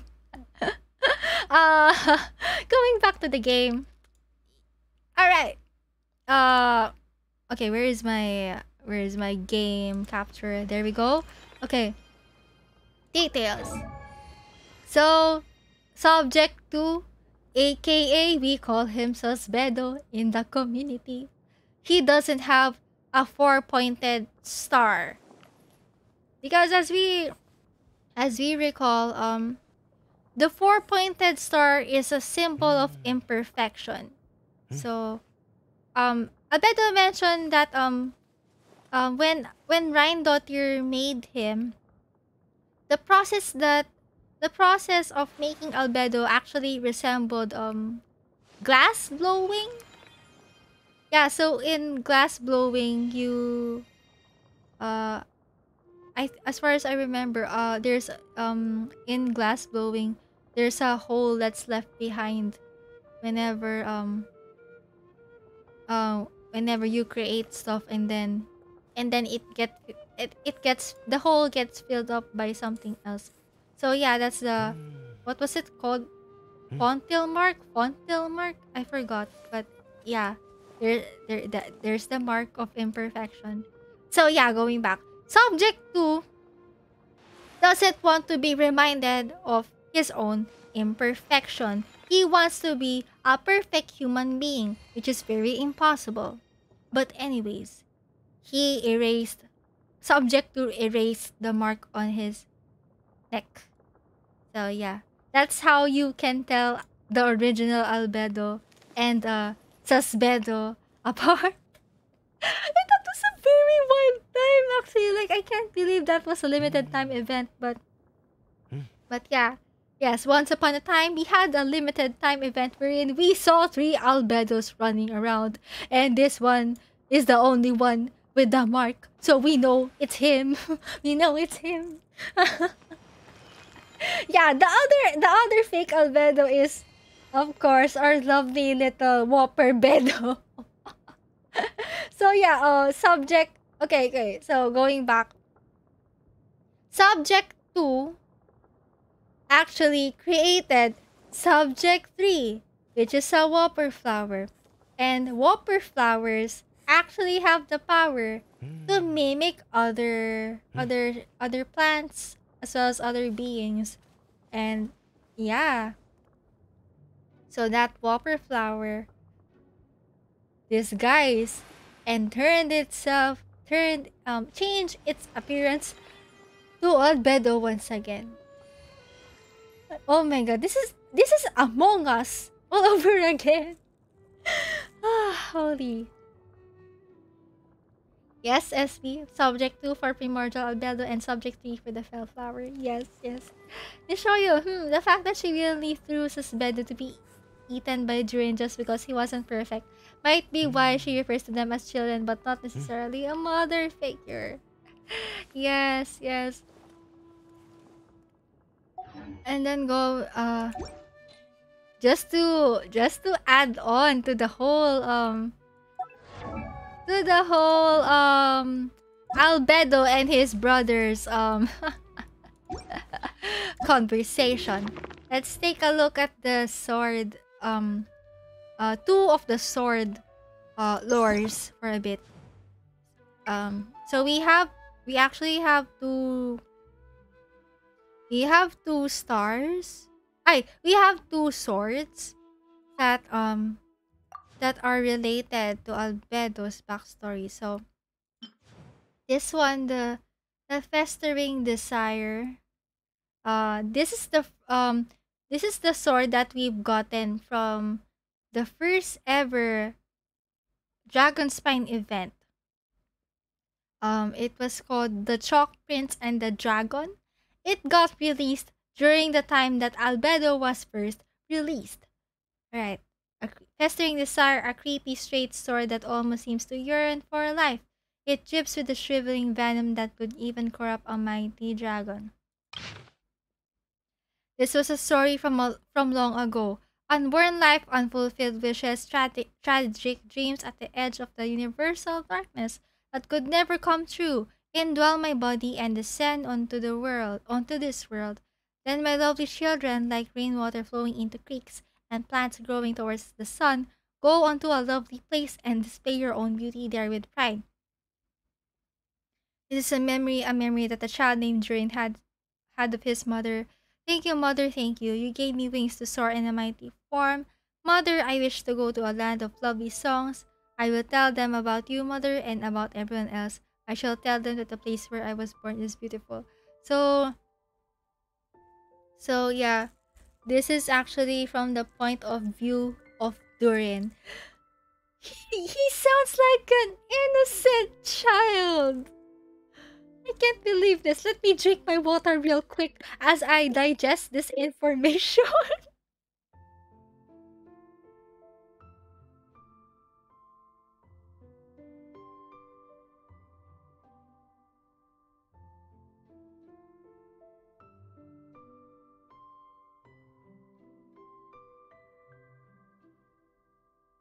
Alright. I've already hydrated. Okay. In show you, we know Albedo has a ton of half-siblings, aka Rifthounds. And this is Bedo created his own Albedo, which means Wopar Bedo is technically Albedo's nephew. Albedo's family is really diverse. You know what, maybe at one point, let's make an Albedo family tree. Oh my god, the entire Rhine-Daughter family tree is so diverse. SB, oh yeah, they just brought up the unicorn just once and never again do we see it get mentioned. Where is the one-horned horse sibling? Oh yeah, in line with that, I think it's here in the Cinnabar Spindle lore. SB, Dre and my baby, you child, you didn't deserve this pain. Yeah, like I am so sad that he got that it turned out to be that way. Yeah, he just wanted to see the world, but before he could even witness the world and all its beauty, he got something happened in the cataclysm. This is so tragic. I show you, I never did the Durin event. I wanna experience it. Oh, yeah, it's so sad that we can't replay it anymore. Also, will you marry me? Thank you for the follow. I just read your username, by the way. Okay. Ah, gosh, SB. Why does almost every dragon or serpent in this game get screwed over? Yeah, a lot of dragons. Yeah, now that you brought it up. All the dragons in this game are sad. Oh. Okay, let's move on to Cinnabar Spindle. A sword made from materials that do not belong in this world. The power within might even be able to withstand the corruption of a venom that could corrode a mighty dragon. So yeah, it's pertaining to Durin once again, as far as I remember. Yeah, it's so sad that Durin got corrupted. I would have loved to see him. Okay. There we go. Separate the dust in the flames with joy and extract the exquisite from the crude. For all in the universe comes from a single source, and all things may be derived from a single thought. You must pursue that which your elder brother, the one-horned white horse, could not accomplish. reach the far side of philosophy, and create a new destiny for myself and your brothers. The one-horned white horse. Aside, I really wonder if this really is a unicorn. Also, speaking of horses, I just really wonder why we do not have any horses in Teyvat right now. Like, for example, we have a cavalry captain in Mondstadt, which is Kaya. But okay, they have a cavalry captain, but where are the horses? Where are the horses? Oh, the entire Albedo family tree lore is so sad. Oh gosh. Ah. Oh. Let me show you a sword made from materials that do not belong in this world. Ryan Daughter being nicknamed a flower that does not belong in this world. Ryan Daughter really successfully made a sword through alchemy. Yeah, even the festering. Like, oh gosh. Right, oh my god, I couldn't really imagine how powerful Ryan Daughter is.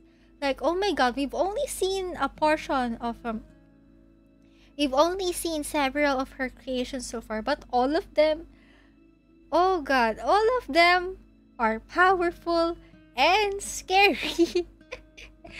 And yeah, so Albedo was the magnum opus of Ryan Daughter, right? And my god. Gosh, she's a really powerful alchemist. Oh my god. SB, no horses in Teyvat. This is an injustice. Meanwhile, the Golden Wolf Lord is chilling in Inazuma. I do not understand the rationale behind the Golden Wolf Lord. I really don't. The most annoying enemy in the game. I would rather fight the weekly bosses. I would rather fight the weekly bosses than fight this thing.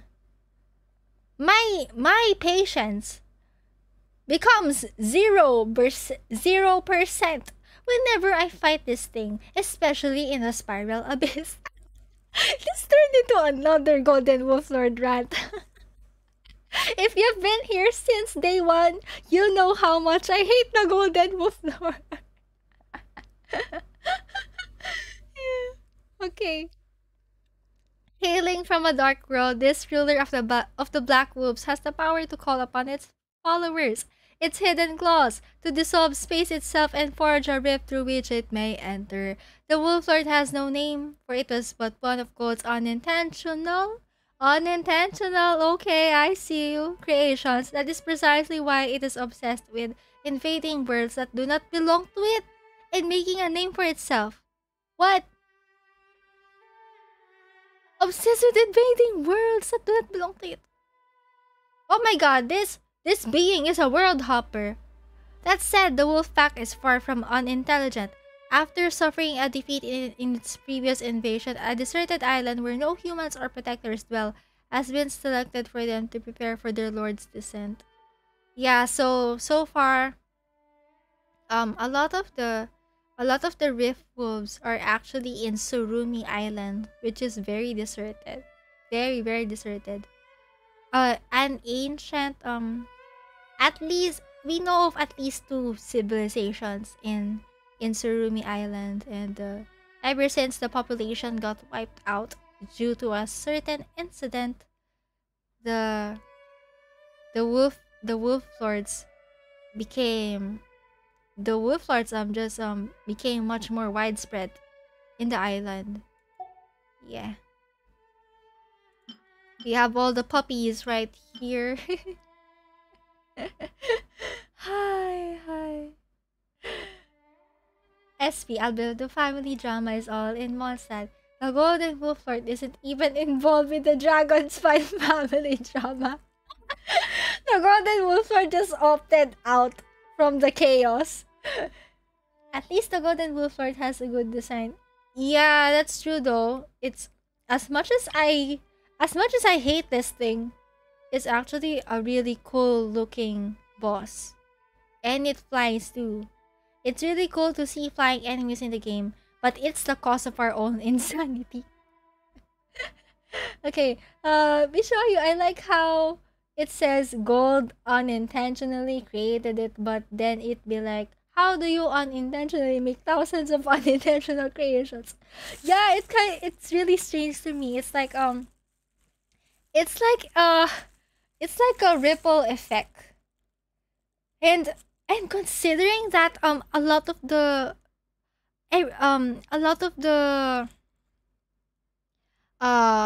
rift wolves emerge during the cataclysm says a lot.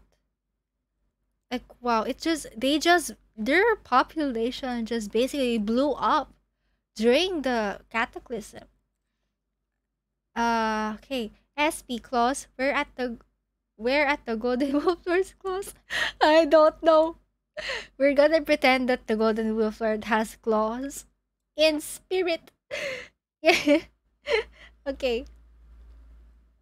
SB the Rift Hounds are just a part of a cult confirmed.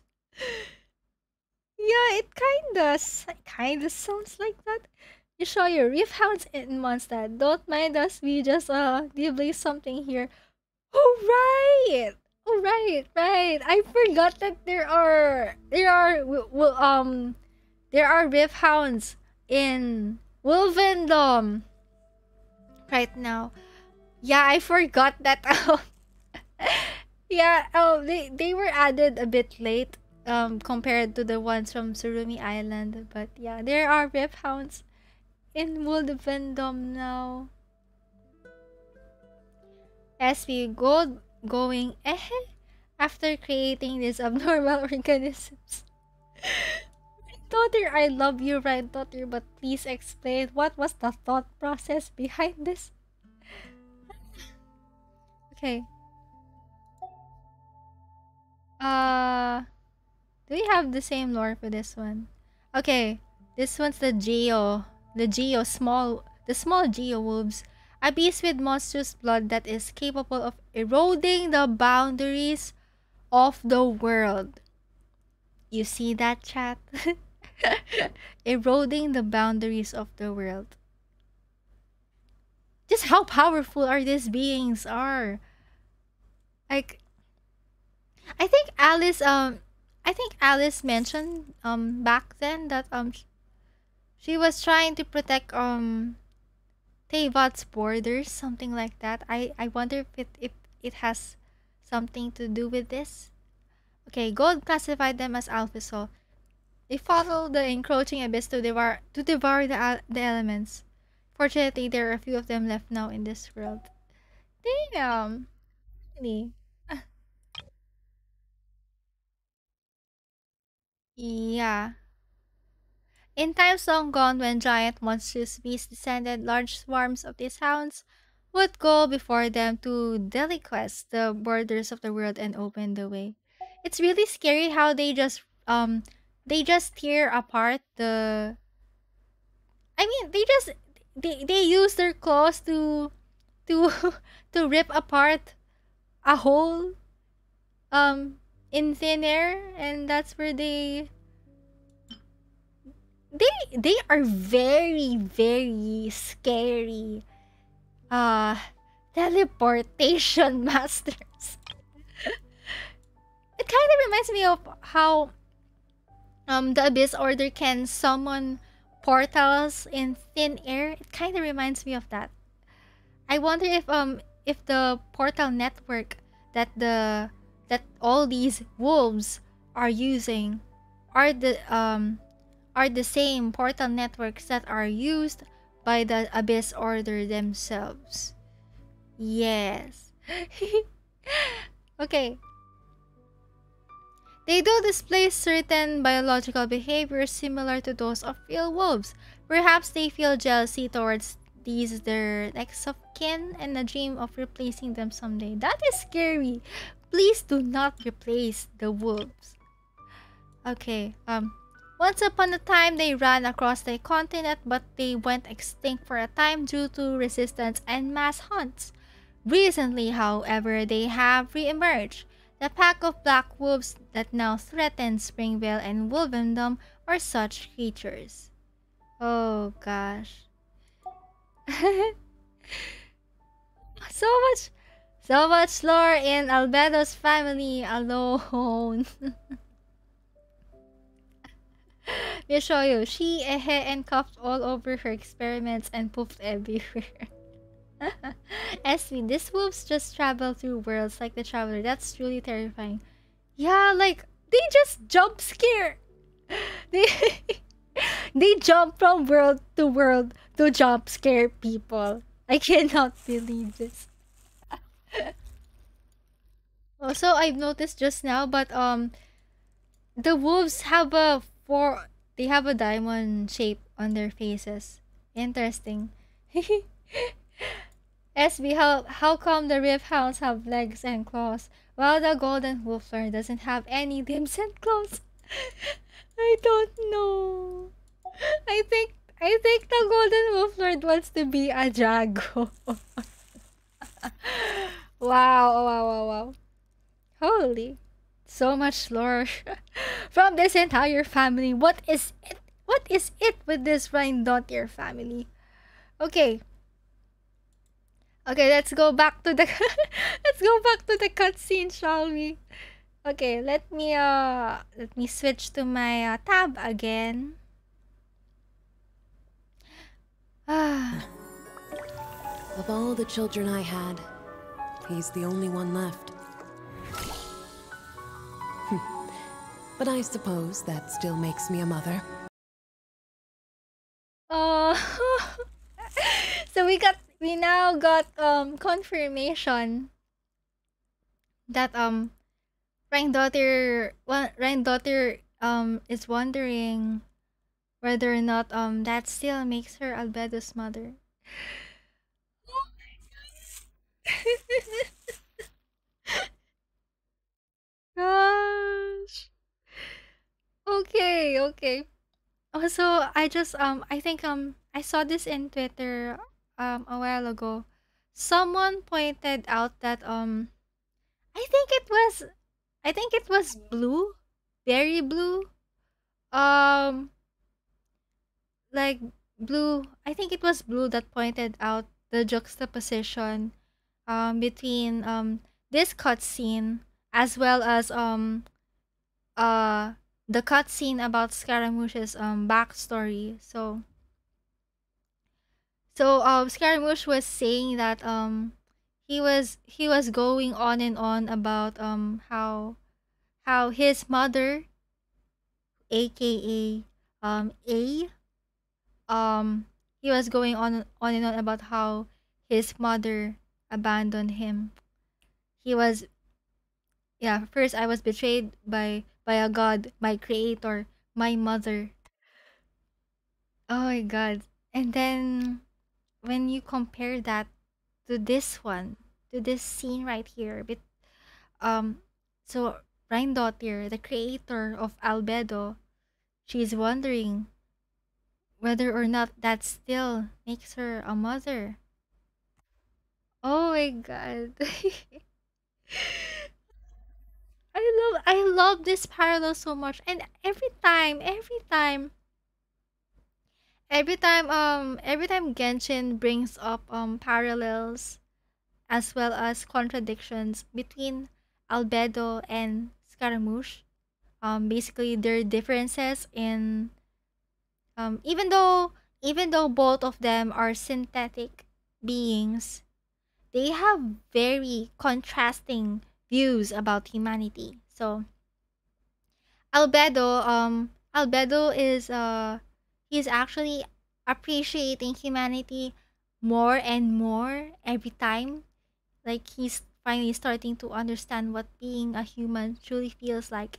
And even though he is a synthetic being, the fact that even he has imperfections made him realize that he too is human.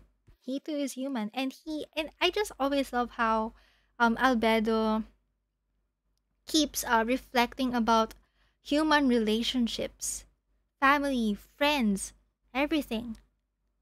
Like we love his character development over time. And on the flip side, until now, Scaramouche is still having a hard time accepting that he too is human, even though he's a synthetic being. So, actually, at the end of the inversion of Genesis, Interlude Chapter, Nahida actually kept she tried so hard to reassure Scaramouche that he is also a human. Like Nahida said something along the lines of every emotion that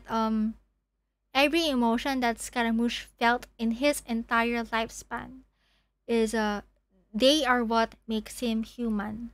The fact that he was able to even feel those feelings, that's a great feat for someone who isn't human biologically speaking. Like, wow. But yeah, I think it's Scaramouche still has a long way to go before he fully accepts that he's human too. Even though it's not biologically. Wow. SB, it's the inorganic children's squad. So true, so true. Okay. Moving on to I think there's still a lot to be said about my daughter, but we'll leave it at that for now. Oh, I really love the Red Daughter. Backstory. Okay, moving on. We're now moving on to the third member of the Hexenzirkel. We can see that I think this is pertaining to Nicole already. Also known as letter M. Under Oh, never mind. Yeah.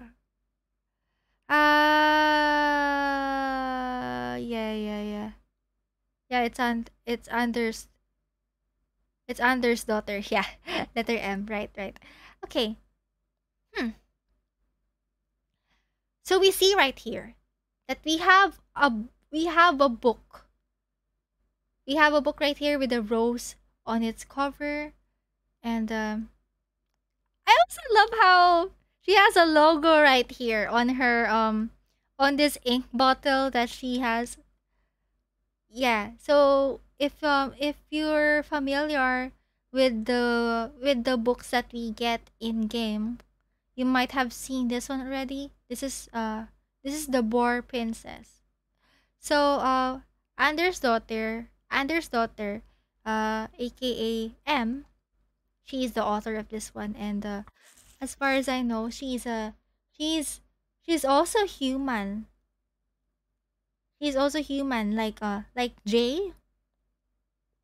We're gonna have to list down all the Hexenzirkel names in the PowerPoint slide when we finish watching this cutscene. but yeah, so let me see. Ay. Wait a minute. Oh, okay. I think I'm getting something wrong here. Okay. Please disregard everything please disregard most of the stuff that I said about Nicole earlier, except the Boar Princess part. So I just noticed I kept confusing her with M. So so Nicole is N. she's different from Anders' daughter, who is M. What? So who is Anders' daughter? Who is Anders' daughter then? Oh my! I just noticed that Nicole isn't here. Nicole isn't here in the VA list. Right? Is my mind playing tricks on me? Right? Nicole isn't here. What? What? Hello? I am so confused, everyone. I am so confused. Ha!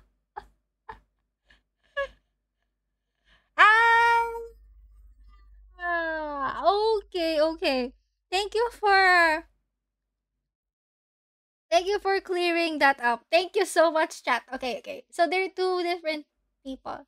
Nicole is the voice at the end of the Skara quest, while Anders' daughter is the writer of the Boar Princess. Okay, good. Thank you so much for that. It's so easy to get confused with these names. Okay. All right. I just double checked my screenshots just now. Okay. So, all right. So, Anders' daughter is the writer of the Boar Princess. She's the one being portrayed in this scene of the cutscene. While on the other hand, Nicole, also known as Anne, she's most likely the voice that spoke to the traveler at the end of the Scaramouche enter the chapter. And aside from that, I actually forgot this, but Alice actually said that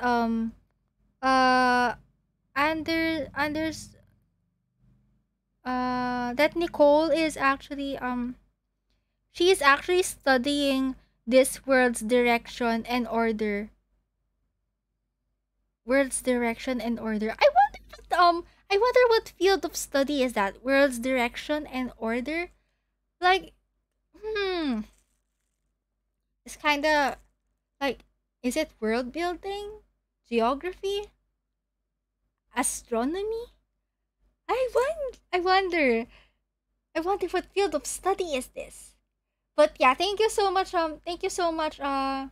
Miss Shoyu, for for clarifying that the difference between M and N. I am so sorry to everyone who's watching this. I keep mixing them up. Yeah. SB, I still get confused on who is who aside from Alice, Barbelot, and Reindeer. Yeah. So much women today. Okay.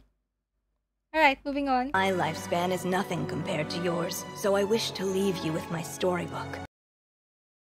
Okay, so let's notice that my lifespan is nothing compared to yours. So as far as I remember, she is actually human. I think she's human. Let me go. Yeah. There we go. Let me read it out for you. Alice said that M was an exceptional human writer who used her prose to teach me the meaning of grief. Yeah. She's human. So even though M is human, she still lives behind a legacy through her stories, because stories, they're kind of timeless, they're kind of eternal in some way. And that brings me to another point. So we let's reference the Scaramouche enter the chapter once again. So after the whole Irminsul rewrite thingy happened, we actually no one except for the traveler can remember who Scaramouche is until we retrieved his memories. So it turns out that before Scaramouche attempted to before he attempted to erase himself through the Irminsul, Nahida actually made a backup of Scaramouche's memories. So to do that, she she took Scaramouche's, she made a backup, okay? She made a backup of the memories, and then she placed them, she hid them, actually. She hid them inside an allegorical tale. A story, a fictional story. Nahida actually told the story to us, and they were able to figure out that the story is not literal. It actually symbolizes the story of Scaramouche. So yeah, it's just so interesting to me that the if a memory if a memory is hidden well enough inside a fictional story, it can actually bypass the whole Irminsul memory rewrite, which is so cool because we've noticed during that quest that all kinds of historical text and records, even some of the plant and item descriptions, they got altered. They all of them got altered according to what Irminsul rewrote. That also happened with the Sumeru Archon quest. So basically, once the entire Sumeru, except for the Traveler, once the entire Sumeru forgot their first Archon, aka Ruka Devata, all the written historical records about Ruka Devata got wiped away. That's how drastic it is. Like, imagine centuries and centuries of records suddenly just got wiped out like that. But on the contrary, here we have fictional stories that are not tampered by Irminsul at all. So, does that imply that a lot of or maybe some of the fictional text that we see in our archives right now, could they also be some kind of allegorical tale that are trying to hide some kind of historical truth? Like, how much are the story, I just wonder how many secrets are the storybooks carrying?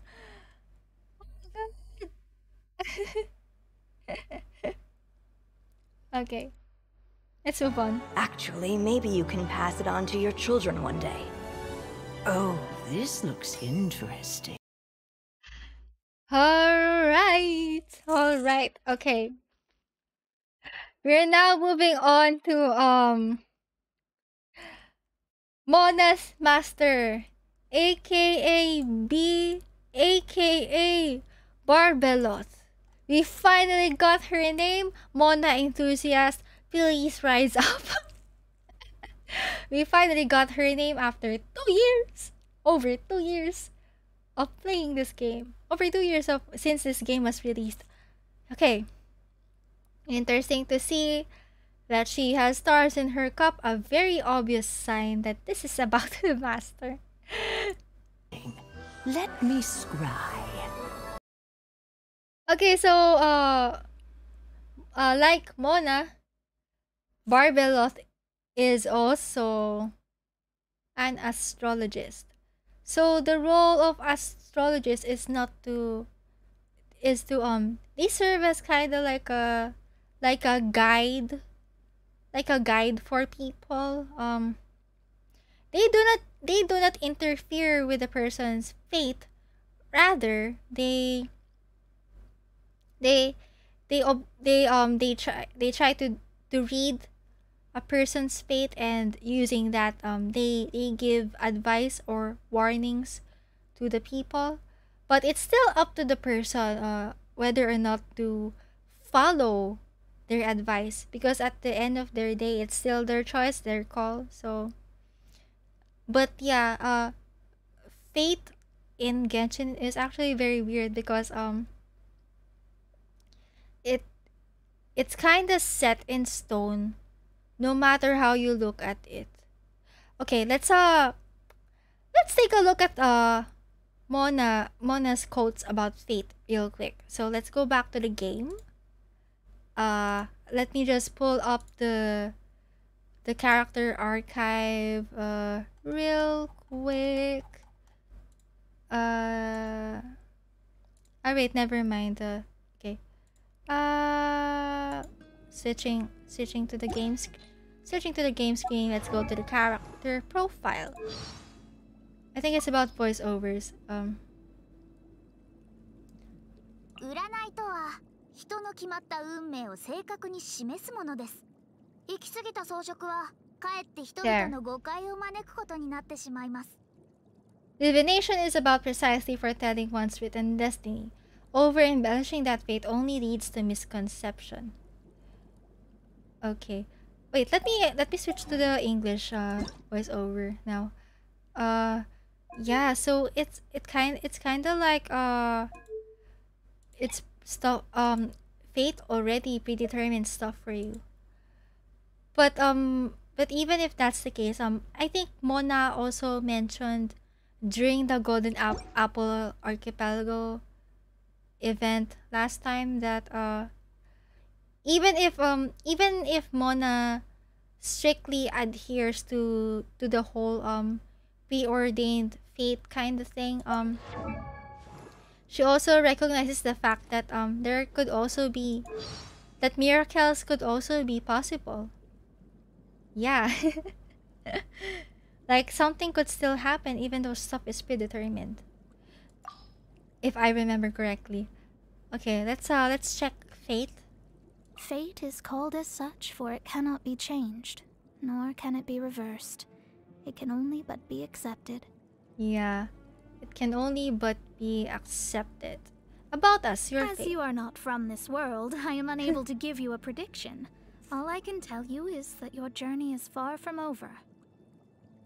Okay, this one too, like... So does that mean that Mona is unable to read the fate of people who are not from Teyvat? I wonder. You want to chat? Income. From astrology, you want me to explain how astrology works? Okay, I'm not this sure one. you'd understand even if I told you, but since you ask, the method I use is called hydromancy, the art of inferring fate from the illusory reflection of the stars on the water's surface. The inverted reflection in the water is an image of the heavens from within which the truth of our world can be observed. It is the one and only success story of that old lady's research endeavors. Yeah, like... Okay, so... Barbeloth. Yes, I love how we can no longer... Okay, we have another... We can now call her something else aside from Old Hag, Mona's Master, and Old Lady. We now have a name for her. Barbeloth. Okay. So she's the one, hydromancy was actually a result of or Barbeloth's hard work in the field of astrology, which of course deals with divination and the reading of fate. Yeah, but I think as far as I remember, aside from that, I think there's I think astrologers also deal with the science behind the stars too, like astronomy. Yeah, like I think it's in her outfit story. Let me check. Yeah, it's here. It's here. Okay, let me read this real quick. This is from the description of Mona's alternate outfit. Okay, astrology is an umbrella term for the study of the laws that govern the movements of matter. The celestial bodies are but a shallow subject of research in this regard. You understood the basic preamble just fine, but as she continued to speak, okay. I think that's it. Yeah. Okay, this one. The laws of matter are actually very simple. Rather, it is the principles that govern humanity that are the most complex. As such, we astrologers. Okay, so other than divination, okay, turns out the astrologers also study the laws that govern the movements of matter. And that includes celestial bodies. So yeah, there's a lot of STEM stuff too going on for astrologists. Wow. Show you, if the sky is paused, then to study the reflection of a light, does that make it a truth? Oh, same question. Like, yeah, like what does that imply? Like, it's like, how do they cancel out or something? Like, wow. In line with that, I really wonder if the Hexenzirkel, maybe even the astrologist, I wonder if they're already. I wonder if they already have a hunch on whether or not the sky in Teyvat is fake. Because if so, they have to investigate it. like yeah. What will happen? What will happen once astrologists figure out that the sky is fake? And number 2, what will happen if ever they discover the true sky? What will they find out from the true sky is the question. Like, are the fates inscribed on the true sky different from the ones inscribed on Teyvat's quote unquote fake sky? Or is the fate of all humans even written at all in the stars of the true sky? That is the question. Does the true sky even predetermine the fates of people compared to the fake sky of Teyvat? That is a big question. Yeah. Also, SP Party, I thought that I was crazy thinking that authors of the books in the game could be omniscient or omnipotent. Now it doesn't seem so impossible. Yeah, like there's a lot of secrets hidden inside the books. Like, to be honest, I'm not really a book reader. When it comes to Genshin lore, I'm not really an expert on book lore. There are other experts and there are other Genshin lore enthusiasts out there that are really into the books though. So yeah, you can check them out when you feel like it, when you have the time. But yeah. So this is the Boar Princess book series. We've seen this book in the cutscene a while ago. I've never read this before, but turns out there are 7 volumes. Maybe I'll dedicate a stream for reading stuff. So yeah, this is gonna be on the top of my list. I will read this on stream at some point, including other suspicious texts that catch my interest. Yeah.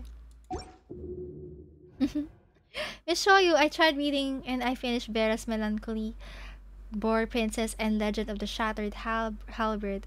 My brain couldn't compute after reading them. Yeah, I actually haven't read Legend of the Shattered Halberd.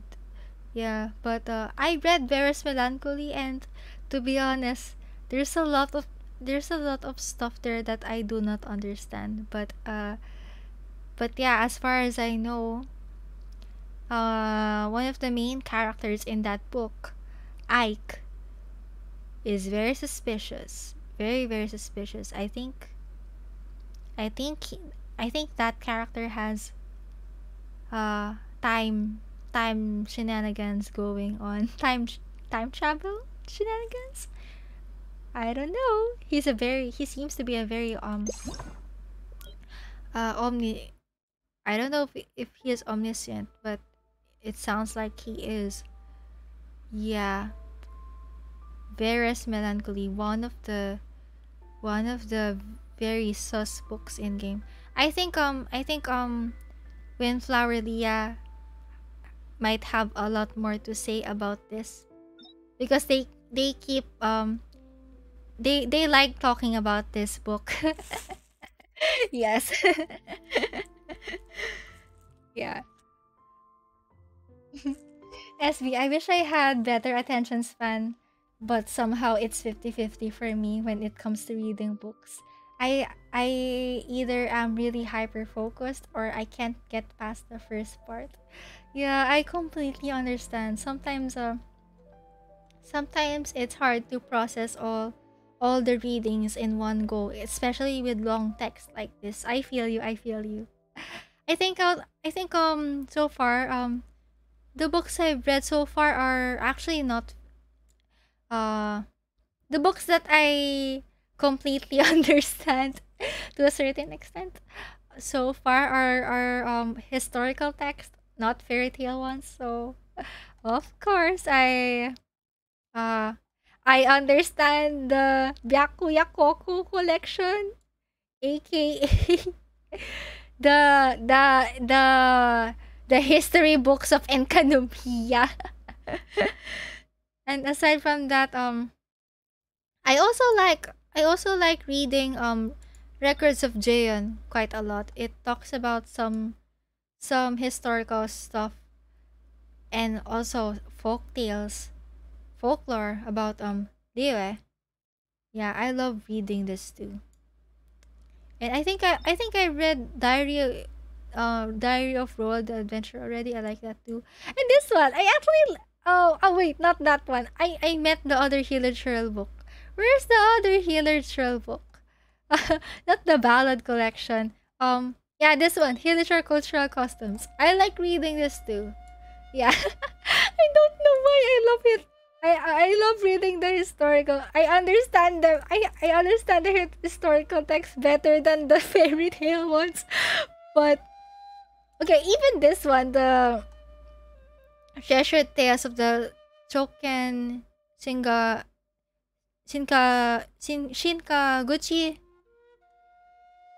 Yeah, it's about A and Makoto.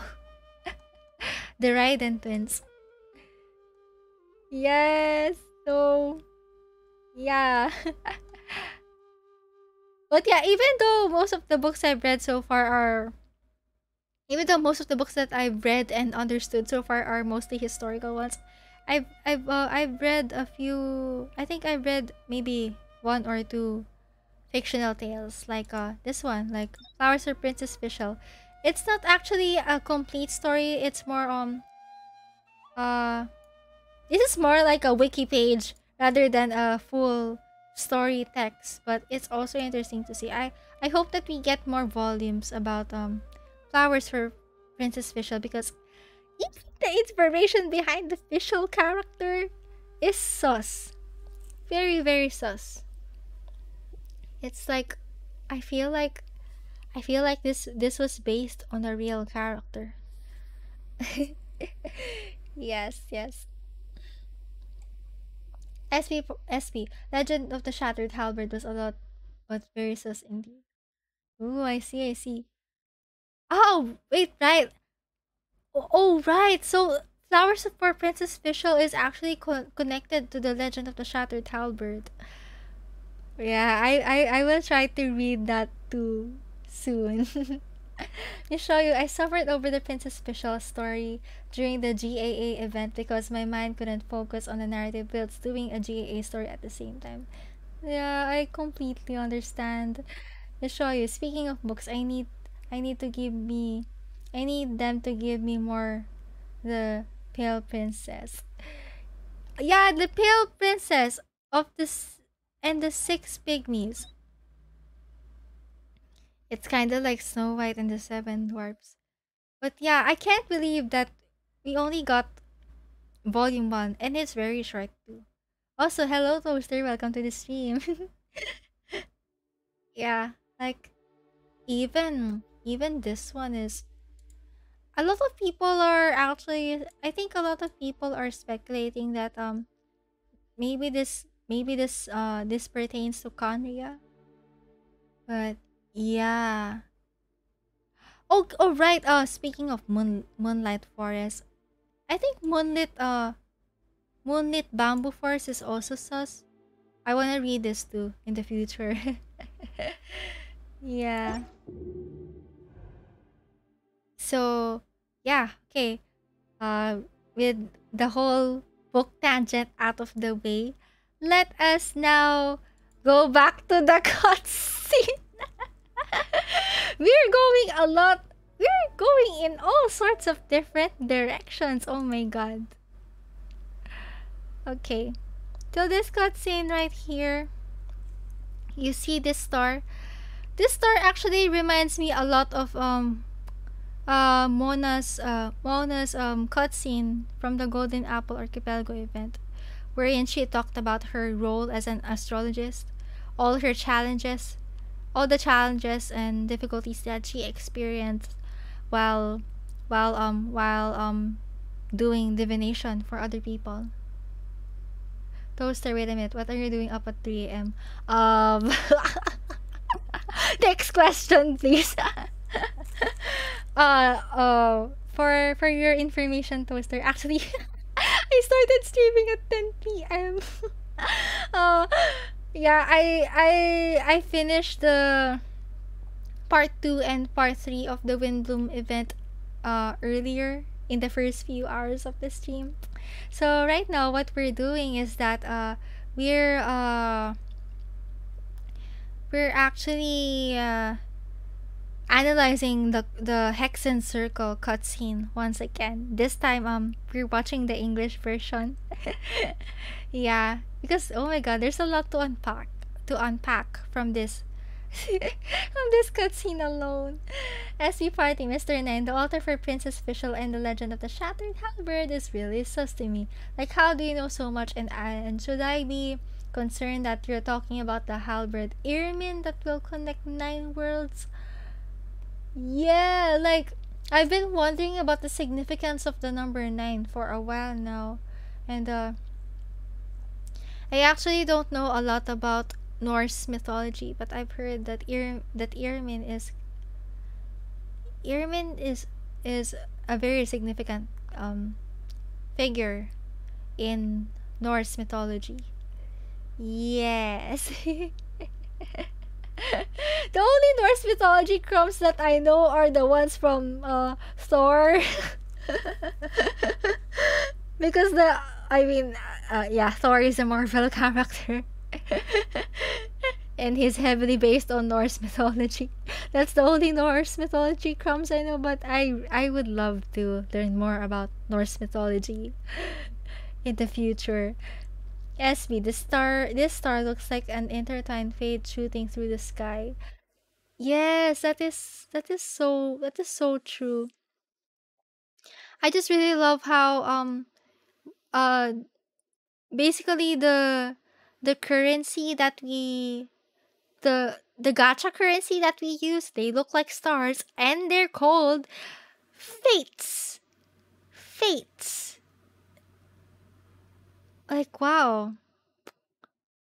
I can't believe that we're actually getting lore crumbs about the lore behind the gacha system. The lore behind the wishing. Yeah, I think even back in back in 2020, I think I already saw someone speculate that speculate the lore behind wishing. That was back in 2020, by the way. Yeah, I someone made a Google Doc about uh the role of visions, unreconciled stars, fate, and so on. It was a really good G Docs, by the way. And yeah, aside from that person, I know that Chill with Aster is actually also made a theory video about the lore behind wishing. Yeah. Aster made that too. Okay, let's move on. My dear sisters, we mustn't let prophecies threaten our bonds of friendship. Even the most frightening witch was once a little girl, and growing up can be so tough. Sometimes we all need to vent our troubles to the wind. Even if the nations go to war, or the sky falls down, the mages' tea parties shall forever be held around this table. Wow. This is so good. Wow. Toaster, Norse mythology is most definitely interesting. Yeah, I love from what I've seen other people talk about so far. Norse mythology has a really intricate world building. Wow. Okay. So right. It's interesting to me that we that we're seeing this tea set right here, these teacups as well as this teapot. It looks a lot like the teapot in Dawn Winery. Yeah. Let's do a quick trip to Dawn Winery for a second. Let's go check that teapot. Just as a proof that for documentation purposes. Yeah, like, oh my god, I wonder if the Ragenbinder clan has a has an Hexenzirkel. Fly the sky. I wonder if one of the Dragonbinder ancestors are actually part of the Hexenzirkel. SB Venti, the therapist for the Hexenzirkel. Yes. Like, wow. I love how Venti just stepped in and said, okay, girl bosses, we need to chill. That's all. We need to chill. It kind of reminds me of how Zhongli he actually also served as a mediator between Guizhong and Madame Ping. So back in the Lantern Rite event, we've actually seen that both Guizhong and Madame Ping had they have very strong opinions about music. So Madame Ping was showing off that she was showing off her musical instrument, while on the other hand Guizhong showcased her latest invention, which is the bell that also a bell that makes music. It's some kind of machine almost.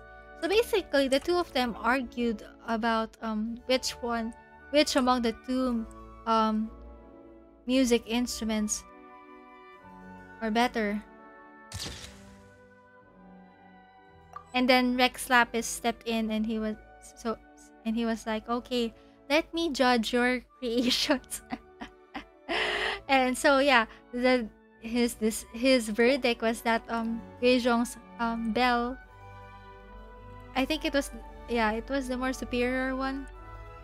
However, due to the discourse surrounding Guizhong's music bell, Zhongli confiscated it. We love our Archon stepping in.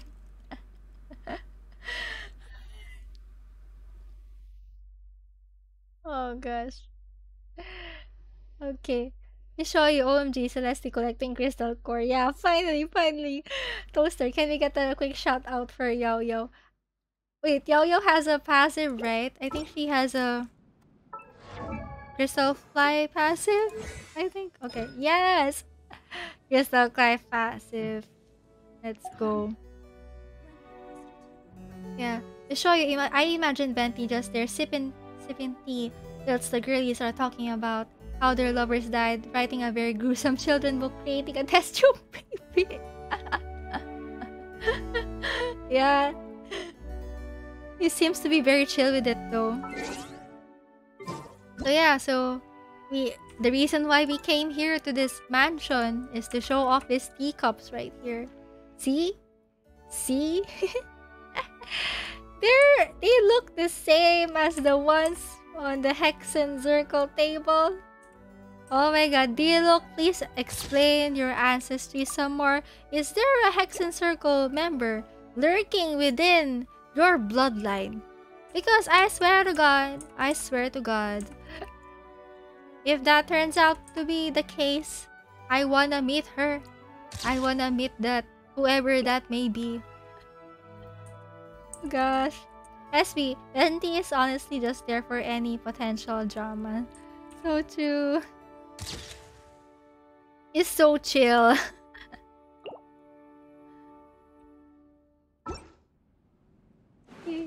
Yeah. Crapus, you got anything to say for yourself? Gosh, even Diluc's some backstory is so... There's a lot. You show you, Albedo. Barbados seems to be aware that I am of artificial birth. Betty, honey, your mom told me you're something food eating. Oh well. Okay, so before we move on to I think I'm gonna make the PowerPoint version of this, the PowerPoint segment of this stream short for now, because I wanna do it more in detail later. in less than 24 hours from now. I wanna do it in the next. I wanna do more PowerPoint stuff on stream. Yeah, since due to the time constraints. Okay, supposed to be I was gonna on this on the next stream, which is March 12 at 10 p.m. GMT +8. Supposed to be I was gonna hold Dane Sleep no, not Dane Sleep, not fully Dane Sleep. Post our conquest discussion stream. So instead of that, what I will be doing is that I'll be discussing more about the Hexenzirkel cutscene and spend more time on the PowerPoint. And aside from that, I'm also gonna be finishing the mini games too, the Windblume mini games. Yes, that's what we'll be doing for that next stream instead of the post our conquest discussion. But if ever we'll have time, sure, why not? Let's talk about it. Let's talk about the post our conquest stream too in the next stream if there's still time. But yeah, so let's go back to YouTube for a bit. Let me go grab my YouTube tab. Okay, so we saw a lot of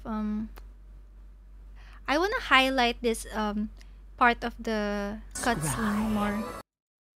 So this heavily reminds me of Mona's cutscene in the Golden Apple Archipelago. So that's what we're gonna do right now. We're we're gonna rewatch the, what do you call this? The Golden Apple Archipelago cutscene. Just for a quick refresh. We really, all of us, even us lore enthusiasts, we really we also need a refresh. Because there's just a lot of lore stuff in game that even though we remember stuff, there are still details that we tend to forget. So a refresh is always good. All right, this one. Let's watch this one. We're gonna skip towards Mona's segment. Mishoy, I want to continue watching, but I'm sleepy. I shall leave now. Good night. It's okay, Mishoy. Thank you so much for stopping by on stream. It it's really nice to see you here, and yeah. Also, we'll also be wrapping up in a bit. Actually, we'll continue most of the Hexenzirkel discussion. At 10 p.m. 10 p.m. today. Yeah, because the amount of time I have left for this stream isn't enough to cover all the bases. But yeah, thank you for stopping by, Mishoyu. So yeah, let's rewatch this one real quick. Have a good night, Mishoyu. There was a transparent bird made of crystal. It was beautiful and fragile and could sing the most beautiful songs. But Yes. since mortals couldn't see it, they believed it to be a trick. How could a transparent bird possibly exist, let alone sing? Okay, so the bird in this cutscene, I think it symbolizes Mona, specifically Mona's role as her role as an astrologist. Yeah. Okay. When the bird heard that, it flapped its wings and flew across mountains and seas all the way to the night sky, where it turned into a star. Its brilliance was so dazzling that it illuminated everyone. It allowed all those that could see it to follow its light through the dark night, to sail through the seas under the guidance of the stars. It was born in wisdom, but trapped in ignorance. It has never voiced a complaint, for this is its destiny. Guiding people to see their destinies is the very meaning of its existence. There we go. Guiding people to see their destinies is the very meaning of its existence. So in Mona's early years in her early years of as an astrologist, a lot of people actually doubted her abilities, like because as an astrologist you can't really sugarcoat someone's fate. So if another person asks an astrologist for about their fate, the astrologist should be truthful and transparent. So whenever people would ask Mona to do a divination for them, she will be very frank. Very frank. All she will speak of is facts and nothing else. Because she can't really sugarcoat it. It's really against what astrology stands for. So yeah, so a lot of people doubted her for that, but eventually she began to realize that her role as an astrologist is to guide even to the best of her ability. Yeah, to the best of her ability, because humans have preordained fate, and it's still ultimately up to the person whether or not they're gonna do something in line with their fate. Like are they gonna follow the optimal course of life, or are they gonna deviate from it? But yeah, I think Mona recognized that at least she will try her best to guide people to the best of her ability. Yes. I just really love how Mona was portrayed as a she was basically the bird in this cutscene symbolized her. Yeah, she's like a guiding star. Really. Alright, so with that out of the way, let me go make a quick PowerPoint slide before we end, just as a just so that we can have a we can have a starting point for tomorrow's PowerPoint segment. Okay, where is my PowerPoint? Let me go get my PowerPoint.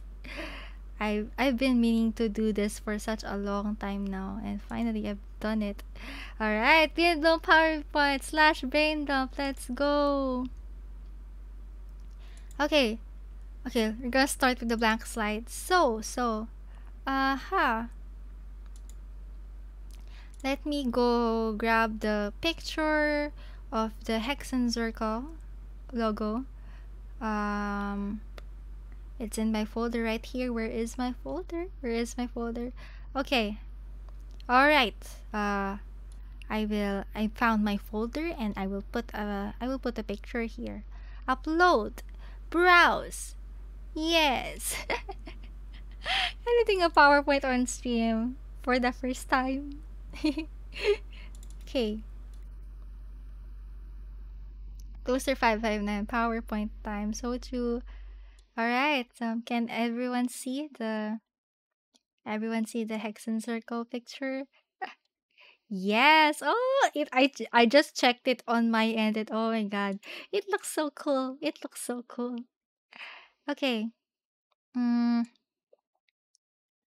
Wait a minute. I'm gonna think of a.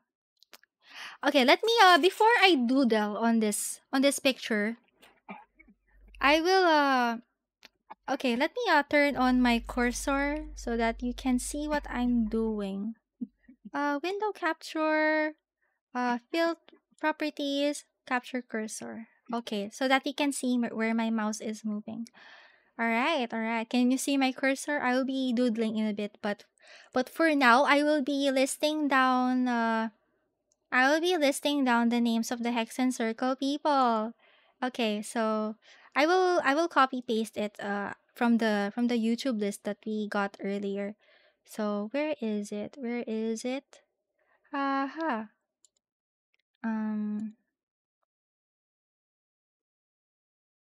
Alright. I'll be adding more screenshots tomorrow. I mean later in the 10 p.m. stream. Yeah. Okay. Alice of the Hexenzirkel, codename A. Going back to my tabs. I have so many tabs. I cannot believe this. It's so hard to multitask, but it's fun. It's really, really fun to try out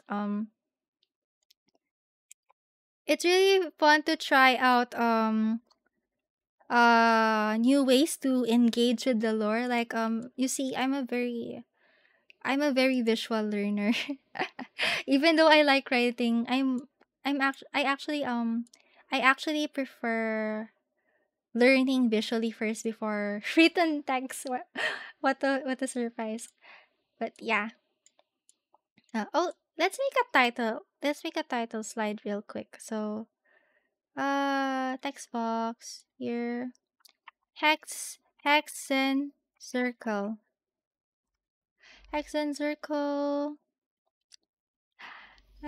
Let me know chat. Let me know what you think about these kinds of lore stream formats. Is this cool with you? Is this fine with you? I really want to experiment more with lore streams. Like um of course my main focus is still gonna be on quest and events, as well as reading flavor text when I can, depending on where our topic has shifted to. But yeah, but aside from that, I also want to do more other formats like this one, the PowerPoint stream. I really want because I really love brain dumping. I really love brain dumping. I wanna I mean aside from writing lore theory threads on Twitter, I just really love making PowerPoint slides for fun. Yeah, 8 members, and then so far we have okay, 8 members, 6 are named so far. Yes. Yeah. Okay, so there are 6. All right, let's make another post-it. Duplicate. Let's edit this one. Make it green.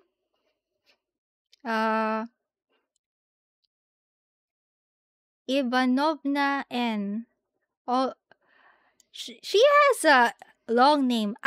Ivanovna N. Code name J. Oh my god. Like, okay, based on this is just a speculation, but based on Ivanovna's name alone, I'm speculating that she might be from Snezhnaya. Yeah, she might be from Snezhnaya. Okay, Ivanovna N, also known as J, number 2. Okay, let's move on to number 3. Let's make it blue this time, and let's copy paste Ryan Daughter, our beloved Ryan Daughter, aka R. This is so in character for me though, making PowerPoints at 3 a.m. You know? Oh, just kidding. I don't make PowerPoints at okay, I admit. I actually make my thumbnails. I make my thumbnails either during the night or during dawn. Yeah. Is graphic design my passion? Yeah, but I'm not an expert. I'm not an expert though. Oopsies, I forgot to. I should have clicked duplicate instead of replace. Okay. Oopsies. Let's try that again. There we go. Take 2. But yeah, don't worry. I make my PowerPoints for school at night. Not at dawn though. Yeah. Okay. SC party staying up late for the sake of lore. Yeah. I think this is my longest stream so far. It's been let me check my stream time. It's 5 minutes and 32. Wait, let me go type that on Stream Elements real quick. Uptime. The last episode been streaming for 5 hours and 32 minutes. Holy. Oh god. Well, I mean, in other news, because let's just say that I deserve to have a longer stream this time. Since we hit 3 milestones recently. Yesterday actually. We reached 3 milestones. So for everyone's information, I've reached 100 followers yesterday. And yesterday was also my it's I think it's over a month now. It's been over a month since I first started streaming. You see, I started streaming at January last January 31. Wow, it's been a long time already. Can you believe it? Time flies by so fast. I can't believe it. Like actually chat witnessed my Spiral Abyss struggles during my day one stream, and they also actually witnessed me pull for Alhaitam on stream. You know, to be honest with y'all, I actually wasn't sure of what to do for my first stream during that time. Like supposed to be I was thinking of having an introduction stream. You know, you see in VTuber culture. Yeah, I'm gonna give you some VTuber background but you see there's a trend among VTubers that once they a VTuber debut pertains to the first time a VTuber has ever streamed. So yeah, VTuber debut. Once they make their debut, usually what they do is that they introduce themselves to the world. So that means usually a lot of VTubers when they debut, they make a PowerPoint about themselves. Yeah, they make a PowerPoint. They actually yeah, legit. They make a PowerPoint introducing themselves. So basically, some background info about the character they're about you see chat. There's also VTuber lore.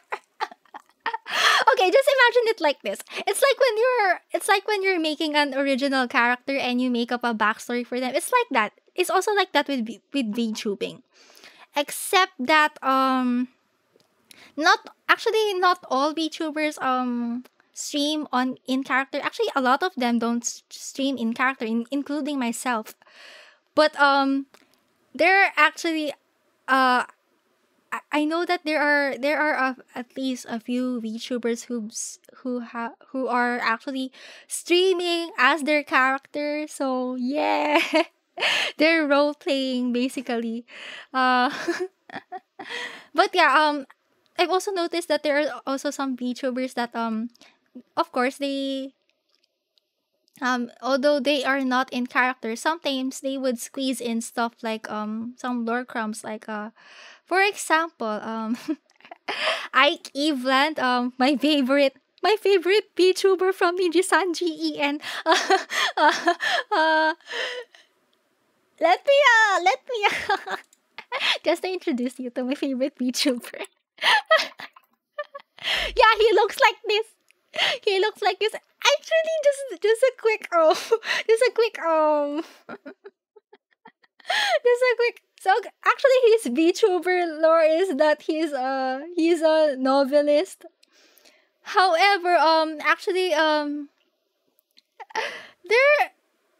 a lot of the fandom is speculating that his lore is part of his lore alludes to speculation that he might also be a time traveler. So yeah, it actually his VTuber lore actually reminded me a lot of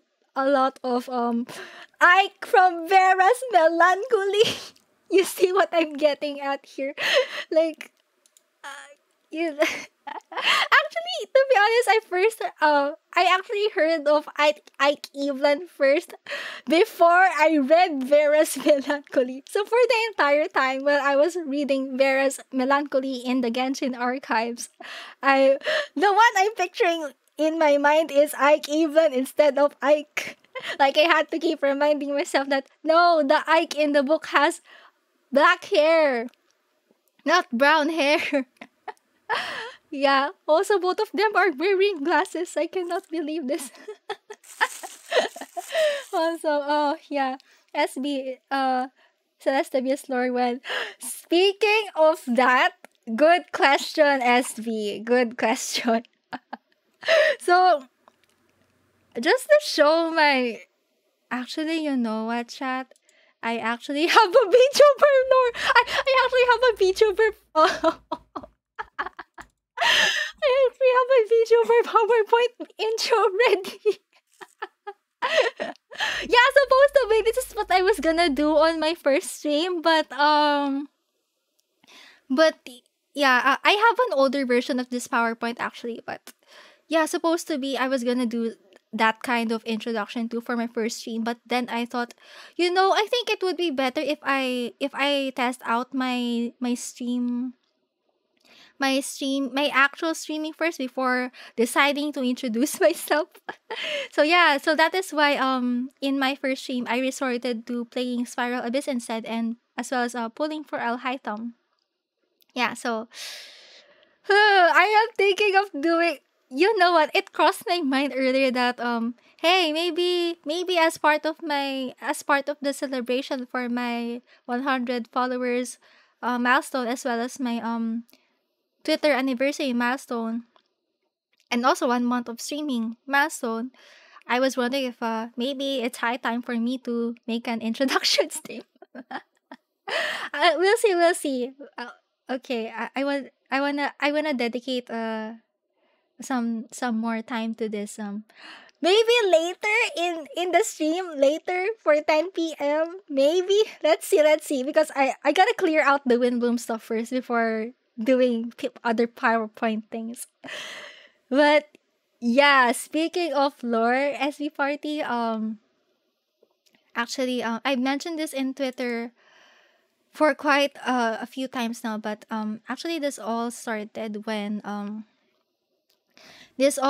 due to this game called Dungeons and Dragons, D&D for short. Actually, one of my friends introduced this game to me, and basically when I was still new to their friend group, she actually introduced me to this game, and I've fallen in love with that game ever since. Even though we only get to play that a few times, but it just changed my life.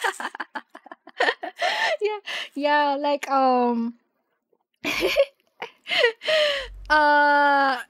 so that friend of mine, she's actually the one who facilitates our D&D games. She's the dungeon master, DM for short. Yes, so as you can see from my PowerPoint slide, this is actually my this is actually from my D&D character sheet. Yes. Yes, everyone, in 2020, I made this character called Celeste for D&D. She's Sea Sorcerer level 5. Her race is Sea Elf. Actually, for the D&D version of for the D&D version of Celeste, she actually has blue skin instead of this kind of skin color. Yeah. So she's a sage specializing in astronomy, and her alignment is chaotic gold. So yeah, she loves astronomy, all right. So at first she lived under the sea, but she discovered that the sky of the surface has stars. So basically, at first, she would sneak out each night. So she would run away from her home under the sea, and then she would go to the surface just to go stargazing. And then eventually I didn't include it here, but eventually another sea elf found her. So this elder sea elf was actually part of a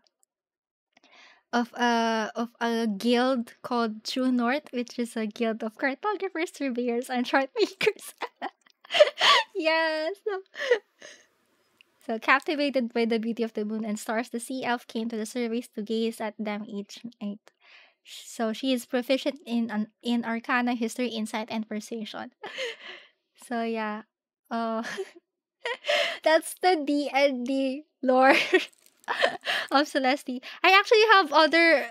To be honest, I'm still fleshing out the other parts of her lore, because just as a spoiler alert, this is just the D&D portion of her lore. Is actually just one of the 3 parts of her lore. So, okay, so chat, if we're just to have a comparison, imagine we have Albedo, Susbedo, and Whopper Bedo, right? That's also the case with Celeste. That's also the case. Yeah, parallel. There are parallel Celestes there. I'm actually still polishing it because okay, just to give a quick summary. So she has three versions. So this D&D version is her, I wouldn't say it was her first life, but technically it is her first life. The D&D one. But yeah, she also has a second and a third life. I won't detail her second life right now because out of all the Celesti lore, the second Celesti is actually, she's not that polished right now, but I do have I've been brewing something behind the scenes. You might, maybe you might see her one day. Maybe she will just show up on stream unannounced. You'll see. You'll see. First in character stream. Let's go. She might show up on stream. Wink, wink. One of these days. uh, that is if the internet connection will cooperate me on that certain day. But yeah. And so yeah, we as for the third Celesti, the third Celesti is actually this one. My streamer stuff is actually the third Celesti. Yay! Congrats! You're getting Celestial lore crumbs. Yes, this one is actually this one is actually my third third life. Wow, third life. Gosh. Okay. Yeah. Once I yeah, she has a yeah, the third Celeste is, I think she is as detailed as she has the same level of detail as the first Celeste, but yeah.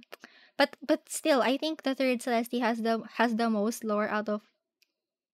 Okay, maybe. Okay, now that I think about it, okay, never mind, never mind. I think all the three Celestes have the same amount of lore, but it's just that they're connected with each other, even though they're slightly different from each other. So yeah, so just I'm still polishing at least the third Celeste lore. I'm I'm still polishing that up because actually my my character isn't the only one involved in this.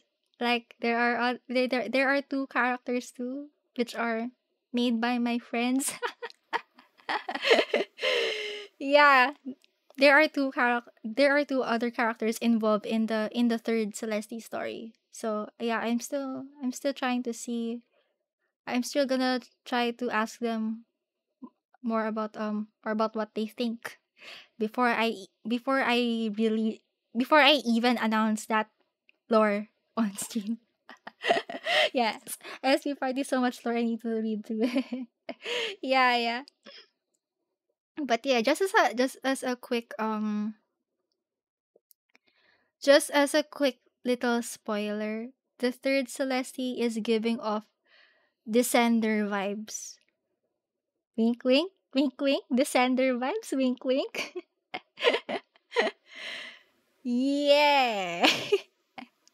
Actually, even the second Celeste is giving off Descender vibes, but yeah. Yeah, she will be the third Celeste will also have her own Genshin AU Genshin AU lore too, because yes, actually the whole lore theorizing thing, I'm gonna connect it to the lore. Like I'm gonna mention in the Celestial lore why on earth I'm even doing lore theories in the first place. Yeah. Watch out for that. There's gonna be some Genshin sprinkled in. I really love seeing other people's original characters, especially the Genshin The Genshin ones. Actually, chat. There's actually a group of people who made a Genshin D&D homebrew. So basically, they made a Dungeons and Dragons campaign based on Genshin. Yeah, it's called Roll to Ascend. Let me type that on chat for you. Roll to Ascend. Roll to Ascend. Yeah, you can search that on YouTube. They have an ongoing campaign. Yeah, yeah. um, the Genshin D&D homebrew was actually made by this is Eclipse and Bonesy Doodles. So this is Eclipse is actually their DM for that Genshin D&D campaign. And actually they're so far they've the D&D party has gone through Mondstadt, Liyue. Yeah, Mondstadt and Liyue. And right now they're in Fontaine. Yes, actually they did their own version of Fontaine. It's very interesting to see. I actually haven't watched the Fontaine part of their campaign yet, but yes, yes. Actually, you know what? Let me link that off. Let me try to see if I can am I subscribed to them? Let me go see. Roll to Ascend. Let me go see. I think it's here. Uh, this one. They stream on Twitch too. Okay. So, oh. Okay. Let me go link the playlist. Yeah. So it's all in this. In case there are any Dungeons and Dragons enthusiasts out there who are also Genshin players, Roll to Ascend D&D campaign by this is Eclipse and yeah, Roll to Ascend D&D campaign. Let me link that in chat in case you're interested.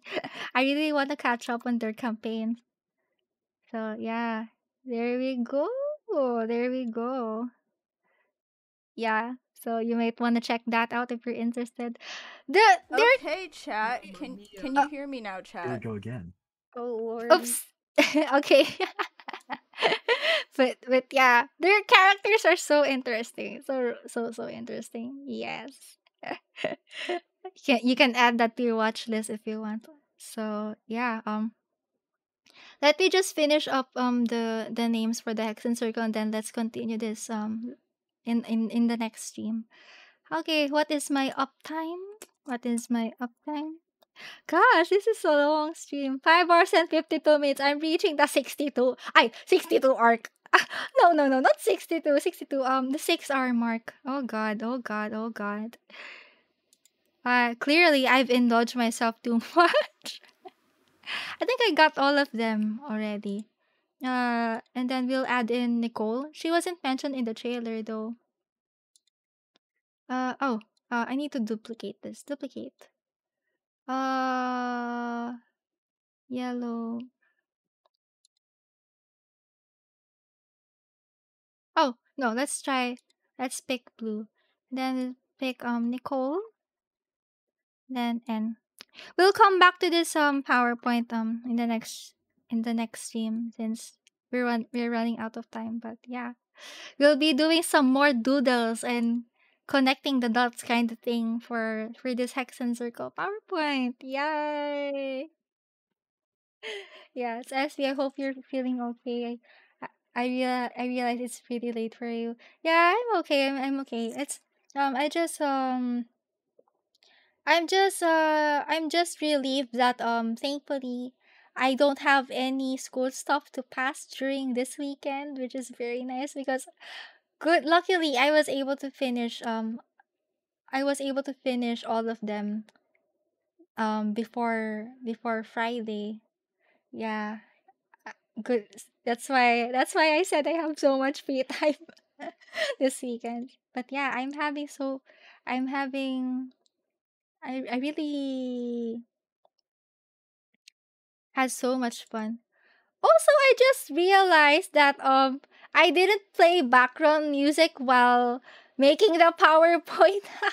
My bad, my bad. I will try to add in I will try to play some background music after I in the next stream while I'm making the PowerPoint, yeah. So, yeah. So that you said you have some music to vibe to while you're watching me make this entire thing, you know. Okay, okay. So with that out of the way, I'm gonna be heading off now and I'm gonna rest my voice and actually I'm still craving for more pizza, so I'm gonna continue eating pizza. They are so good. I actually don't know what flavor this is. There's some mushrooms and cheese and yeah, mushrooms and cheese. Let's go. And a lot more toppings. But yeah. SB, I'm glad that you're having fun. I'm having fun along with you. Thank you. Also, SB, I appreciate you coming here. And wow, I really appreciate you dropping by in a lot of my streams. Like, wow. Thank you so much. Thank you so much for being here for majority of my streams. It's been fun having you around. Yeah. Also, I yes.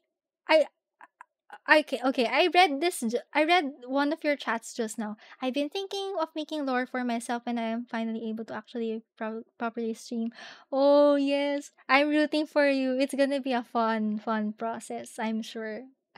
I also wish you if ever you're if ever you're feeling like continuing streaming and thinking of and also conceptualizing other stuff, I am rooting for you. I am rooting for you and your if all goes to plan, I am rooting for your streaming journey as well as technology. I hope technology will be on your side. I am rooting for you.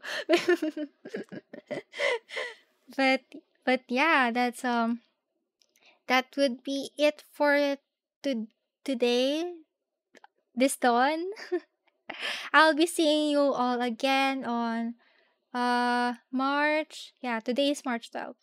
March 12th at 10 p.m. GMT plus 8. We will be we will be finishing the win all of the Windblume mini games as well as this Hexenzirkel PowerPoint. Yeah, and if ever we'll have enough time for if ever we'll still have time left for that stream, I might do some post Argon Quest discussion too. So yeah, thank you so much for coming, everyone. It's been a great 1 month with you all. I am looking forward to more streams in the future. Thank you so much for 100 followers. Thank you for joining me in my 1 month journey so far, and thank you thank you to the Genshin lore community, especially to the Genshin lore Twitter community who has been active and fun throughout these past 2 years. And yeah, I didn't really expect that all that tweeting and brain rotting is gonna lead to this moment. I really wasn't I really didn't expect that I was gonna become a streamer, a VTuber, slash PNG tuber even. I didn't really expect that this was gonna happen, but I'm glad it did. It's been a really fun journey so far, and it also helps me a lot too. It helps me a lot too, even outside streaming. Like I've been I've been on uh I think in terms of class participation and as well as my productivity with all my university um requirements. Streaming has helped me a lot so far. It helped me to become more disciplined with scheduling, as well as it also helped me to be more comfy with voicing out my ideas and opinions. And yeah, it's also helping me to explore more more explore more ways to engage with the lore, such as not only through the quest and not only through reading flavor text, but also through analyzing cutscenes both in game and in YouTube, as well as from the official Genshin YouTube channel, I mean, and as well as making experimental lore stream segments like this PowerPoint segment right here. So yeah, I'm hoping that more these kinds of streams will continue, and yeah, and but until then, I'll see you all very soon. Thank you so much for coming, and yeah, really, thank you so much. That's all I'm gonna say. That's all I'm gonna say. Wow, wow. It's been so fun. All right. I'm gonna end stream now.